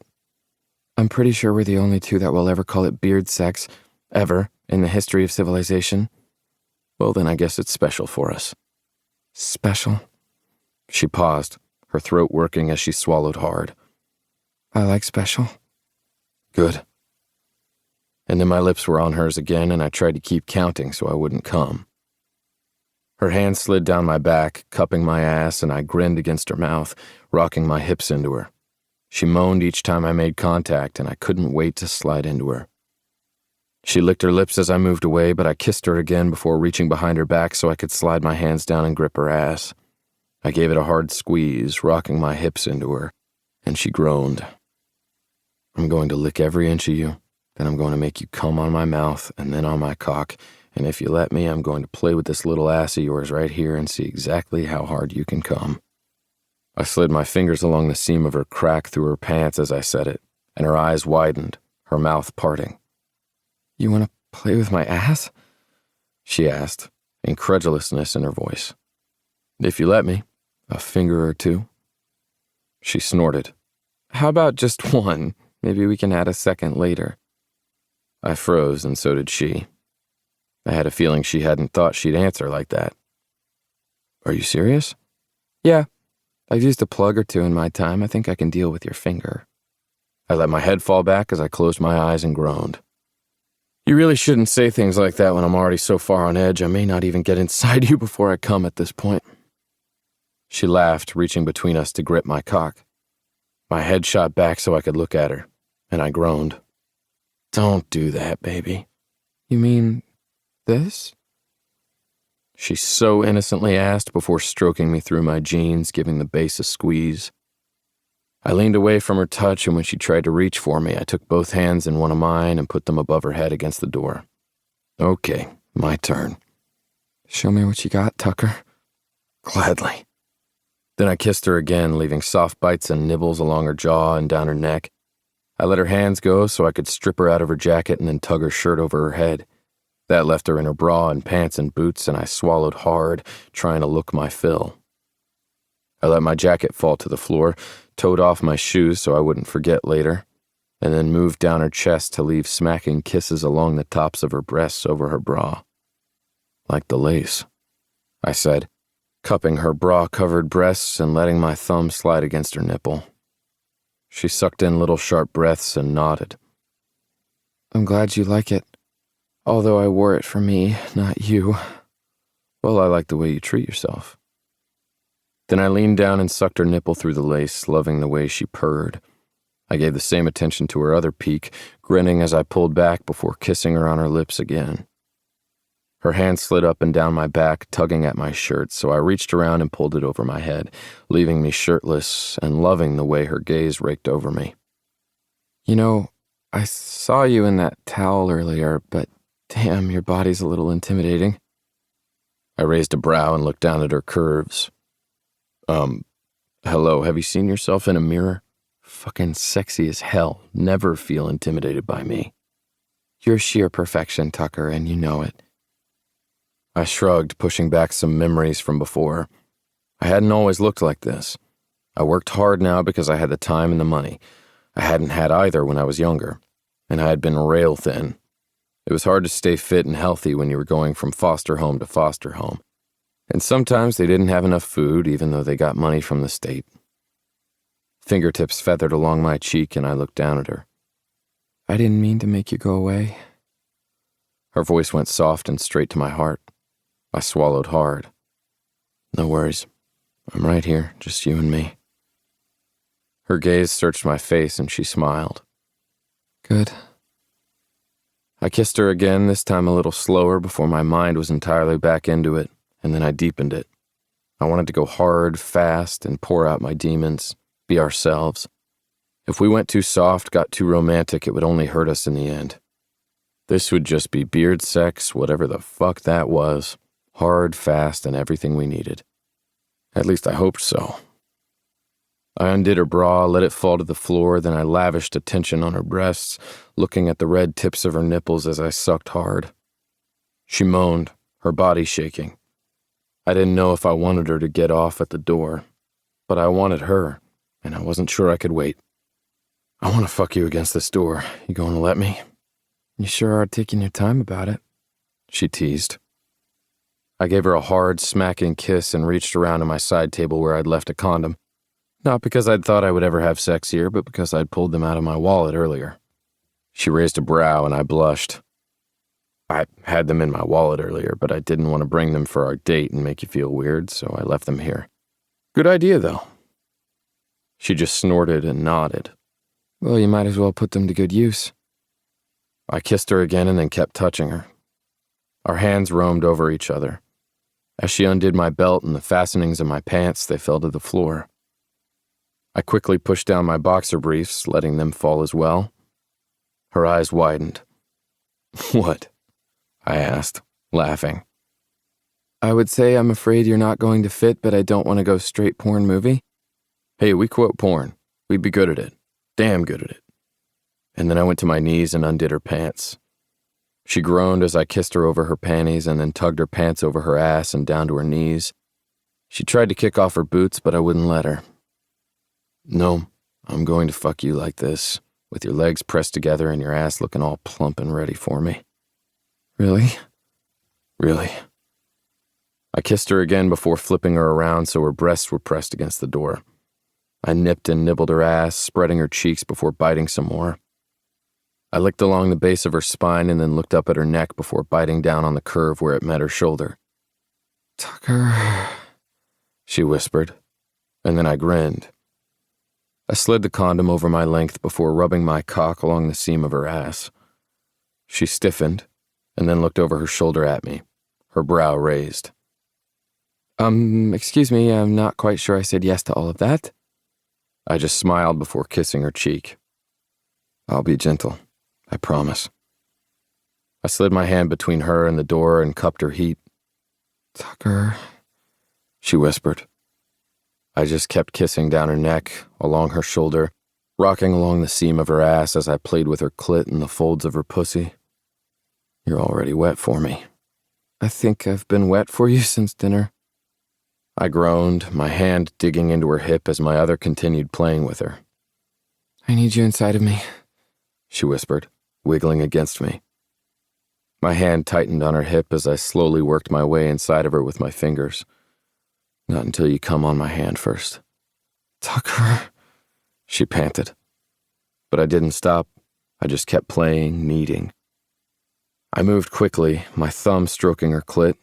Suddenly she called out my name, her cunt clamping around my fingers. I kept moving, her flesh swollen and wet. And when she stopped shaking, I slid my fingers out of her and grinned, moving my hand around so I could put one of my wet fingers against her lips. Taste. Her eyes widened and her tongue reached out, licking her wetness from her lip. Good girl. And then I reached down to my cock, slid her wetness over my condom-covered dick, and slowly teased her entrance from behind. Tucker, she whispered again. And then I slammed home. We both froze, the shock of her tight heat gripping my cock almost too much. She was so tight, so wet, and my eyes crossed. It was hard to keep from coming right then, but I held myself back, both of us looking at each other as she acclimated to my dick. Jesus Christ, I whispered, and she grinned at me. Get moving, boy, or I'm going to start moving for you. She arched her back and I went a little deeper. We both moaned. Got that? Yeah, I can do that. And then I moved. I slid in and out of her, holding her hip with one hand while using my other to press her shoulders to the door. Her pants were still around her thighs, her boots up to her knees, and it made her pliant to my touch, which had to be the hottest thing I'd ever seen. I moved my hand from her shoulder and the other from her hip so I could spread her cheeks as I slid in and out of her. I looked down at her ass where I spread her and grinned before reaching around to gather some of her juices to wet my fingers again. Tucker, I didn't realize you were such an ass man. I pumped hard again, sending a shock through both of us. She closed her eyes, moaning. I'm a tit man, an ass man, and for now I'm your man. She froze just for a moment, barely even noticeable, but I saw it. I'd have to be careful. We'd both have to be careful. I slowly teased her back entrance, but I didn't firmly insert my finger. I didn't have any lube on me, and I didn't want to hurt her. I was already afraid we would both end up hurt at the end of this, as it was.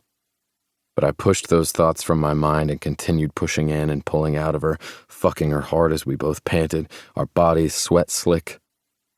As my balls tightened, the base of my spine tingling, I reached around and flicked my fingers over her clit. She arched her back, coming on my cock, squeezing me hard as I came with her. I shook, keeping my hips pumping as I wrung out both of our orgasms, but I couldn't stop. I needed more. So I pulled out of her fully, even as she reached for me. I picked her up and cradled her to my chest.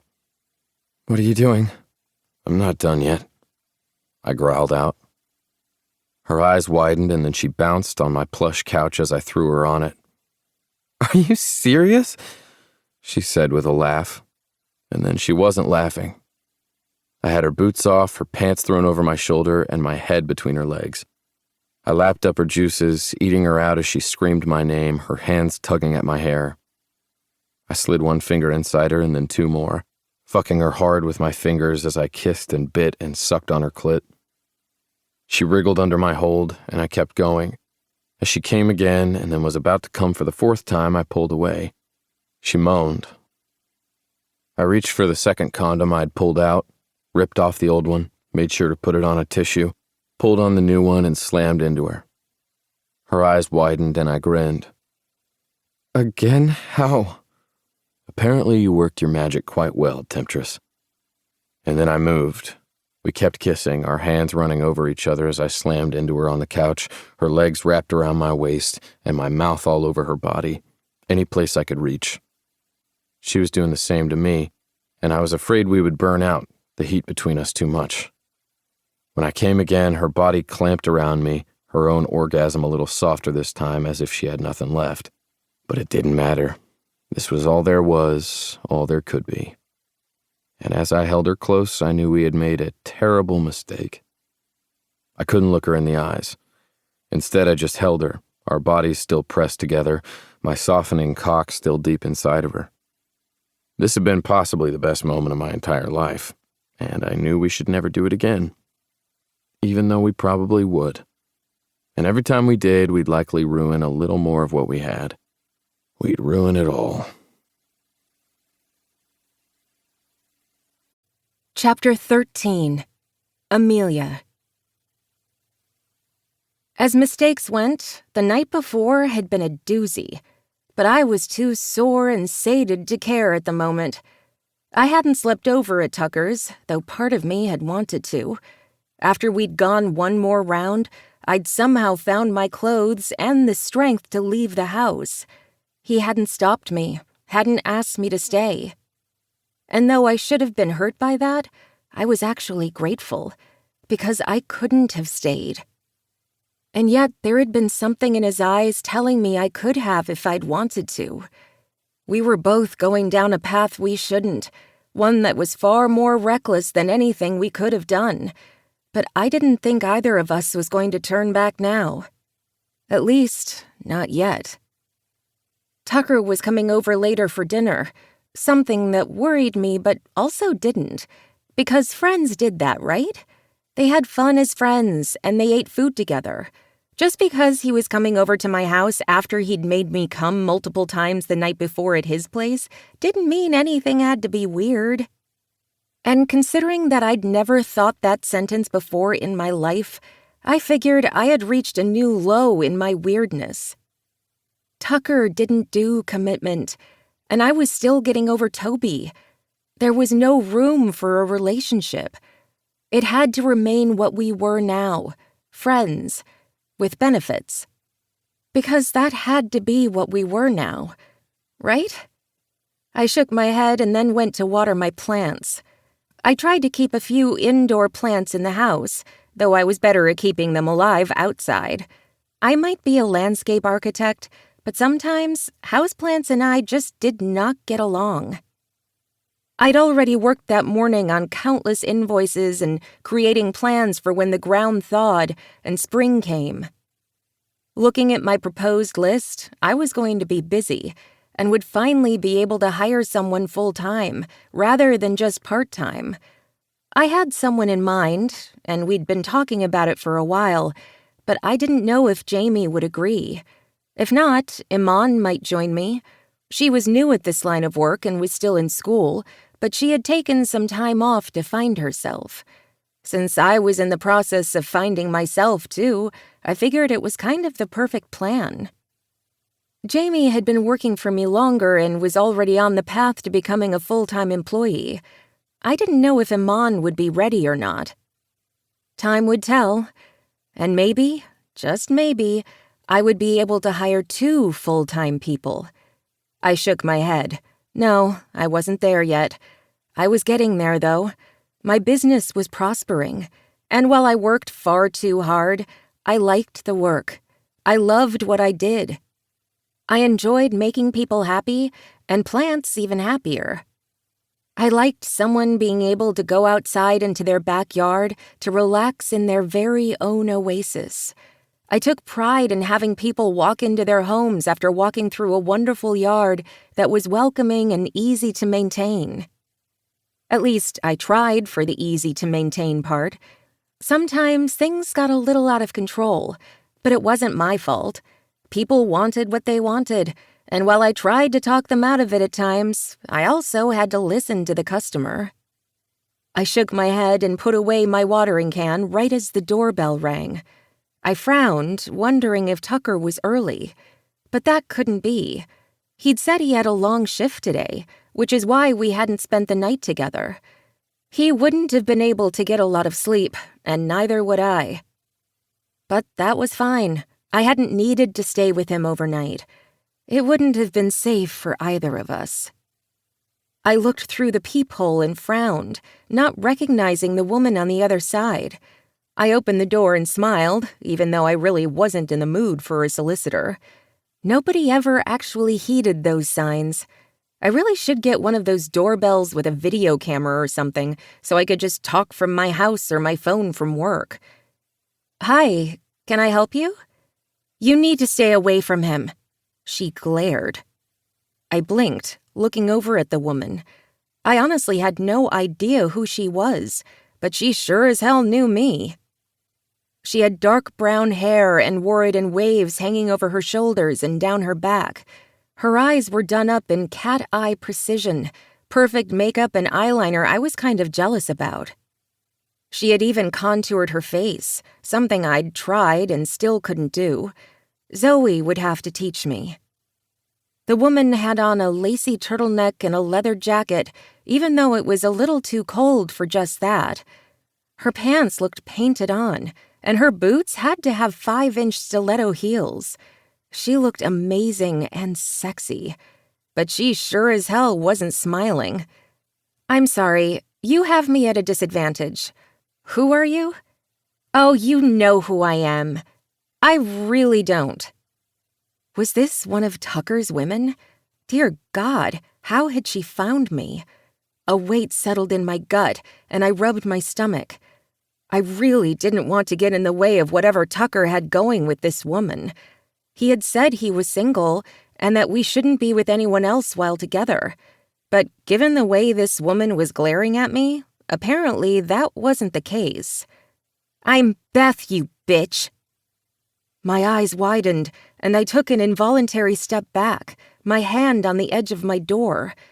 She leaned forward. I just blinked at her, trying to comprehend exactly what was going on. This was Toby's Beth, his other half, the one that he'd said was his everything. And she was here, calling me a bitch. What the hell? As I looked at her again, I saw the similarities between us, and something slid over me. We had the same color hair, the same shape. She was probably a size smaller, but she looked like she worked out. I did not work out as much as I should, but I was happy with my size. We had similar cheekbones, but different eyes, and she was way better at makeup and styling than I was. She looked like someone who could have been my friend, someone I'd want to ask for help in figuring out what to wear for a date, or how to do those wings at the edges of her eyelids. I thought all of that in a bare instant as I studied her, wondering why the person I had thought was my best friend forever would want her, and not even want her over me. That ship had sailed. But I didn't like the vehemence in her tone. I didn't like how she made me feel. "Beth. Toby's Beth," I said. "Oh, now you know who I am. Stay away from him. You weren't good for him. I'm his girlfriend. I am going to marry him one day. You need to back off. Every time you call him or get close to him, you just confuse him and make things difficult. And how dare you come on to him like you did? He said no, and you wouldn't take that as an answer." My eyebrows went up on my forehead, and I glared. "Excuse me? No, that's not how it happened. He told me exactly how it happened. Now you're going to call him a liar? Just because you aren't good enough for him doesn't mean you can come around and try to ruin our relationship. I love him and he loves me. And you're always in the way. Just leave him alone." "What the fuck?" I whispered to myself, and she just narrowed her eyes at me. "Leave us alone." "You need to leave," I said, my voice far calmer than I felt. This woman, this Beth, was so emotional. She had to be scared of losing whatever she had with Toby to the point that she was lashing out, because I would like to think that Toby wouldn't fall in love with someone who could say these things. But maybe he had told her a different story. Or perhaps what I did had been far worse than I thought. "Stay away from him."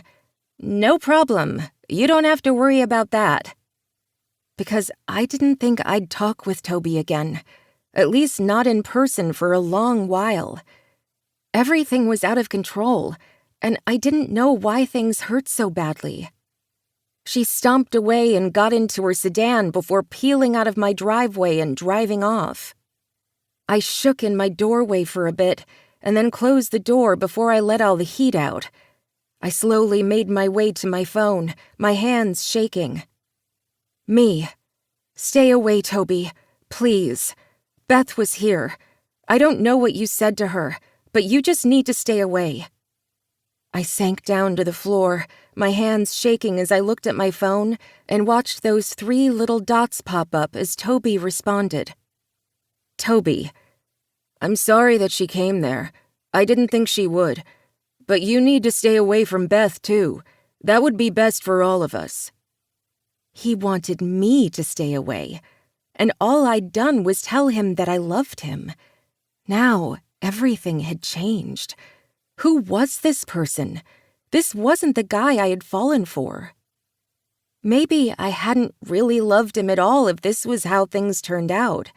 Maybe I just thought I had, because this wasn't even the same person who had been my best friend for as long as I could remember. The Toby I knew would never treat me like this. Maybe he'd always been this way, and I just hadn't seen it. Or maybe Beth had done this to him. Regardless, I would never blame someone else's choices on another. If he was acting like this, then that was on him. Nobody was forcing him to be this way. I didn't even know Beth.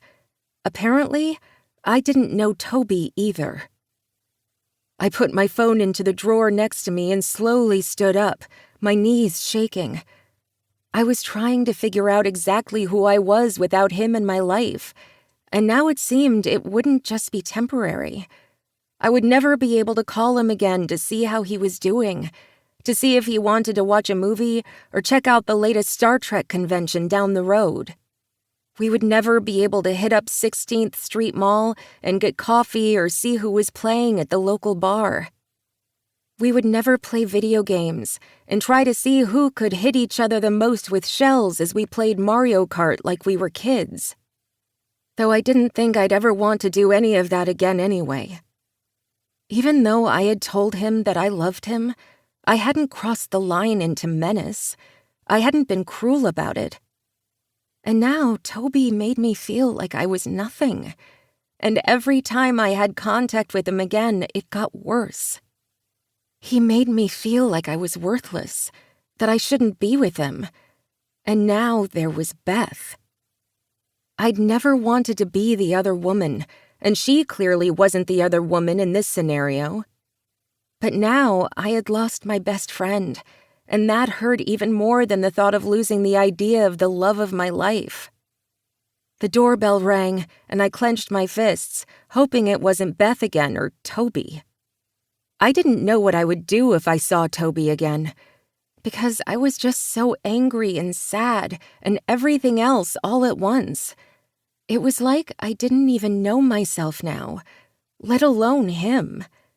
How wrong had I been? How many more mistakes could I make? I opened the door without bothering to look through the peephole and sagged in relief as I saw Tucker. "What's wrong, baby?" he asked as he walked right in and cupped my face. I closed the door behind him and just leaned into him. "Nothing's wrong."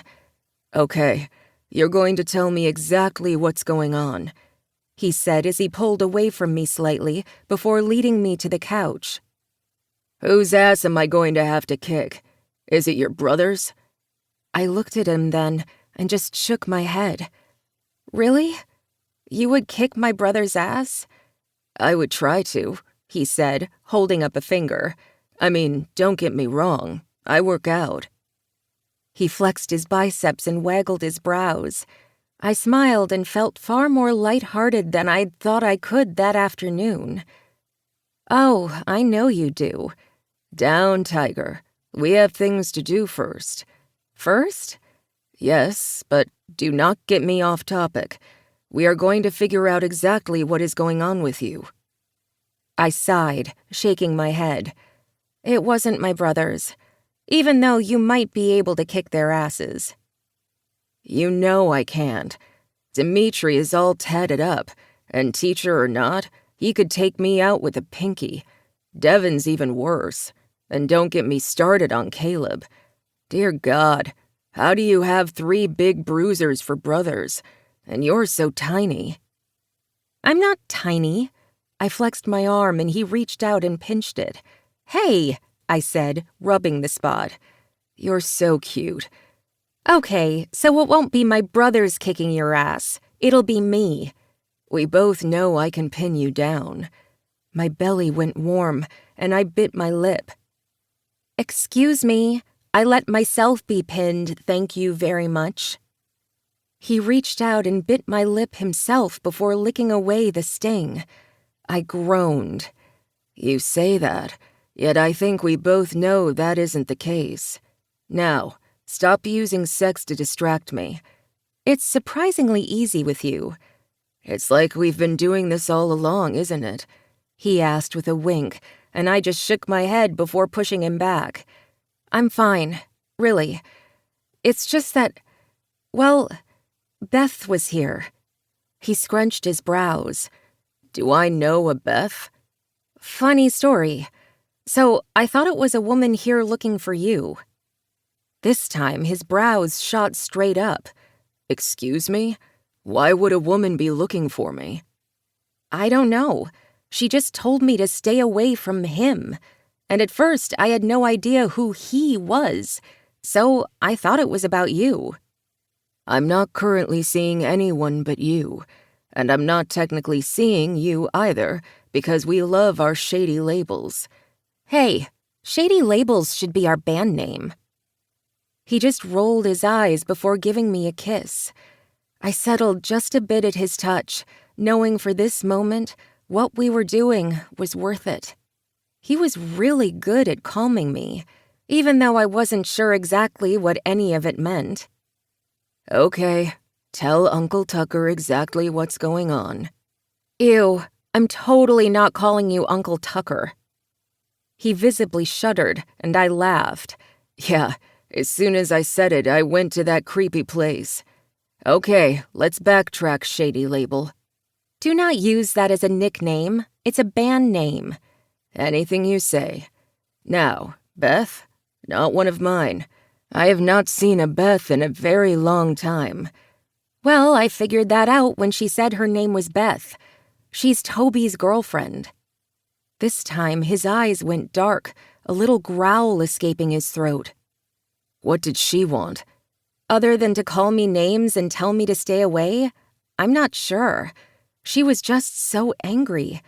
I don't know what he's told her, but it clearly hasn't been good things. And I almost feel sorry for her. He sighed before getting up and starting to pace. You always think the best of people. It has to be someone who needs help, or someone you need to feel sorry for. But you're the one who had someone come to your home and call you names. Did she hurt you? Threaten you? I shook my head. No, she just said to stay away. I don't remember exactly what else was said, but I got the gist of it. And then I texted Toby and told him to stay away since Beth was here and it got weird. And then he said I needed to stay away from Beth. Are you fucking kidding me? Nope. It doesn't make any sense. Well, I hate him. He's lucky I didn't kick his ass in that parking lot, he said quickly, and then slammed his lips together. This time I stood up and glared. What parking lot? I saw him in the parking lot of the grocery store, but I didn't hit him. We were just leaving, so I approached and he was an asshole. Said something stupid. I almost hit him, but I didn't. What did he say? I asked, my body chilled. Tucker shook his head and then came up to me, holding me close. I didn't lean into him, though. I was suddenly worried. He said it was hard to be with you, that you had so much energy that it was hard to keep up or some shit like that. He was just talking out of his ass. an insecure little prick. I didn't want to lie to you, and I don't want to hurt you, so ignore his words. I'm here, and that's all that matters." He kissed the tip of my nose as he said that, and I nodded, giving him a very fake smile. I knew he knew it wasn't real, but there really wasn't much I could do about that. Because my former best friend couldn't be near me, and he didn't want to be, because I was just too much. I was needy. And look at me now, doing the same thing with Tucker. I was making him lie to his best friend, all because I didn't know how to handle my feelings. Tucker's lips were on me then, his hands on my ass, holding me close to him. I pushed away, trying to suck in a breath. What was that? Stop blaming yourself. You are not whatever the fuck he said, or what Beth said. Everybody loves being around you, and you are always there for us.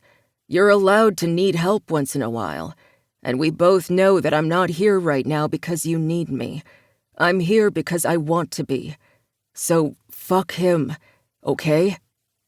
I just stood there, trying to nod as his words slid over me. Everything was happening so fast, and yet not fast enough, because I was trying to think about Toby, wondering exactly what I had done wrong, but all I could do was look at the man in front of me. All I could do was think about his words, and what he meant. "I'm sorry," he whispered, kissing me again. I wrapped my arms around him and nestled against his chest. "I'm sorry, too." I paused, my voice low. "I hate that he's done this." "At least you didn't blame yourself that time." He rubbed his hand down my back. "I just want things to go back to normal." "Amelia?" "Yeah?" "This might be your new normal, so I guess you're going to have to figure that out too." "I guess so." "But you're not alone. You've got your family. You've got your friends. And you've got me." I didn't ask him to promise, didn't ask him to tell me he was sure, because honestly, I was afraid he wouldn't be able to guarantee that. And after thinking that I'd had that promise with Toby for years and finding out that everything had been a lie, I really didn't want to hear another pledge like that. So I pushed those thoughts from my head and just leaned into Tucker's hold. I didn't know what was going to happen next. I didn't know what I was supposed to feel.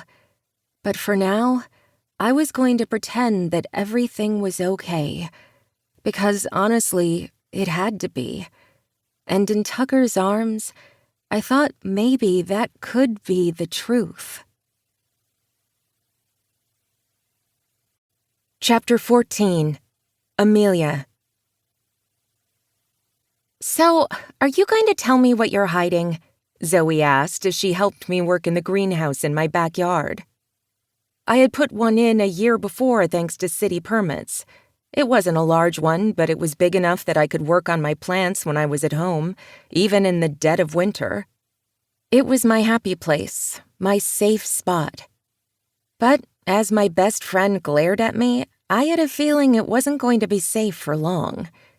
"What do you mean?" Zoe just narrowed her eyes. "Okay, you're going to have to tell me exactly what's going on in that mind of yours, because I know you're hiding something, and it's grating on you. Is it Toby? Tucker? You guys seem so good right now. But then again, I thought you were doing okay with Toby, so what do I know?" I winced, shaking my head. Aaron sat in the corner, not speaking, but looking at both of us as we talked. I'd brought them over to have an afternoon off, but they had wanted to work in my greenhouse. Now I regretted it. Because I knew I needed to be truthful, but I didn't know where to start. "Was it really the same with Toby, though?" Aaron asked, bringing me out of my reverie. I frowned. "What do you mean by that? We all thought you had something with Toby, but it was as if you were waiting, like something wasn't truly there," Aaron continued. "You know, she's right. You're happier with Tucker. At least there's no will they, won't they. You guys just are. And I know you slept together. I can see it on your face," Zoe said, pointing at me. I rubbed at my cheek, wincing. "You can tell?" "Well, it's not like you actually have it on your face," Aaron said. Zoe and I both froze, looking over at her. "Did you just make a semen joke?" I asked, shaking my head. "Not a very good one. I really hope it's not on your face. I mean, shower much?" I winced, shaking my head even as I held back laughter. "Okay, yes, Tucker and I had sex. There. Don't tell my brother." Erin held up her hands, looking completely innocent. "I'm not going to tell your brother that you had sex with his best friend. I'm pretty sure he already knows, though." My eyes widened. He can't know. He hasn't seen Tucker yet. I'd made sure of that, because the two of us needed to come clean to my brother as soon as we saw him next. There would be no more lying, no more making Tucker feel like a horrible person. I was still a horrible person, but Tucker did not deserve that. So we planned to tell my brother. Not that we knew exactly what to say or what we were to each other, but shady label totally worked for us. We didn't have to know exactly who we were with one another, as long as everyone else knew that what we were was our business. I had actually gone through and tried to write out exactly what I was going to say a few times, but came up with nothing. "Okay, let's go back to what we were talking about," I said quickly. Aaron frowned. "Okay, what were we talking about?" "You can't get out of it that quickly," Zoe said, exasperated. "Tell us what's on your mind. Did Beth come back again?" I'd told them about what had happened with Beth and then Toby when they first showed up, and none of us could really figure out what to say about it. "You mean in the 10 seconds that you've been here?" I asked, snorting. I should have said, "Is there anything else to do with Beth and Toby?" I cannot believe she showed up like that. As someone who's almost been the other woman, or the original woman, I can understand being all territorial. It's just that I don't quite understand where she's coming from, Aaron said, frowning. "The difference is that your husband was actually cheating on you," I snapped, and then went still. "Sorry, I didn't mean it like that." "Oh, he was totally cheating on me, and that's fine. He and that woman are going to be happily married or doing whatever they want. And that's fine with me, too. I'm much happier now. As for Beth, it sounds like she's intimidated by you. Hell, I would be intimidated by you." "Ouch." I rubbed my chest over my heart, and she just smiled at me. "That's not what I meant. I know Toby told Tucker something stupid in the parking lot, but what I said had nothing to do with that. All I mean is that, on the outside, you and Toby had this amazing connection, and that could intimidate anyone. Maybe she saw that and reacted poorly because of it. That doesn't justify her behavior or the way Toby's acting." "You're right," I said, and both of them looked at me, wide-eyed. "What?" "We just expected you to defend him again," Zoe said. "You always defend him." "Maybe, but I'm tired of that. Yes, I probably should have gone another way with telling him how I felt, but he didn't have to lash out like he did.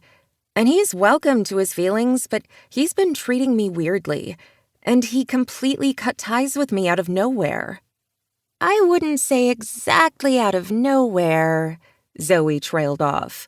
"Okay, not exactly out of nowhere. It was sort of a big snap, though, and I feel like he's lying to Beth to try and make what he and I had nothing. And it wasn't nothing. You can't be best friends with someone for that long and then just trail off and ignore them. It's like I'm being ghosted." "You are," Zoe said, "and I'm sorry about that." The more I think about it, the more I realize I don't think I really loved him, I said, looking down at my hands. The dirt on them had seeped into the crevices on my fingers, and I played with it with my nails. I always had dirt on my hands, something Toby didn't particularly like, but Tucker didn't seem to mind, and that was nice.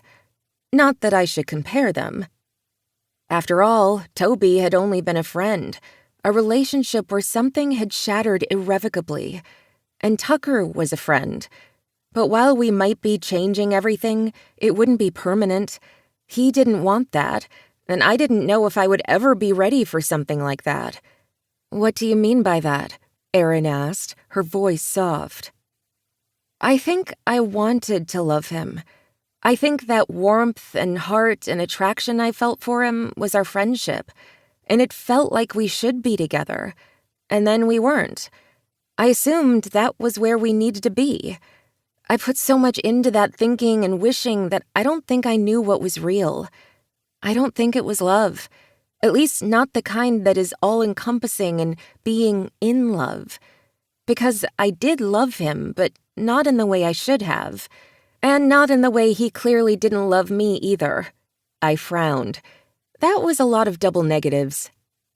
Zoe grinned. "Yes, but I followed.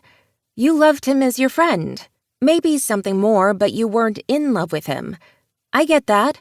Believe me, I get that." I avoided her gaze as Erin and I shared a look. Neither of us was about to touch that with a 10-foot pole, especially when things were already a little secretive with my brothers. I had to tell them, but I didn't know how. "So, back to where we started with all of this," Zoe said. "What are you hiding?" I looked at them and bit my lip. "Tucker and I aren't really dating," I blurted. "You mean that you totally used him as a fake relationship so we wouldn't pity you?" Erin said, deadpan. "Maybe," I drawled out. "Did you really know that?" I added quickly. "Of course we knew that," Zoe said, rolling her eyes. "But I'm surprised that Tucker went along with it. Though, given that you guys have slept together, is it real now? Because that would be okay." "Devin would be okay with it," Erin confirmed. My heart raced, and I felt like the rug had literally been pulled out from under my feet. "Wait, hold on. You knew this whole time? I was lying to you guys and you let me do it?" "We didn't really mean for that whole thing at the coffee shop to happen. We weren't going to set you up on a date. We mentioned you to that guy, but in a passing way. Then he saw you and wanted to take the next step. I know you guys didn't have anything to do with that. Not really. But it sort of just steamrolled into the lie. I'm so sorry." "You don't have to be sorry," Erin said. "Yes, I do. I lied. And that's horrible." "But it's not a lie anymore, is it?" Zoe said. "It is a little. I mean, we're not really dating." You had sex face," Erin said. "Hey, stop talking about sex in my face at the same time. It's weird." "Don't change the subject," Zoe said. "You and Tucker are sleeping together. Therefore, the relationship is real, right?" I played with my fingers, shrugging. "It's not real, but it's not fake. We called it beard sex." "I really don't want to know what kind of kinky shit you guys get into," Zoe said with a laugh. "Oh, stop it. I called him my beard, my fake date," I added. "Oh, that's great. When you finally tell Devin, you're going to have to mention that. He'll find that part funny," Erin said. "Wait, so my brothers still think it's real?" I asked, worried. Erin gave me a sad smile. "I don't know. We talked about the fact that he thought you and Tucker would be good for each other, but I didn't mention that I figured you might be lying, and he didn't either. I do not lie to the love of my life. So you better tell him quickly. That way I can continue not lying to the love of my life. Okay?" I nodded. "Yes, as soon as I see them next." Zoe raised a brow. "Okay, tonight. Tonight I will tell my brothers exactly what's going on with Tucker and me. Not that I know exactly what's going on with us, but I will tell them the truth." "And then you'll figure out what's going on between you and Tucker?" Zoe asked. If I knew the answer to that, maybe I wouldn't feel like I was drowning in my own thoughts and lies. The girls helped me work a bit more, and then they left, mostly to go do their own work. But I had a feeling that I'd have to meet my brothers soon and tell them the truth.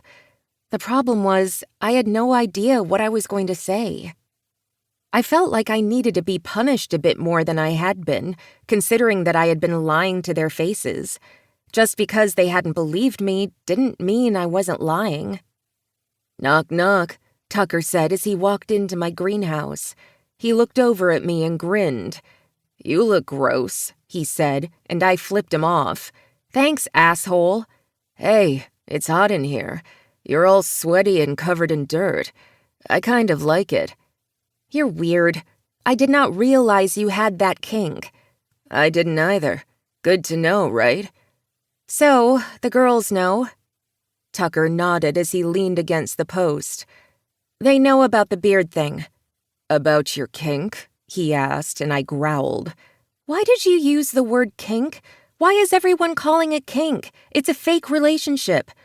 It's just really fun to say kink, and it's even more fun to watch you get all flustered about it. You're so mean.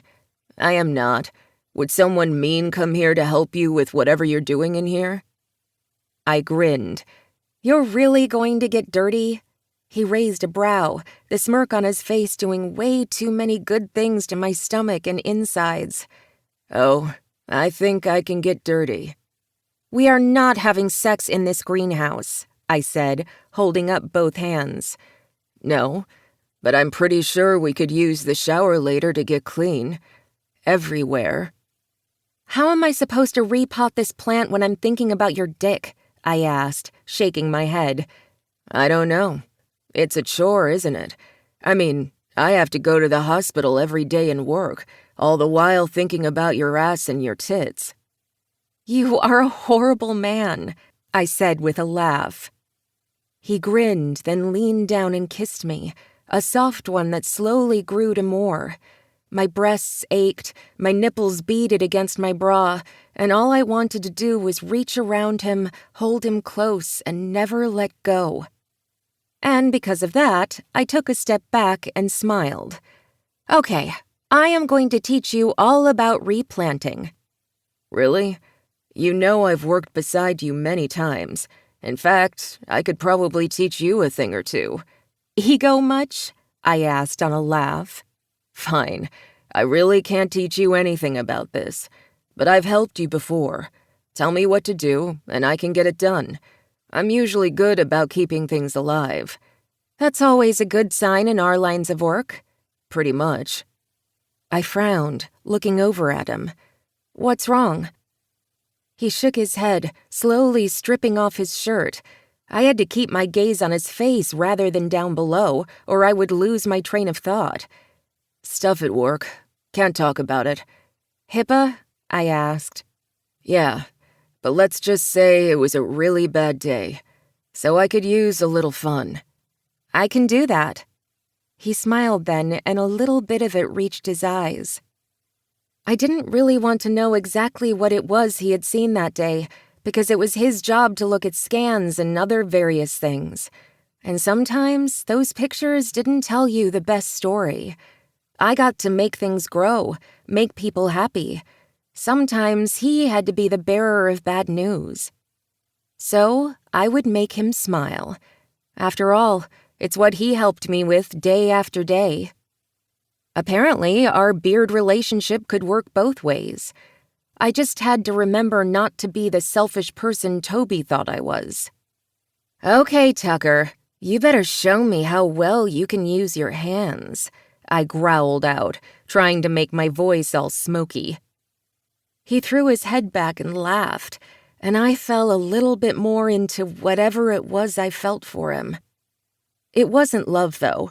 I was not going to fall in love with Tucker. By the time we had replanted all my plants, we were both covered in dirt and sweat, and I had never laughed so hard as I had in that greenhouse. We stumbled out, and Tucker held me close to his naked and sweaty chest. Have you ever had sex outside? He asked, his voice low. I looked around, aware that we were in the greenhouse area surrounded by trees. No one would be able to see us. No, but it's cold as fuck out here. There's no snow on the ground right here. It'll be good, I promise. Yeah, So said the spider to the fly. I'd make a joke about webbing, but that's weird. Oh my God, I said with a groan. Never again. I'll do my best. But you want to? He asked, grinning. Oh yes, that was the line. The best one ever. And totally. But we're going to have to be quiet. I think we can make that happen. And then his mouth was on mine, and I was sighing into him. He already had his shirt off, and before I could blink, mine was over my head, and I stood outside in my work boots and jeans and a bra. Apparently, having sex with Tucker meant having sex in new places. And as his hand gripped my ass, I had a feeling new places might mean something entirely different one day. That was, if we continued doing this, not that I thought we would. Because soon it would be over, and everything would be fine. We would go back to normal. He would go on to date other people, and I would be healthier and happier and whole. Because he had helped me get over Toby, and that's why he was here, to help me figure out exactly who I needed to be. His words, not mine. We weren't serious. This was all we needed. When he pinched my ass, my eyes widened. What was that for? Be here with me, not wherever you went just then. Got me? I swallowed hard and nodded, and then he was kissing me again. We slowly worked each other out of the rest of our clothes, and he made a little nest for me, so my back was on his shirt and the coat he'd brought out with him, and then he was over me, kissing me and caressing me, biting and licking. I arched my back as he lapped at my breasts, molding them and pinching them with his fingers. He was a little rougher than I'd ever had before, yet sweet at the same time. I ached for him, my body holding him as he hovered above me.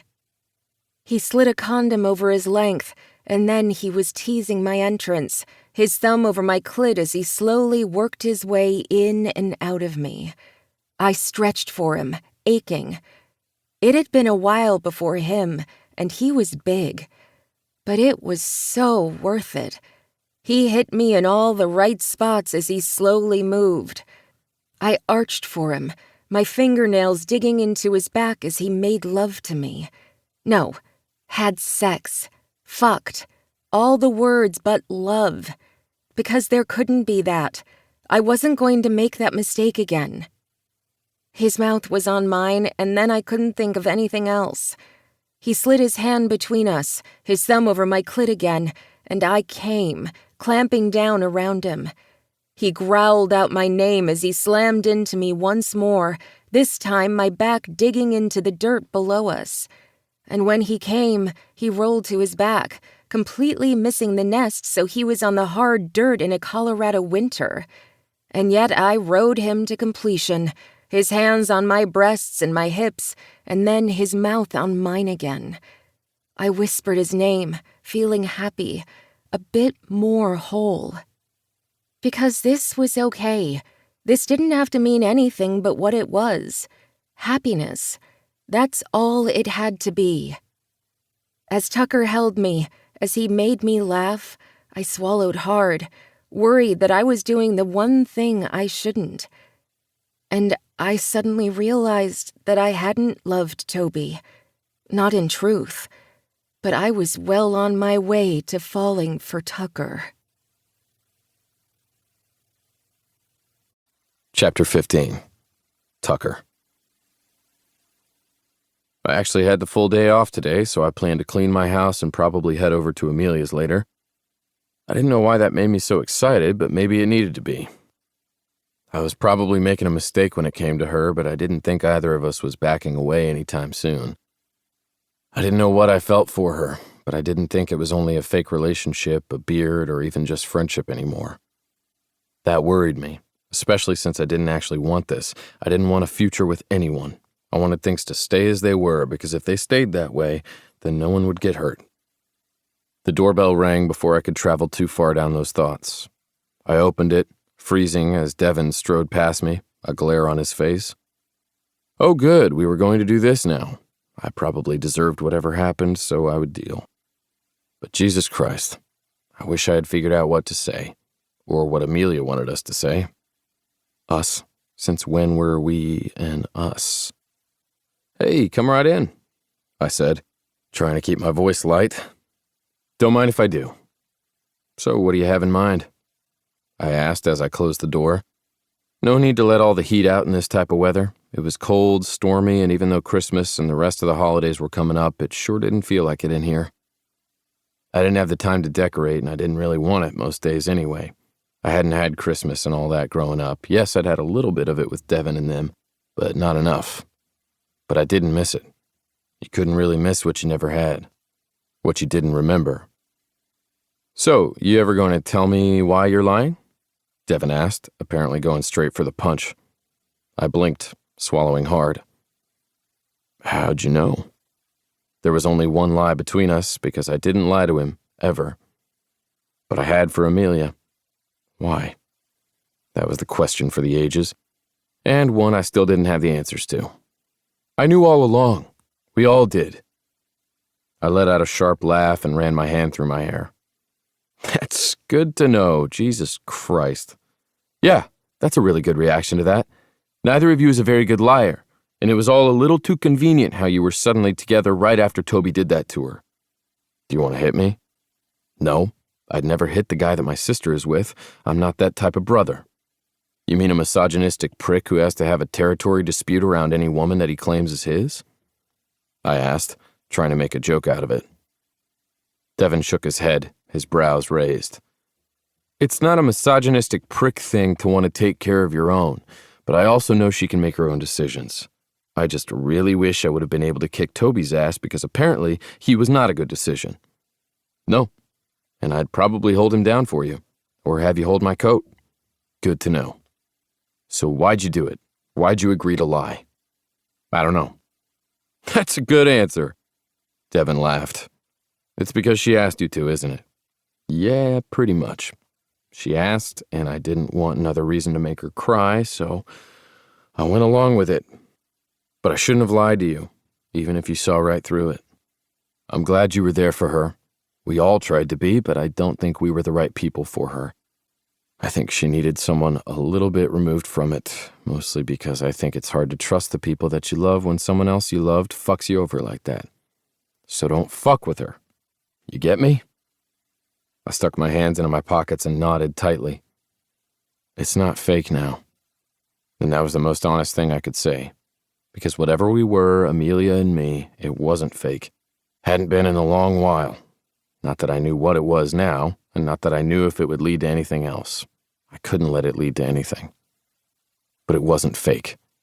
And that scared the shit out of me. Okay? I don't want to hurt her, Devin. Then don't. You know, I know you're a ladies' man and all that shit. Not really. Not like that. I never ever hurt anyone. I hope not. Devin looked at me for a bit and then gave me a tight nod before coming closer and giving me a hug. Just a quick one, a couple of pats on the back as I tried to do the same to him. Then he took a few steps back. You're like a brother to me, Tucker. I hope you know that. I swallowed, even though my throat felt thick. Same. Apparently, Amelia was never a sister to you, Devin said, laughing a bit. Apparently, I'm not going to hurt her. I hoped I wouldn't hurt her. Well, you better not, because I haven't been able to get to Toby, and I think it would kill me to have to kill you. Just saying. What about that whole giving her space so she can make her own decisions thing? That was before she got hurt because I thought I was doing the right thing, and then some asshole had to be a douche to her. Who knows what else he said or thought when it came to her. I'll never forgive myself for letting her get hurt. Same. Good. Figure out what it is the two of you are. If it's casual, I don't want to hear about the details. He added quickly, and I smiled softly. So figure it out and don't hurt each other, because you're my family just as much as she is. And I don't want either of you to end up hurt in the end. Before I could say anything else, he shook his head and walked to the door, leaving without saying another word. I didn't think there was anything else to say, though. Was there? Because I didn't want to hurt Amelia, but I had a feeling if I wasn't careful, we would end up fucking each other over in the end. I pulled out my phone and looked down at it, wondering what I should say. I used to be better at this, whatever this was. Me. Devin was just here. Amelia. Oh my God, are you okay? I leaned against the wall, shaking my head. Of course she would be worried about me. That's who she was. Me. I'm fine. I thought about telling her that he knew, but I figured that was something I needed to say in person. Because I knew she wanted to tell her brothers to their faces, but I didn't really know what she would think about a text just then. Amelia. You're okay, though? Me. I'm fine. I'll see you a bit later, though, right? Amelia. That's the plan. I'm bringing dinner over, right? Me. Yeah, bring takeout from Guru's. Amelia. So we'll order like 7 things and then have leftovers for the next 2 weeks? I smiled. Me. Sounds perfect. See you soon. I put down my phone, a smile playing on my lips. This was bad. So bad. I dated. I had fun. I didn't put too much of myself into anything. But it was hard to be that way when I was with Amelia, and I didn't know why. It shouldn't be like that. But apparently I didn't really have a choice when it came to her, and that scared me more than it should. The doorbell rang, and I frowned, looking down at my phone. She couldn't be here already. Maybe it was Devin again. Or one of Amelia's other brothers. Considering that she had a vat of them, they'd probably all come by to threaten to kick my ass at some point. It only made sense. I opened the door and frowned. The woman standing there had long auburn hair tied at the nape of her neck, dark eyes with a bit of sadness to them, strong cheekbones and a pointed chin. She was tall, had on heeled boots, a tight jacket, and her hands were closed around the strap of her purse so tightly that I could see her knuckles turning white. And I knew this woman. Just then I remembered the 2 phone calls I'd missed, and the fact that I hadn't called her back because I'd been distracted by Amelia. And myself. Melinda? She gave me a smile that didn't reach her eyes, and I frowned again. I was afraid you wouldn't remember me, Tucker. She had a sexy as sin voice and a laugh that always made me laugh with her. She'd been fun, the 2 of us going out a few times, but we'd never had anything serious. Not that I'd ever been serious or had any plans to be, but we'd had a couple of fun nights. I didn't even know why I still had her number in my phone since it had been a few years since I last spoke to her. It's cold as fuck out there, come in, I said, wondering why she was here.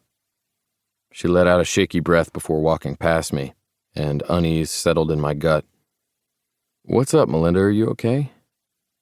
You know, I had this whole speech prepared in my head about what I would say and what I needed to do, and now it's all gone. I looked at you, and now I can't see it anymore. I can't think at all. I look at you and can only wonder how the hell I missed it. How in the hell I could have been so wrong. I fisted my hands at my sides, trying to calm my nerves. I had no idea what she was saying. She was just rambling at this point. What's wrong, Melinda? I don't understand what you're talking about. You wouldn't at all. I don't even really know. I wish you would have answered your phone. Maybe it would have been easier to say if I wasn't facing you. Because every time I look at you, I see what I should have seen before. But I can see it now. Tears filled her eyes, and I quickly moved toward her, grabbing the box of tissues from the table as I did. I handed one to her, and she gave me a watery smile before dabbing at her eyes. Thank you. You were always so sweet. Even though you were just fun and it was supposed to only be a couple of nights, you were always so sweet. You weren't one of those assholes that wanted to get in my pants because I had big boobs. I snorted then, setting the box on the coffee table. I'd like to think I wasn't an asshole, but it's been a long time, Melinda. What, 6 years or so? Oh, almost 7 at this point. She sucked in a deep breath and then slowly let it out. I swallowed hard, a tingling sense of fear sliding down my spine. I need you to listen to me and let me get out the facts. Do you need to sit down? I asked, my voice equally shaky at this point. She shook her head vehemently. No, I just need to get this out, and maybe I need to pace. Okay, talk to me, Melinda. I have a son. His name is Evan. He's the sweetest boy. I nodded, still a little confused. Okay, do you need money or something? Or something. Just let me get this out. Okay. His name is Evan. He has acute lymphocytic leukemia. Dread rolled in my belly. Oh, fuck. I'm sorry, Melinda. I'm so damn sorry. Me too. It's been on and off for the past year or so. We went through all the treatments, at least the initial ones, but now we need bone marrow. Yeah, that's a common treatment. And acute lymphocytic leukemia has a 90% 5-year survival rate for children, right? Yes, 90%. It's a great number. It's those 10% that's so scary. Because kids aren't numbers. They aren't specks on a scan. I get that. I had to get that. It was my job. I had to think analytically most days, and I knew I needed to now as well. That's right, you're a radiologist or something, right? You get that? I do. And I hated it. I hated percentages, hated numbers, hated the fact that kids got cancer and there wasn't anything I could do about it. What can I do for you? I know a few good doctors around here. Maybe I can get you into one. Is that what you need? No, we're with Dr. Bates at the Children's Medical Hospital. We're in good hands. I know him. He's a great physician and a great guy. The best. The thing is, Evan needs bone marrow and he needs yours. I blinked, my blood thundering in my ears as I tried to understand what the fuck she was saying. Excuse me? I'm really not good at this. Why would he need mine, Melinda? How old is Evan? He's 6, she said, her voice breaking. She turned her phone and I looked at a picture of a little boy with auburn hair, strong cheekbones, and my fucking eyes. My knees went weak and I sat down on the coffee table, the glass on top rattling as I tried to catch my breath. What the fuck, Melinda? Are you kidding me? I thought he was my boyfriend's. I was seeing someone else at the time. I don't get it. You're gonna need to talk slower. My heart raced and my palms went sweaty. I couldn't breathe, couldn't think. This couldn't be happening. I was always so careful, not only with my feelings and my emotions, but also with everything else. I never wanted a child, had never liked the idea of someone having to grow up without me because of an accident or some shit like I had with my parents. That had always been my number one rule. But it seemed fate was a tricky bitch and had gotten around that. How long have you known? I wasn't sure I believed her, wasn't sure I believed anything. Couldn't even get my words wrangled into complete sentences at this point. My thoughts weren't any better. I couldn't do this. What the fuck? My mind shut down. I was basically running on autopilot at this point. At least I thought I was. Was I even speaking? Was I thinking? Why did I feel like I needed to throw up? I lied to you. We were on a break like Ross and Rachel, but it really wasn't. I just wanted some fun because my boyfriend and I were fighting. And you were fun. Fun. That's what I was. Fun. Now it looked like much more than that. But that's what I wanted, right? That's exactly what I wanted. I'm so sorry, but after you and I did our thing, Robbie and I got back together. We got married and we were okay. We worked through it. And we never really thought it was cheating because he was with someone else in those couple months as well. But that time gave me Evan. Although because of the timing we thought he was Robbie's, we didn't have to second guess it. You and I were always so careful, and Robbie and I weren't. I thought he was Robbie's until we got the tests back confirming that Evan wasn't his. We haven't been able to really think about what to do about it. Does Evan know? I asked, my voice wooden. He does now. Her teeth worried her lower lip, her hands so tight on that purse I was afraid she might snap the leather in two. He knows because we're still waiting on bone marrow. And the best match is someone in his familial line. And sadly, it's not me. I can't even save my own son. I need you to help me, Tucker. I need you to help me save my child. I don't know what happens next. I don't know what you want to do, if you want to be a part of this or not, but you needed to know. And I need your help. I need to save my son, and I will do anything to ensure that.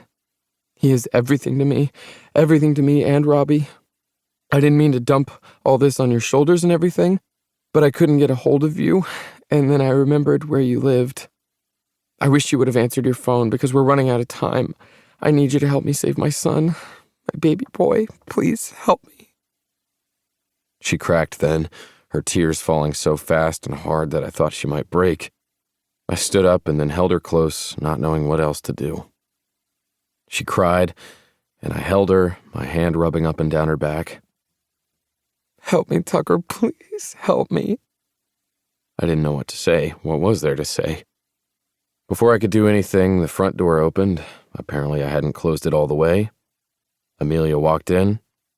She met my gaze, looked down at the woman in my arms, and we all froze.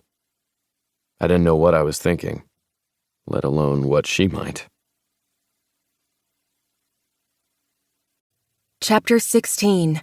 Amelia. Tucker stood in his living room, holding another woman as she cried, and yet there wasn't a single emotion on his face. I couldn't read anything in his expression, honestly. He stood there with the woman in his arms, and there was nothing coming from him. And yet, something twisted inside of me. Who was this woman? Why did this hurt so much? This wasn't Toby, wasn't Beth, even though there was a weird similarity that wasn't actually similar at all. I'd trusted Toby, and he had hidden something from me. I knew that now. I knew I didn't love him, but I had thought that he was what I needed. As I stared at Tucker with this woman in his arms, I couldn't help but remember that he had been with many women before me, and that we were only in a fake relationship. And then I felt something else. I wanted to reach out to the woman in tears. I wanted to make sure she was okay. All of those thoughts ran through my head at the same time, turning and tumbling together, disappearing into a vast expanse of nothingness. I couldn't help but wonder why Tucker wasn't saying anything, why he didn't seem to be feeling anything, and why his eyes looked so blank. The woman cleared her throat and backed away. "I'm sorry. I didn't realize you had company." I did my best to smile and not raise my brows or react in any kind of jealous way. I shouldn't be jealous. Tucker wasn't mine. I guess I could say the same. "I'm sorry." "No, I am. I'm Melinda. I just needed to talk to Tucker for a bit." She reached out her hand. I looked at it for a moment before taking it and giving it a shake. "Amelia." "Nice to meet you." She smiled, but there was such deep sadness in her eyes that I wanted to reach out and hug her as well. What had been going on here? She looked at Tucker. "You have my number. Please call me. Soon." She gave me a watery smile and then walked out, leaving Tucker and me alone. Tucker looked at me for a minute, and neither of us said anything. It wasn't like he was cheating. You couldn't cheat on something we didn't have, right? "It's not what you think," he said, and I blinked. That wasn't at all what I'd expected him to say. "It's okay," I said quickly. "We made no promises." That hadn't been the right thing to say, and I knew it. Not with the way his eyes filled with anger. Then his expression went back to that one of darkness that didn't really say anything at all. "You're right," he said, letting out an angry laugh. "Tucker." "No, you're right. We didn't make any promises, other than the fact that I said I didn't cheat. Ever. But I'm not Toby. I'm not going to keep secrets from you. So don't be like that, okay?" There was such anger in his tone, a biting bark, that I took a step back, not even realizing that I had done it until his eyes narrowed. I knew he didn't cheat. He was a good man. But the whole thing threw me off balance. And yes, maybe I had put some of my own feelings about Toby in the middle of it all, but that didn't mean I was in the wrong here. There was no wrong here, right? "What's wrong, Tucker? Who is Melinda, and why was she here?" "She's here because her son is sick." I frowned, shaking my head. "Sick?" His words didn't really make sense to me, and I felt like I was 3 steps behind, trying to catch up even though there wasn't really anything to catch up to. "Sick as in cancer, leukemia. The kid needs a bone marrow transplant. And you can help with that? Do you know someone at the hospital? He gave a hollow laugh. I love that your mind went to the same place as mine. No, they have a doctor. What they need is bone marrow. From the kid's biological dad. He looked at me then, his face completely pale and emotionless. I tried to comprehend his words. You're saying you had a baby with her? I asked, my voice shaky. And you had no idea? Of course I didn't know. If I had known, I'd have done something about it a long time ago. You know that. Of course I do. Tucker, you told me what you went through, about the different foster homes. Yeah, Devin became my family. You all did. I would never put a kid through what I went through, not knowing his past or feeling like he was abandoned or some shit.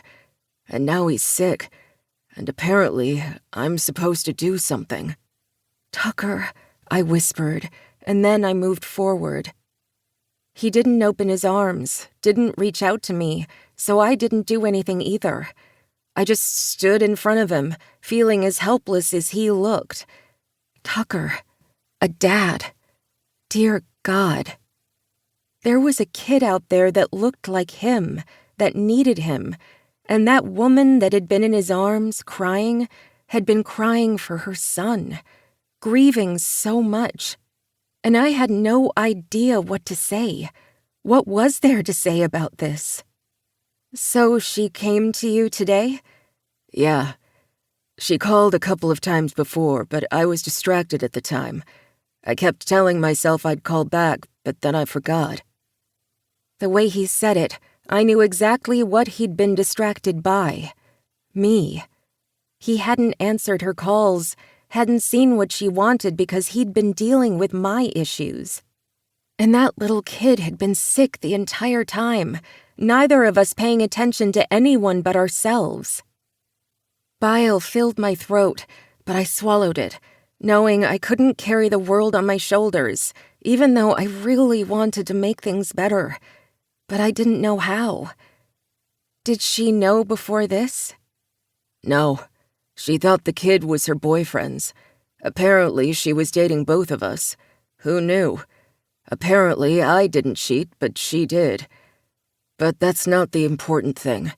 She and her boyfriend, well, her husband now, raised that little boy. And he's sick. Apparently, they need to see if I'm a match. If all this stuff is actually real. For all I know, I'm not the dad and she was with someone else or some shit. What are you going to do? I don't fucking know. I closed the distance between us, wrapping my arms around his waist, and he stood still for a moment before hugging me back. I let out a relieved breath and rubbed his back, wanting to make things okay but not knowing how to do so. I didn't think there was a way to be okay after this. I don't know if he's really my kid, even though he looks like me. And I don't know what that means. I don't know if we're going to be a match or if I can help him, or what's going to happen after all of this. I just don't fucking know. I was always so careful, Amelia. I know. You are. You're a good man, Tucker. You'll figure this out. You say that, but I feel like I'm never going to figure this fucking shit out. Jesus Christ, there's a kid out there that could be mine. And I didn't know. I'm sorry, Tucker. You'll figure it out. We'll figure it out. I tried to calm my thoughts, but they were going in so many different directions, I said the only thing I could. Let's talk to Devin. He's your best friend. He'll know what to do. He always knows what to do. I pulled back so I could look at him, and he gave me a wooden smile. Yeah, he always seems to know everything. He knew about us. I froze. What? He knew it was a lie the whole time. They all did. Apparently, they wanted to see what we would do. I knew I shouldn't have lied to him. I guess this is my karma. Lies just build up on each other, and then you end up in a world where you have no idea what the fuck's going on. So he knew. They all did, but I couldn't deal with that right then. I would deal with it later, apologize, and do what I needed to do. But Tucker needed me now, right? I might not know what we were to each other, but I could try and figure out what we needed to be together in this moment. He couldn't do this alone. We were his family, right? I would be there for him. I would try to help him. Okay, let me help. We'll figure out what it means that they all knew or whatever. But right now, let's go talk to Devin. I will. He looked at me then, his voice devoid of emotion, so calm that it chilled. Guess it means this is over, right? He asked, his words not his own. Something twisted inside my heart, and I frowned at him. What do you mean? Everyone knows. There's no need to continue the fake relationship thing. You have better things to do, work and all that. And I, apparently, have things I need to work through. So it's over. You get your space and I'll figure out what I need to do. Ice slid through me as my fingers tingled. My heart beat quickly. Oh, yeah. What we had was fake. Just fun shit that had become something more, because that's what we both needed. But there were rules, nothing real. If it had been real, I would have been okay staying here to try and make things better for him. I would have been able to help. But that's not how things worked. That's not how things ever worked. Tucker needed space. Needed to do this on his own and figure out exactly what to do about the possibility of having a son and everything that came with it. He didn't need me and my problems on top of that. Call Devin. I'm going to go. Leave you alone. Why wasn't I crying? I felt like I should be crying. My eyes stung and my heart hurt, but I didn't let even one tear fall. I simply looked at him. I wanted things to be better, but I really wasn't good at this. I'd never been good at this. Yeah, you should go.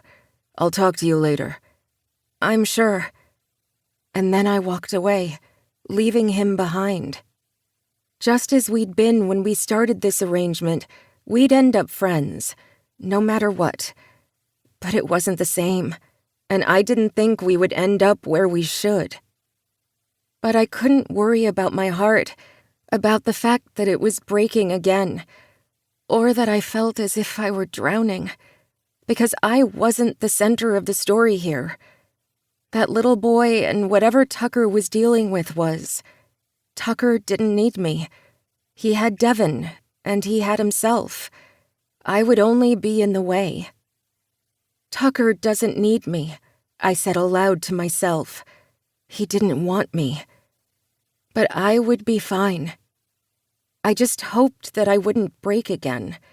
And if Tucker truly needed to reach out, he knew that I'd be there for him. But I didn't know if he would take that step. Chapter 17. Tucker. The Christmas music playing in the halls of the hospital made my teeth hurt and reminded me I hadn't really slept in the days since Melinda had first come by. I knew they did it because it was Christmas Eve and the holidays were here and some people needed joy, but all I could do was wonder why the hell they thought this was okay. Children were crying in some of the rooms, parents trying to be stoic when they didn't have answers. Overworked doctors and nurses and lab techs and radiologists milled about. There was just so much pain and sadness in this hospital, the same one I worked in, that playing Christmas music seemed almost obtuse. But then I remembered the smiling little girl as one of my coworkers, dressed as Santa, visited each child to give them a gift. Hanukkah had been over for a couple of days, but there had been an electric menorah for the children as well. There were many holidays celebrated within these halls because sometimes you had to cling to what was good, what was right, and what made children smile when it felt like there was no hope in the darkness. It was just odd to think that sometimes there was no hope in that darkness. Perhaps I would need to figure out my own hope. "Are you okay?" Robbie asked as he took a seat next to me in the hall. I looked at the man who had raised Evan, who had married Melinda, and who seemed like a good guy. I tried to figure out what he must be thinking right then. The little boy that he had raised, who he'd held the day he was born, was sick, and he couldn't help him. I didn't know what I would do in that situation. I felt like I was merely going through the motions now, like a robot with nothing inside as I made decisions and figured out what to do. "I should ask how you're doing," I said, looking over at the man. He had a full beard, one that he hadn't taken care of in a while, it seemed, but there wasn't much time for that.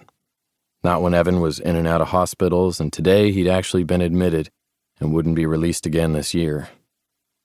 Instead, Evan and his family would be spending Christmas and into the new year in the hospital. But hopefully the little boy would be able to walk out on his own power one day soon.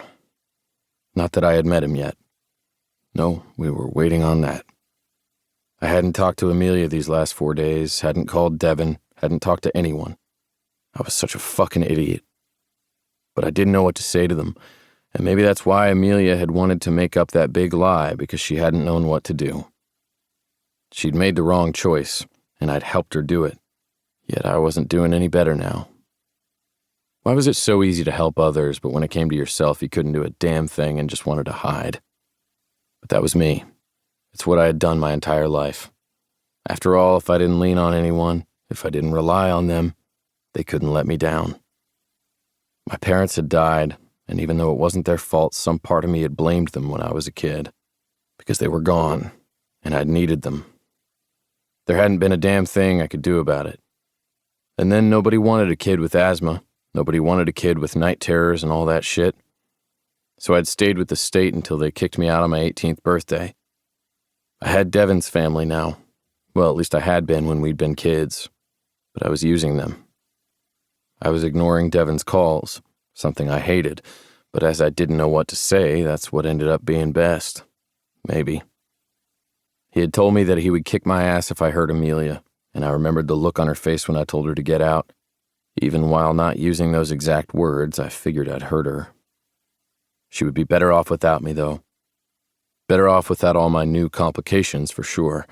And as a man who didn't like complications, who actively avoided them, this put me way out of my comfort zone. I didn't know what to do next. All I did know was that I didn't want to put any of the responsibility on Amelia's shoulders, and I didn't know how I was going to face her brothers, my best fucking friends. But Devin wasn't here, mostly because no one knew where I was. If he had known, he'd probably be here. But I was good at hiding, proficient at doing things on my own. "You okay?" "No, that's really not a good question, is it? You seem so lost." I cleared my head of my thoughts and looked over at Robbie. "It seems like everything is happening all at once and yet not fast enough," I said, leaning back in my chair. Robbie let out a humorous laugh. "Tell me about it. We've been dealing with this for a year or so now. I don't even know how long it's been anymore, truth be told. Melinda could give you the dates. She knows everyone to come to, every piece of data, everything she has to know about the doctors. That's what she's good at, you know, the organizing and the math and anything that she can put her hands on." "I didn't know that," I said, holding back a wince. "No, I don't suppose you did. You two really weren't a couple or anything."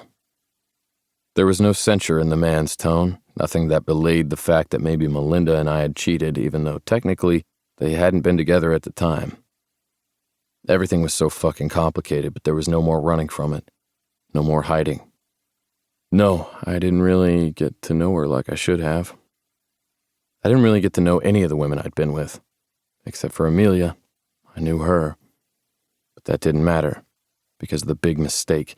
No matter how many times I told myself that it had to be fake, I thought maybe it wasn't. And I'd told Devin I wouldn't hurt her, but it didn't matter in the end. Because I had. And there was no fixing that. "Well, I'm kind of glad you didn't get to know her, because if you had, she wouldn't have come back to me." "I'm glad you have her. You have each other." "Me too.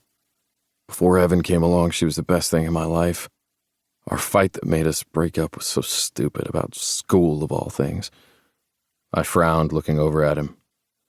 "I wanted to go back to school, something I didn't end up doing in the end because I got a promotion at work and everything worked out. but she didn't want to put her career on hold and pay for me to go or some shit like that. It was just so stupid because I would have figured it out on my own. But she thought that we needed to do it together even though it didn't all fall on her. It didn't really matter in the end though because she came back and we had each other. And then Evan. Yeah, you had Evan. You're going to meet him soon, that much I can promise you. And you're okay with that? Robbie shrugged, not looking at me. I would say I don't really have a choice, but I do.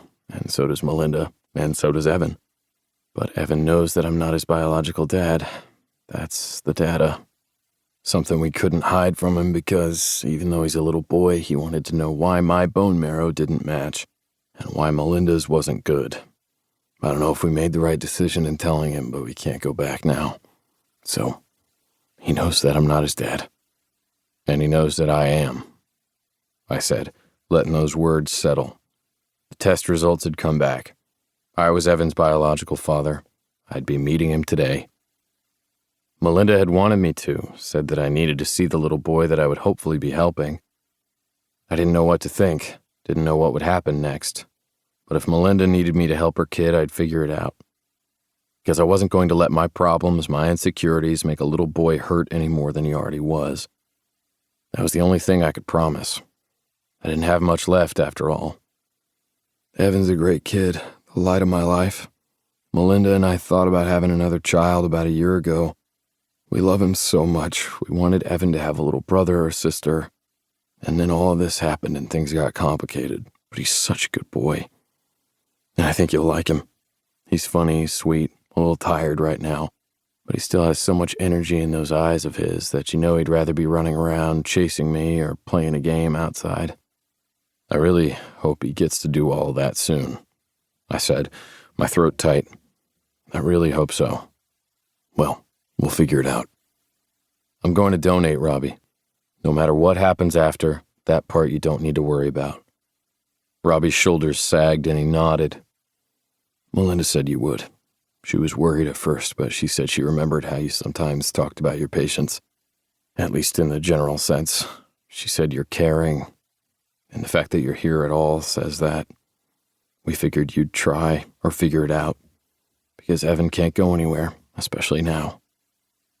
Tears slid down the man's face, but I didn't reach out to comfort him. If he had been one of my friends, I would have. Tears didn't scare me. Robbie just needed a moment to himself, so I turned away, waiting for Melinda to come back. She was in Evan's room, getting him ready to meet me, though I didn't know if Christmas Eve was the best time for that. I brought Evan a present, a book I'd liked when I was a kid, one I hadn't been able to keep while in the foster homes, but I'd liked it. I knew I wanted the boy to have it, maybe.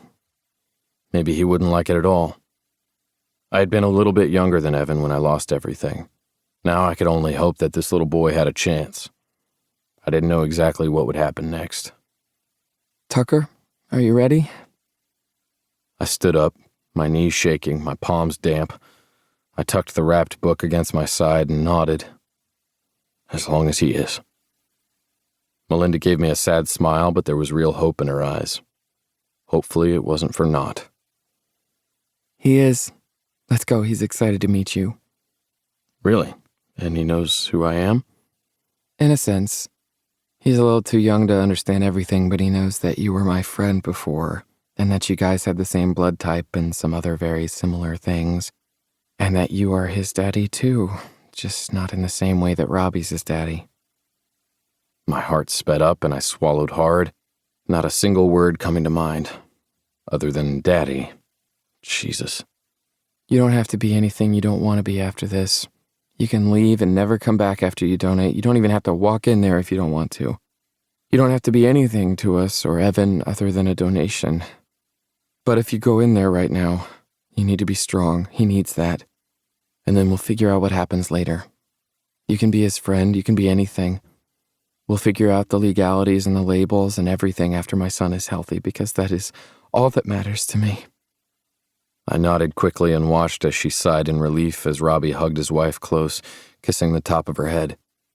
We'll deal with all the mundane things later, but first let's try to have a Merry Christmas Eve. Okay, darling? She looked up at him then, and I saw the love that had never been there for me. I hadn't needed that from her, and she hadn't needed it from me. But I saw that emotion now. Something that I had seen in Amelia, too, maybe. Or maybe I was thinking too hard because I didn't want to think about what was on the other side of that door.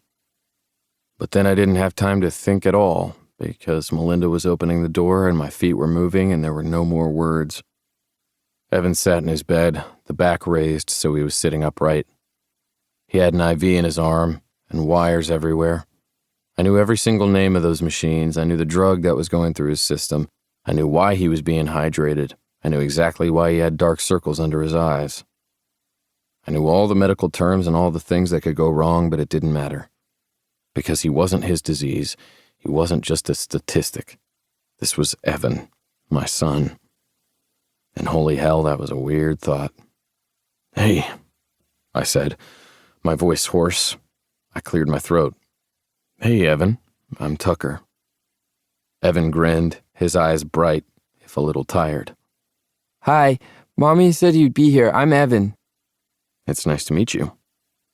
Evan smiled as his mom and dad went to the other side of the bed, Melinda reaching out to hold his hand, his tiny little hand. Jesus Christ, this little boy had to be okay. I didn't know what I would do if I lost him just when I met him, let alone what Melinda and Robbie would do or feel. I looked into Evan's eyes, the same eyes as mine, and I immediately loved this kid. Just like that, it was love at first sight. I had no idea what I would be in his life, what labels we would use for each other or any shit like that, but it didn't matter. This kid in front of me, this was the connection that I had been waiting for in my life. One that I had told myself I didn't need or want, the thing that I had been actively leaving and avoiding my entire life. And he was right here in front of me. And I knew I could never walk away. "I have a book for you," I said, looking down at the wrapped package. "It looks like a book even wrapped, so it's not really a surprise, but I'd love to talk to you about it." "Books? I love books." I took a few steps and sat down next to him. I looked into those sad little eyes that still had happiness in them despite everything going on around him. And I knew that somehow we'd be okay, because I refused to let it be anything else. I met Melinda's and Robbie's gazes, then nodded tightly before turning my attention back to Evan. He was the important thing. Just him. Not anything else going through my mind. Him. And I was honestly okay with that. I stayed at the hospital for a full hour before Evan fell asleep, then I left Melinda and Robbie with their son. Since they were in the children's ward and it was a holiday, both of them could stay overnight rather than only one of them. I was glad that they had each other, and I was even happier that I had a moment to breathe, to try and make sense of my emotions. I made it home, Christmas Eve, right around dinner time, and I was alone. It's what I was good at. No, that wasn't right. I'd always had Devin and his family. I wasn't alone. But right then I felt alone, mired in a turmoil of my own making.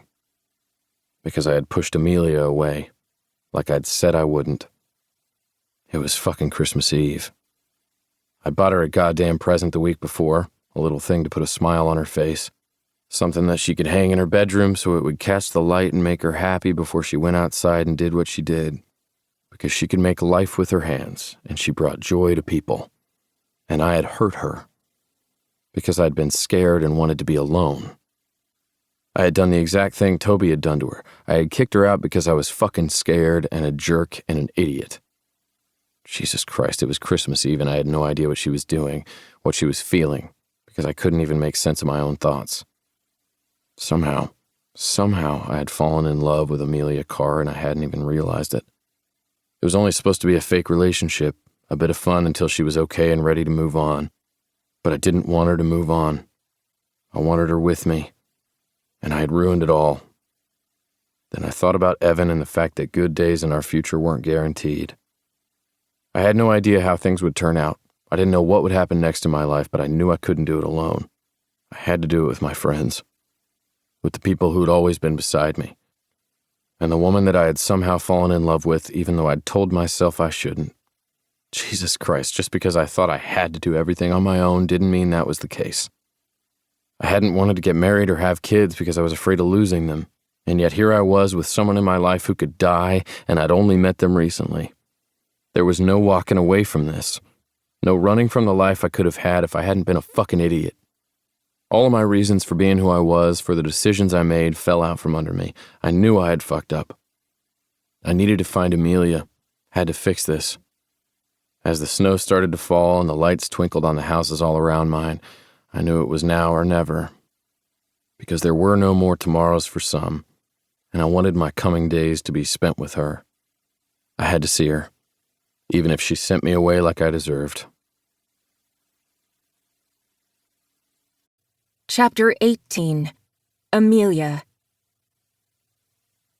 The song on the radio was telling me to have a merry little Christmas, and all I could do was try and keep the tears at bay.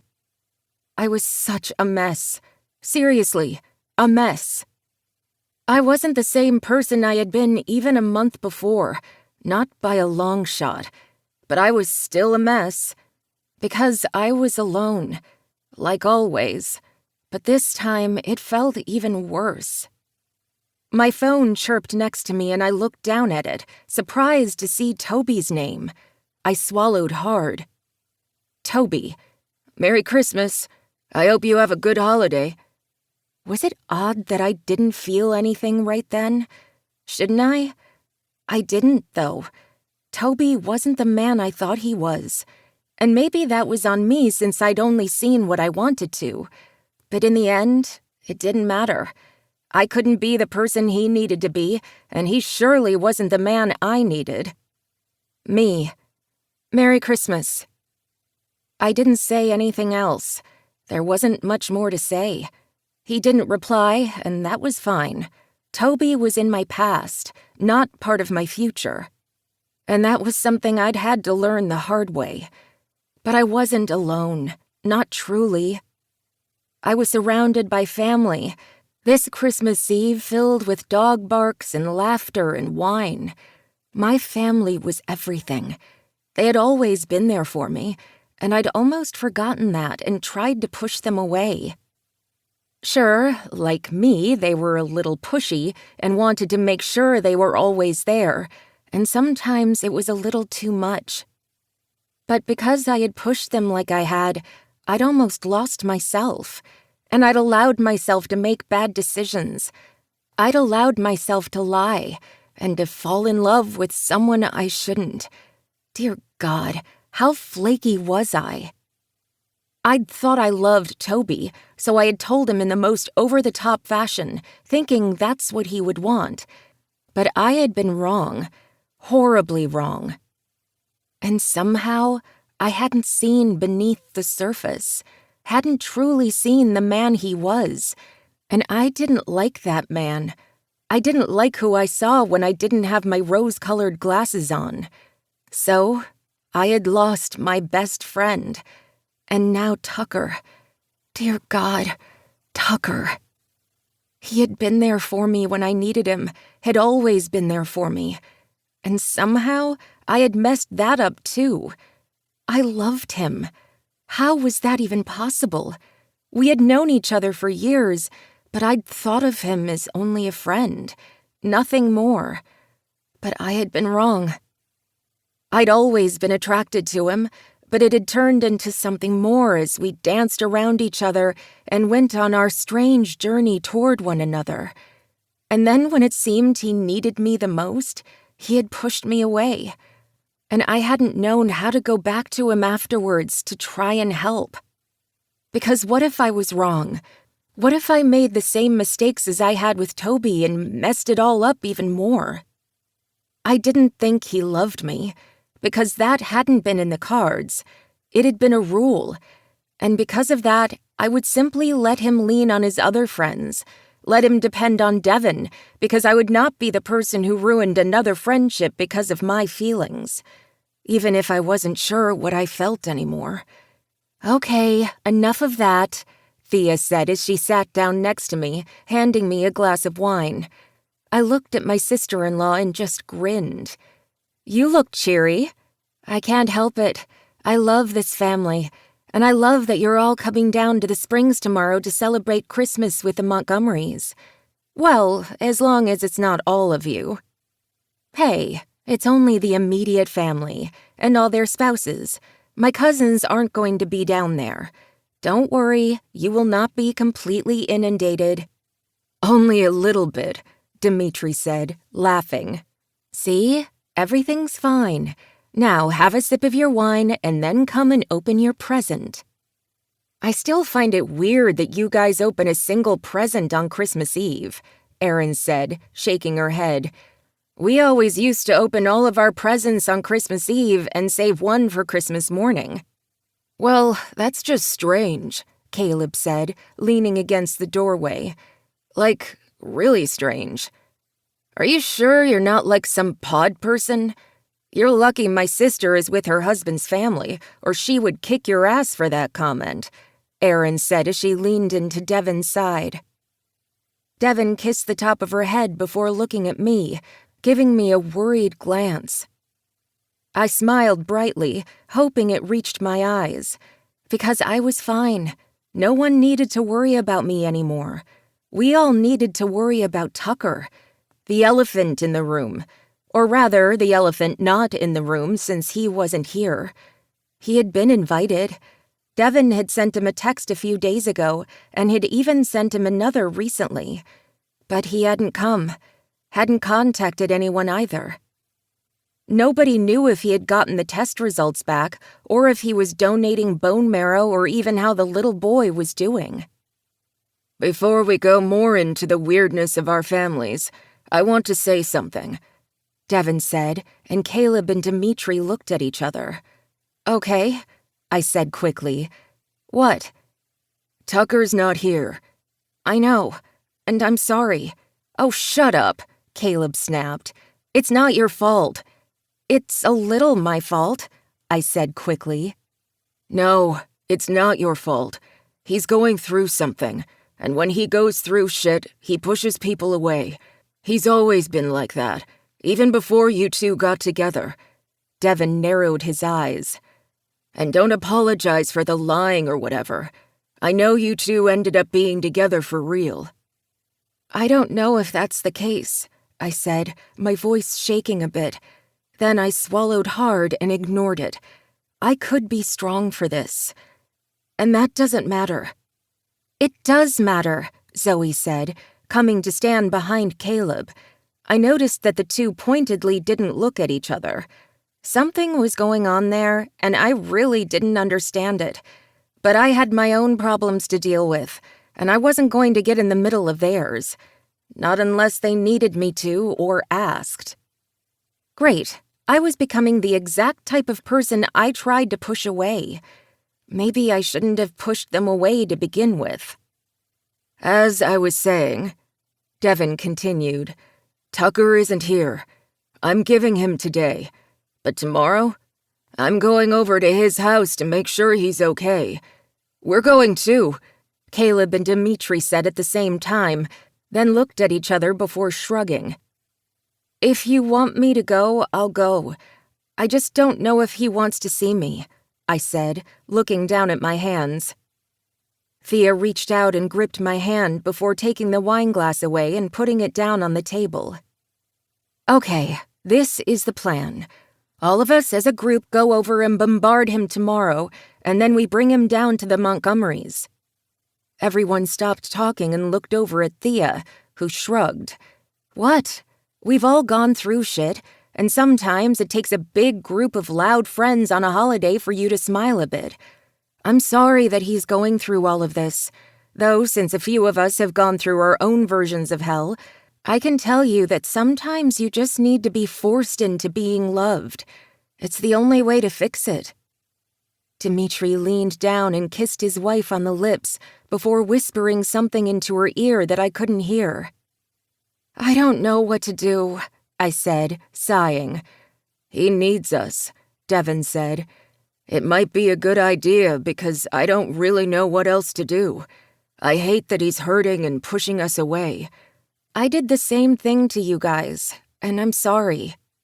Toby was a dick, Zoe said, and Caleb looked down at her and smiled. They shared a look and then quickly looked away. Interesting. Again, I wasn't going to get in the middle of it. Yes, he was a dick, but that's not important now. What's important is Tucker. I need to make sure he's all right. Good. And if I have to kick his ass for hurting you, I will do that after we make sure he's okay, Caleb said casually, and my other 2 brothers nodded sagely. You don't get to do that, I said quickly. Oh, we do. It's our prerogative. Thea sighed. It really is, she said, and Aaron and Zoe nodded as well. We're just friends, that's it. We're not going to go into the details of why you 2 aren't only friends, because I don't want to have to gouge my eyes out, Caleb began. But you're not, and you're hurting right now. I don't know if it's because Toby's not here or if it's Tucker. Way to make me sound like I'm full of drama, I said, a little annoyed. That's not what I meant. Caleb grumbled, and Zoe glared at him. We're all used to them being here. Toby's not here because he's a dick, and I'll continue saying that. I can't believe I was so wrong about him. We all were, Devin said. But he's gone now, and fine, fuck him. But the important thing is that you're here with us, and we're going to make sure Tucker is too. You 2 can figure out what the fuck's going on between you later, but the main thing is that we need to make sure he's okay, because he's family. Part of this weird, strange little family that we made. I sighed, nodded, and then the doorbell rang. We all looked at each other, and tension gripped my belly. I have a feeling you'd better get that, Dimitri said, looking directly at me. It might be nothing, but there are Christmas miracles and all of that. I bit my lip and stood up, leaving the rest of them in the living room, even though I knew they would likely follow me soon. I walked to the foyer and looked through the peephole to make sure it wasn't an axe murderer or something. Then I sighed and opened the door, and just looked at him, wondering what the hell I was going to do. I loved him so damn much. I never meant to. I hadn't meant to fall at all. Tucker, I whispered. He looked at me then, a gift in his hand, his hair messy as if he'd run his hands through it over and over. You're here, he whispered, and took a step forward before freezing. That's when I noticed that all 3 of my brothers were right behind me, glowering over my head. I've got this, I said, trying to put a little sternness into my tone. We'll see, Caleb growled. Yeah, Dimitri added. You okay? Devin asked, looking directly at Tucker. I'll be okay. We'll talk later? Tucker asked, looking over my head. I angled myself so I could look at my brother, who simply nodded and then tugged the others out of the way before pushing me through the front door. I stumbled over my feet and landed right in Tucker's arms. Before I could yell at Devin, he slammed the door, the lock snicking closed. What the hell? I asked, completely surprised. Tucker snorted and shook his head. I swear to God, the Carr siblings are not subtle at all. I guess not. I quickly scrambled away, wrapping my arms around my body.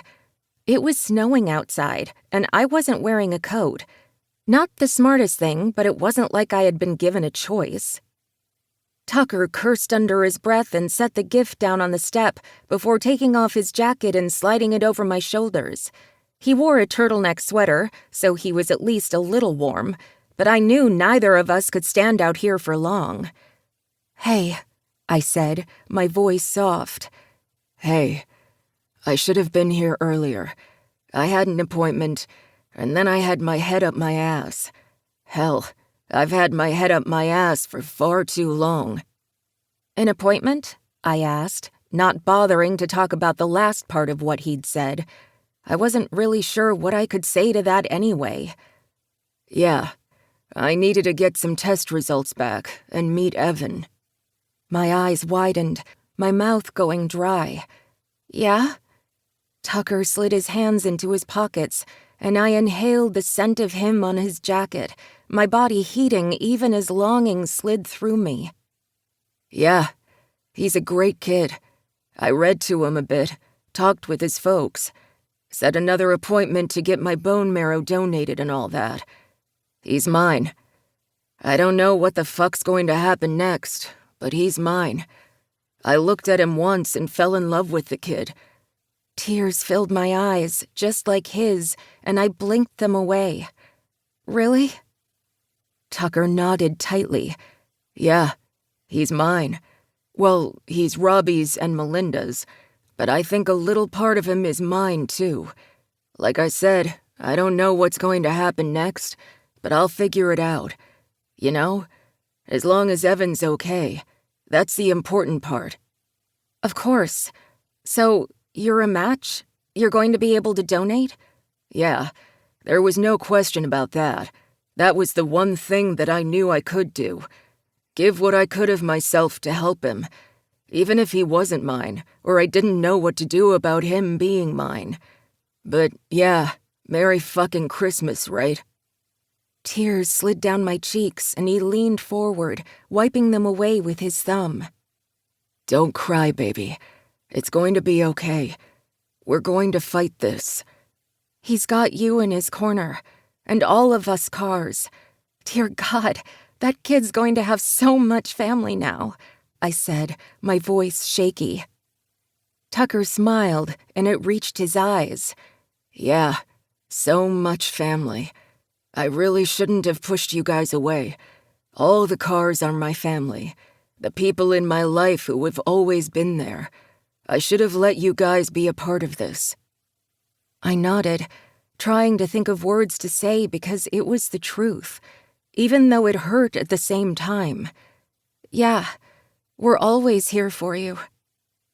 He cupped my face, and I really didn't want him to tell me it was over again. I didn't want him to tell me that we would always be friends and that, no matter what, we would be in each other's lives, because I didn't know if I wanted only that. I had lied to myself thinking that everything would be okay once we walked away. It couldn't be, but I couldn't say those words. They're my family, but you're something different. I don't know how it happened, but somehow you weren't just my best friend's little sister anymore. You were something more. You're fun and you're feisty and you're amazing. You're brilliant and beautiful, and I love you being in my life. I love spending time with you. I love cooking with you and watching stupid movies with you. I love trying to figure out what we're going to do for the day during the off hours we actually have. I want to be able to talk to you about Evan and about your brothers and everything else. I want to figure out who we are and where we go from here. I don't want to walk away again. I don't want to be fucking Toby. I was fully crying then, hope blooming inside me so fiercely that it scared me. I want all of that too, but that's not what we promised. I don't want to mess this up. Then we don't. We never lie again. We always tell each other what we're feeling and what we're doing. We make sure the others around us know who we are and what we are to each other. Even as we figure that out. Because what I'm facing, baby, I don't want to do it without you. I don't know what it means, and we don't need to put labels on it now. But I don't want to do it alone. Because somehow, I fell in love with you. Even though I told myself I shouldn't. Even though I knew it was the reckless choice. But I love you so fucking much. I was full-on crying then, unable to hold back my tears. He smiled at me and then leaned down to pick up the gift. I figured I should give you your present now, too. I blinked, wiping away my tears as I looked at the box. I don't have yours. I couldn't bring it out of the closet. My throat hurt and I sniffed, knowing I was a mess. I was always a mess. But apparently, he had fallen in love with me regardless. It's fucking cold out here, so I'll show it to you later, but it's a light catcher. One that you can put in your bedroom and watch the rainbows twinkle off your walls when you wake up in the morning. You'll bring a little bit of the outside in." I held the box close and smiled at him, emotions running through me so fast and quick that it was hard to keep up. "I got you a dream catcher, so apparently we were on the same page." "Really?" he asked, his eyes dark. "Yeah, so you never have to deal with your nightmares again. I know it's silly, but I saw it and thought of you." "It's perfect, Amelia. It's going to be perfect." "I'm not perfect. I'm far from it." "Same here. And that's why we're going to work. It's why we're going to make this work." He paused. "If you want, because you haven't really said anything." "I'm not very good at that," I said honestly. "The last time I told someone I loved them, it wasn't actually what I felt." He nodded, his eyes dimming a little. I was messing this up. I really needed to be better. I thought I knew what love was. I thought I knew what I needed to be with someone else. But then when I got to know you better, as I started to feel something for you, I knew that what I felt for that other person paled in comparison to what I feel for you. You are my person. You are the one who makes me smile and want more. You're the one who makes me laugh and fans this heat inside of me that's not just attraction. It's more. It makes me want to figure out who I am, and I know I won't be alone if I do that." "I'm never going to leave like that again. I'll never push you away. I will do better. That much I can promise you." "I love you, Tucker. I know we shouldn't have fallen this fast. I know it doesn't make any sense. But I love you, and I can't wait to figure out exactly what happens next and see how we'll fight whatever comes. I'll always be by your side, no matter what." That was a promise I could make, a promise that I knew I would keep no matter what. He smiled and leaned over me, and my family started screaming and hooting and hollering from behind me in the house. I rolled my eyes, used my finger to flip them off over my shoulder, and then laughed as Tucker's lips pressed against mine. He kissed me with abandon, even though the others were watching. I ignored them, because this was my future. This was my decision. I had made mistakes before, and I knew I would likely make some again, but I wouldn't have to deal with them alone. I would walk my path, and I would figure out our path. There would always be more to come. This was just the beginning. I had been reckless more than once in my life, but never in my wildest dreams did I think it would lead me here. To the one person I knew I could lean on, the one I knew could be my forever, even if I hadn't expected it. Epilogue. Tucker. Take it all. I growled, slowly working in and out of her. She moaned, wiggling as I paused, making sure she was ready for me. "Now, Tucker, stop teasing." She looked up at me with wide eyes, her mouth parted. So I moved. This was our first time in this particular position, and though we'd played with toys and fingers before, my cock in her ass was on a whole different level. I watched her face as I moved, looking for any indication that this wasn't what she wanted or needed. But she just begged for more. And because I loved her, because I needed her, because she was everything to me, I gave it to her. I leaned down, working my hips as I sucked on her breasts before going up to her mouth, needing her taste. She clung to me, her body arching as I moved, and when I slid my fingers between us and over her clit, her fingernails dug into my back. "Tucker," she breathed, and I pushed again, my mouth on hers. We both came, our bodies shaking, and I hovered on top of her, watching as she came down from her orgasm, my thumb sliding along her cheek. I needed to touch her. No matter where we were, what we were doing, I needed to have my hands on her. Needed to. "You okay?" I whispered, my voice hoarse. I'm wonderful. You give good sex, she said, her eyes dancing. I leaned down and kissed her lips. You give good sex too, love. Another kiss. Let me clean us up, then I'll feed you like I promised. Cake? She grinned and then wiggled. I rolled my eyes even as I sucked in a breath. We'd had sex 3 times over the past few hours, and somehow she was getting me hard again.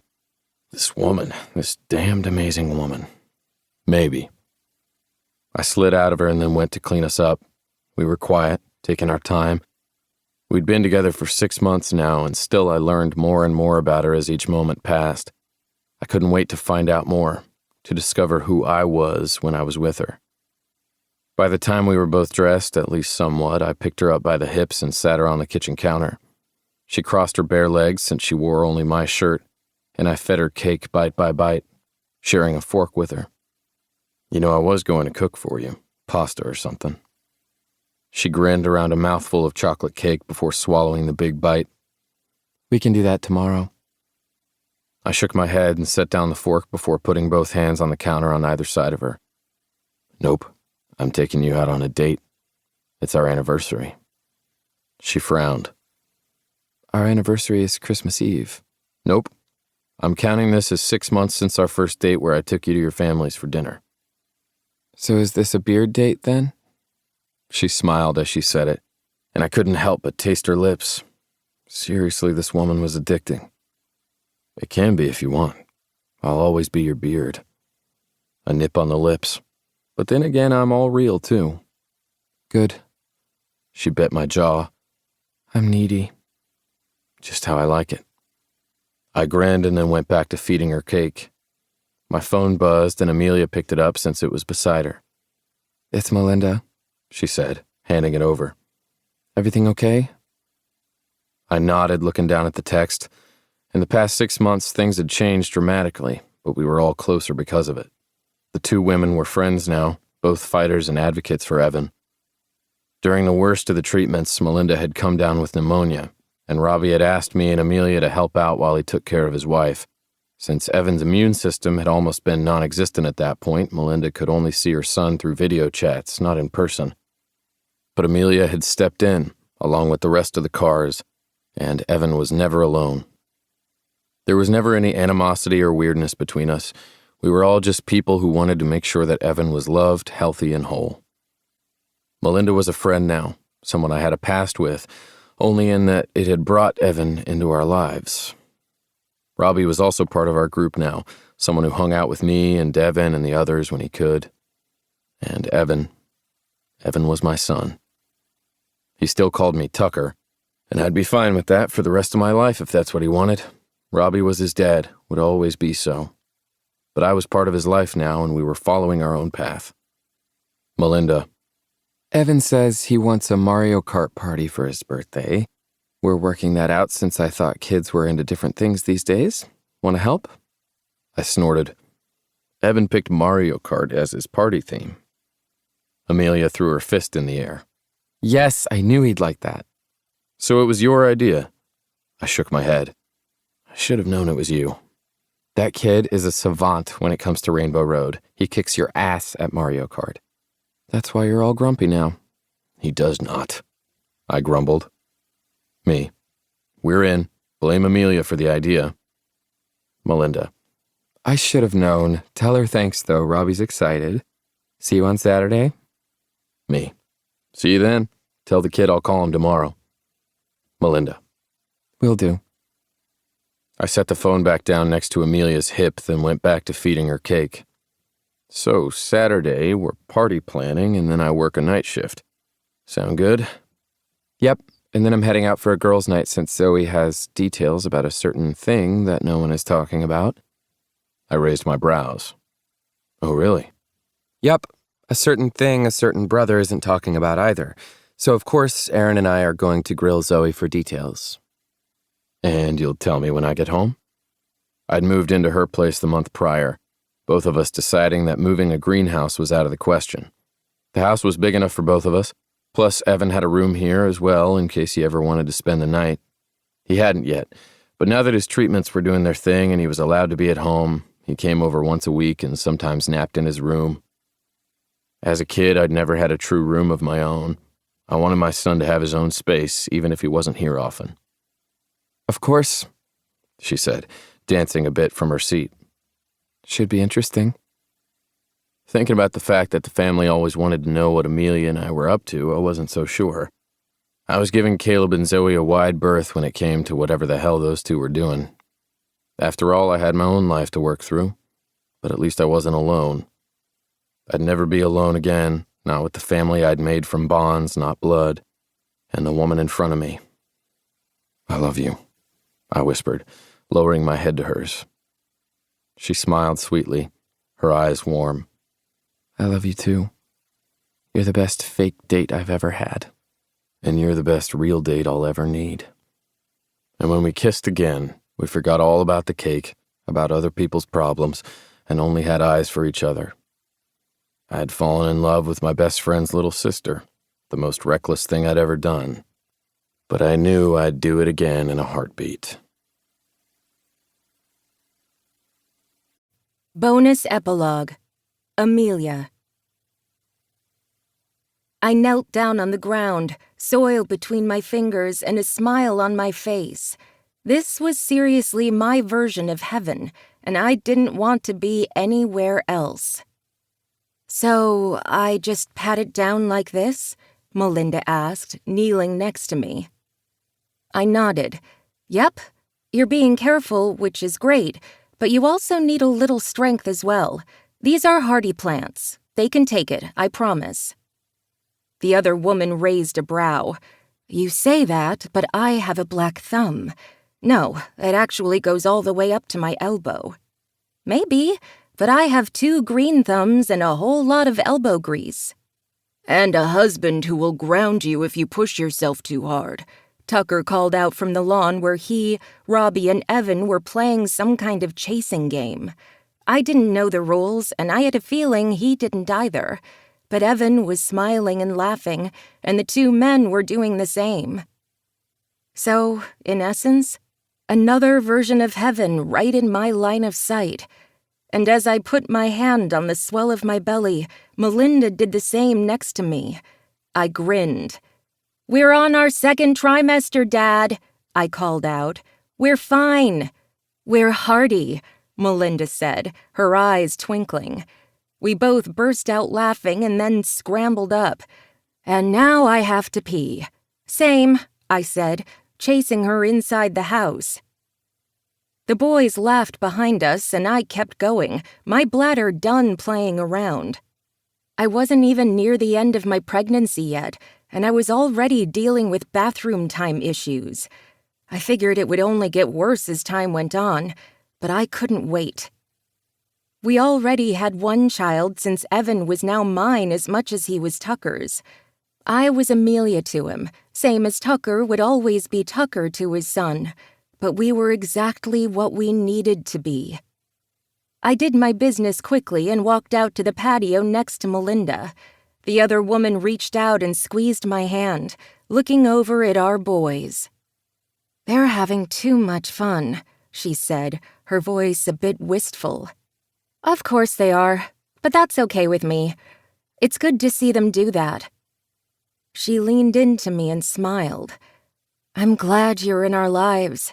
We were happy before, but now Evan has this whole extra family. He's so loved. So loved. Robbie and I only had each other. No parents, no siblings. But now Evan has this whole family that will always be around." I wiped tears from my face, just like she did. "You're right. And you're a car now, too. I mean, I might have Tucker's last name, but he's really a car. So you're one of us." That should frighten me, but, I kind of like it.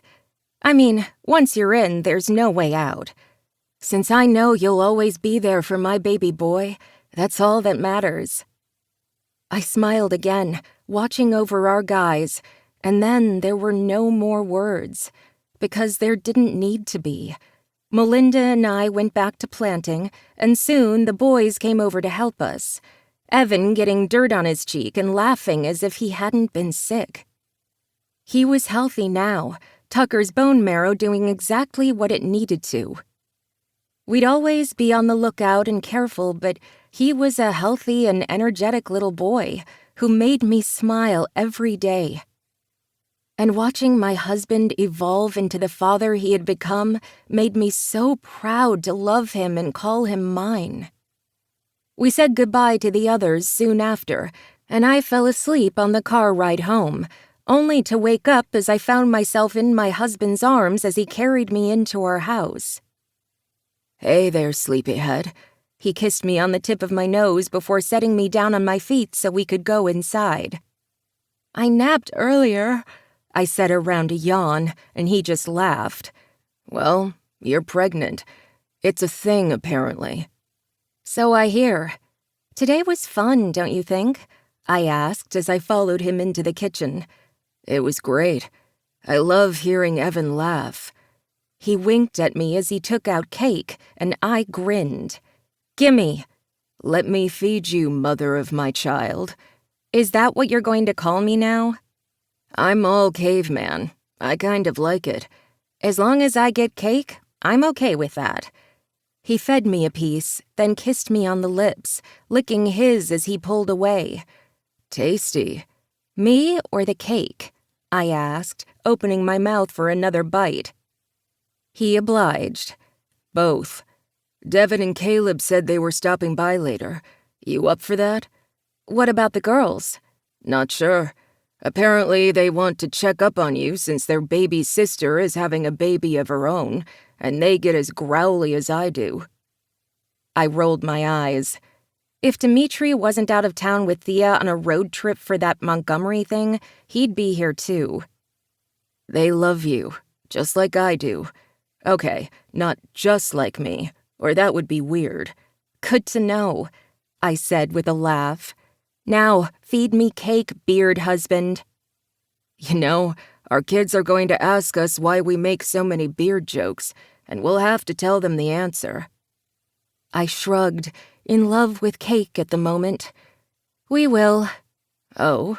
Yeah, we'll tell them that we were friends who fell in love because you were sweet and wanted to take care of me. And you taught me to ask for help. Something that's hard, but worth it. His eyes warmed. I love you, in case you didn't know. My eyes filled. Damn hormones. I love you too. And cake. I love cake. Never let me stand in the way of you and cake, he said, laughing. Then he fed me some before kissing me and stripping off every inch of my clothing. We made love in the kitchen, though it was getting harder to do with my belly in the way. And when I looked into his eyes as we both came, I knew I'd fallen in love with my true best friend, not the man I thought I needed to love. He was my reckless decision, my only one, and I would never regret it. Ever. This has been Reckless with You, Less Than Book 2, written by Carrie Ann Ryan.